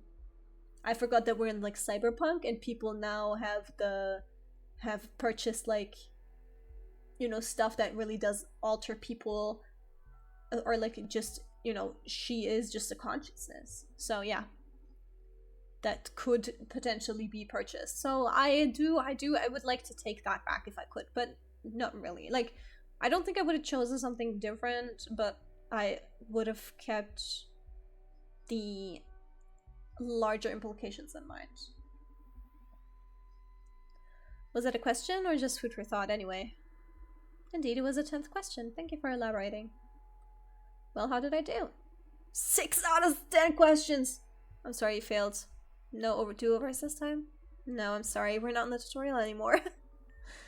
What did I miss this time? A short-term memory resetter. Oh, I thought it was going to be a different prize this time. Oh, I'm sorry. You're right, the variety and the reward can improve the game's design. I'll try to think of something different for the next time you play. It's okay, don't worry about it. Although I gotta confess, the anticipation has me excited for the next game already. Glad to hear you're having fun. These questions are hard because I'm like, I don't know. I feel like I haven't peered into her mind well enough. Listen, I think I'm gonna close for today. My gut tells me we won't be getting any more clients until tomorrow. Yeah, it doesn't look like it. Can you tell too? Do you have instincts? What you humans call instincts are just deductions your brain has drawn for you. You simply can't follow the logical sequence due to the vast amount of data your brain processes. Unlike you, I'm able to keep up with my brain. So basically, yes, your gut is right. You won't be having any more clients tonight. Good to hear, because my leg is killing me. Let's call it a night. Do we get to sleep with our boyfriend? Ooh! So, social psyche welfare, some sort of digital happy pill. And the mirror neuron algorithm is supposed to spread it, even among non-implant users? What kind of voodoo is that? Beats me. Donovan is looking into it. We're pretty much fucked. Supercontinent's private network is inaccessible from the outside, and their tower isn't the kind of place you can just walk into precisely. He left us with a nice farewell present, Ariadne? She's going to enjoy all this. Always loved the hustle, that punk. Shall we perform the last rites? Sure you guys want me in on this? I'm not even part of Proxima. For some reason, Arby's chosen you as one of her digital heirs, so digital heir. Just accept her, Brandeis. She shall live through us. Okay, I'll go first. Ari, I'll have your empathy. Oh, let me better read into our enemies' souls. Let me better understand our allies' passions. Ah, that's cool. I'll have your wits. Allow me to outsmart our foes. Help me survive out the field. Wow. I'll have your knowledge. I hope you don't regret this. Dude, can you be a bit more poetic? And look as corny as you two? No way. Okay, release her into the ocean now. Goodbye, warrior.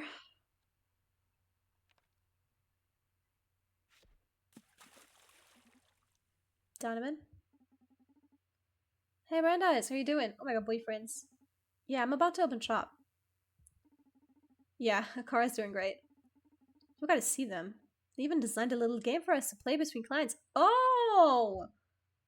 Your android is gender non-conforming as fuck. Okay.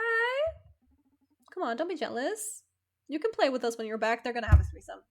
Oh lord, they're gonna have a threesome with the damn android. Did you find anything useful? Wow, you sure work fast. And when is the security breach happening? Tomorrow? I just started gathering info. We need more time. You sure there won't be another opportunity? Oh shit. You'll need to do us a favor then.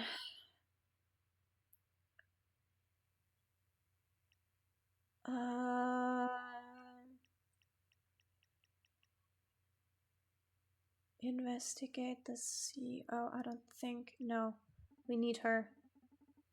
I got a visit from one of the supercontinent's corporate lawyers. She was asking after Johannes Seftis. Yeah, the chief operations officer. Whatever Akara installed in the lady back at the Aid Corps clinic sure messed her up. If we can get our hands on her before Supercontinent does, we'll be able to wreak havoc on their plans. Oh, you like that, don't you?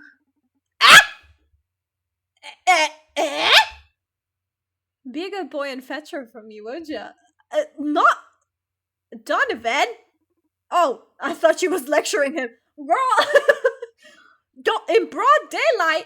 Someone's approaching the bar. Gotta go take care. Don't flirt on company time. Why the alarm?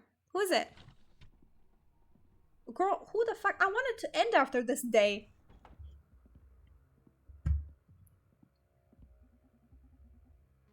I've heard you craft drinks based on emotions. You heard right? I've also heard you deal with information. You seem to be well informed. I happen to be a dealer of sorts myself. I can get you whatever you wish for. There's only one rule. No weapons, no living beings. I also happen to be thirsty as hell. So I thought we could be great business partners, you and I, Donovan. What'd you say? I am pretty confident I can quench that thirst of yours. As long as you accept information as payment, I could really use an exotic supplier. Sure, don't you worry about the details. Money's overrated in this city anyway. Let's take care of my thirst first, shall we? Right on it. Non-paradisi. You need lots of you.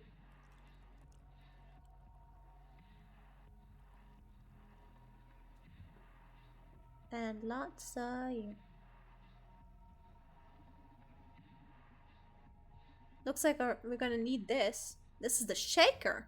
Whether we can combine 2 or more spirits to obtain a powerful mix, the results blend will have the combined effects of its ingredients. For example, if bourbon moves the soul disc up and tequila moves it right, the results combination will move the soul disc diagonally towards the upper right.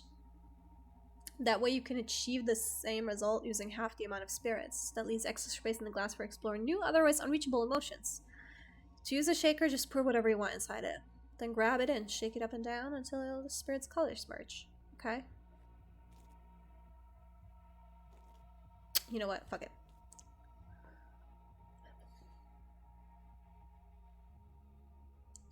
So we're doing shaker.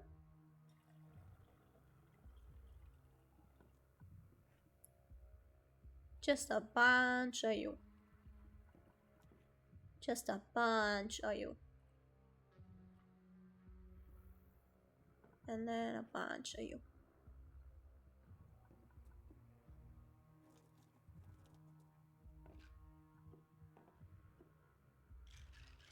Ah!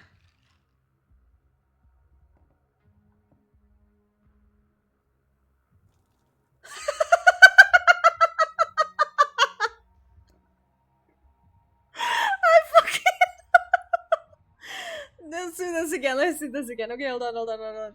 Oh my lord, this is a fucking nightmare of a game!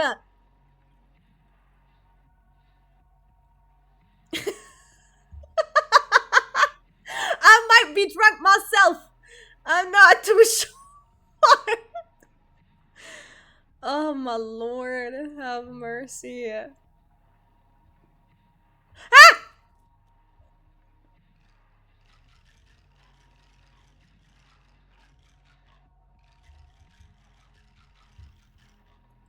Okay, now. Easy. Easy.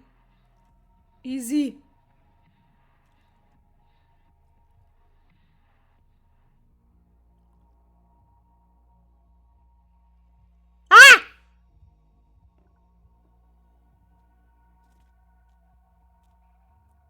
Easy does it. Easy does. Ah.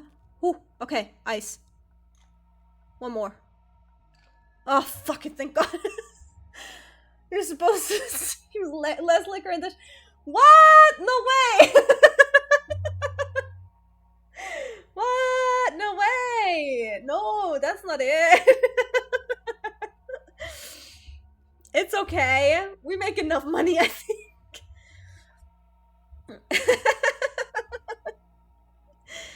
This flavor. So the legends were true. You're able to sync the customer's emotions with your cocktails. The bar's gonna go out of business. Stop scolding me! I'm doing fine! Can you tell? Yeah, I'm cut from different cloth than the rest of you mortals. But don't sweat it. Your secret's safe with me. Okay. As long as you enjoy your drink, I'm happy. Be happy then, because I haven't had a drink this good in ages. Good. How can I help you? Did you have something in mind for this partnership of ours? For now, let's say I'm interested in back in your crusade against Supercontinent. Let me know if I can get you anything you need. You said you can get anything? Yeah, as long as it isn't alive. I don't do weapons either. So, do you do liquors? So, my mod Layla is asking if you do liquor since I used a little bit too much of the shaker just now. And we would really like to inquire about another shipment coming in this week so we can continue to serve our customers. Thank you very much. No one's ever sent me for booze, but sure, it can do. These liquors I need aren't your regular spirits. Red Secret and Blue Whisper. My master, previous owner of the Red Strings Club, had a couple of bottles, but I haven't been able to get any more since those ran dry. I could work wonders with them. Sounds like an interesting endeavor. Consider it done. I'll be back with your stuff. Thanks for a drink. Ooh, it floated. You see that? See you later, Donovan. Can it save so I can leave? Keep playing. There we go. Yay! Quick game. Okay. What a stream. No, not this. Just chatting with chat. There we go. My eyes feel heavy.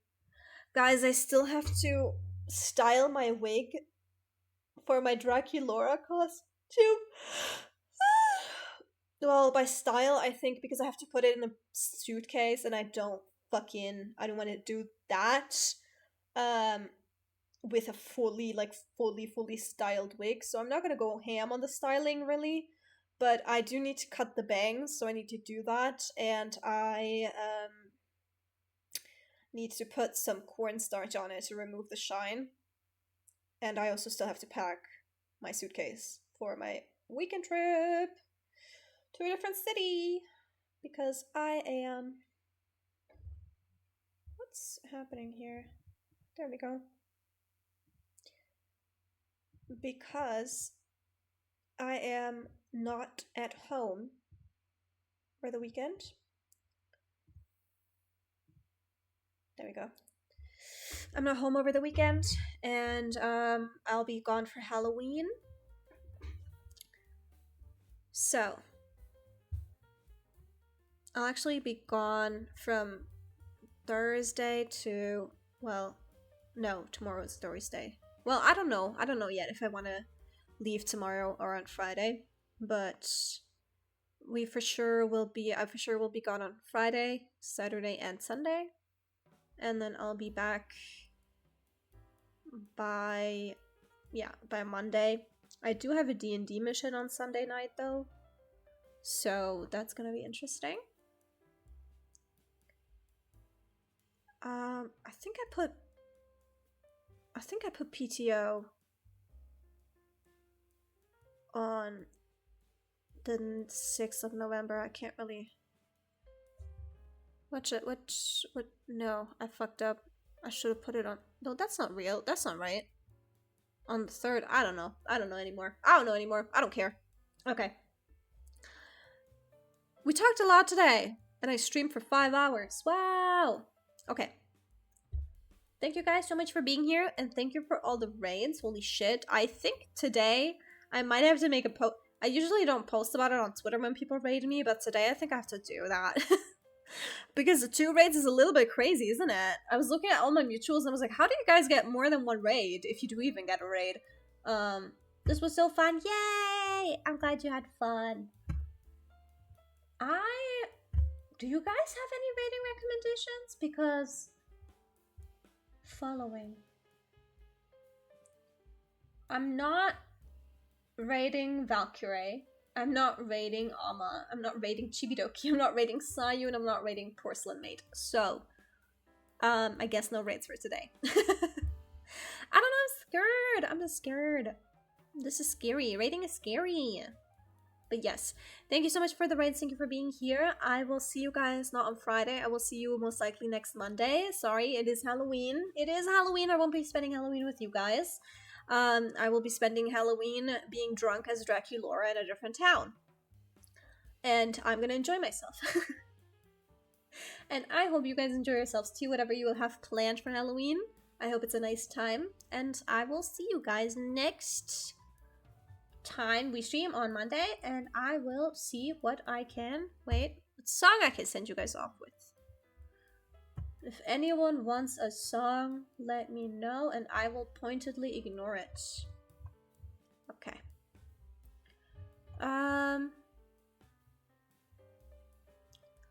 Let's see.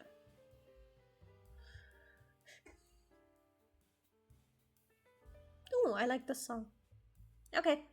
Bye-bye. Love you guys. Let's hear that order. I'm getting 1, 2, 3, 4, 5.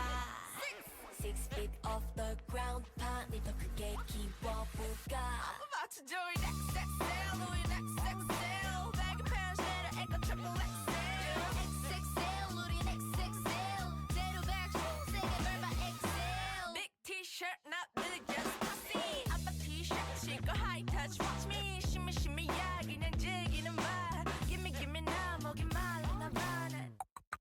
We don't drip, just pour it. I'm on big like 결국 먹어치워 muffin. 털어 big cheese, big cookie, big dough.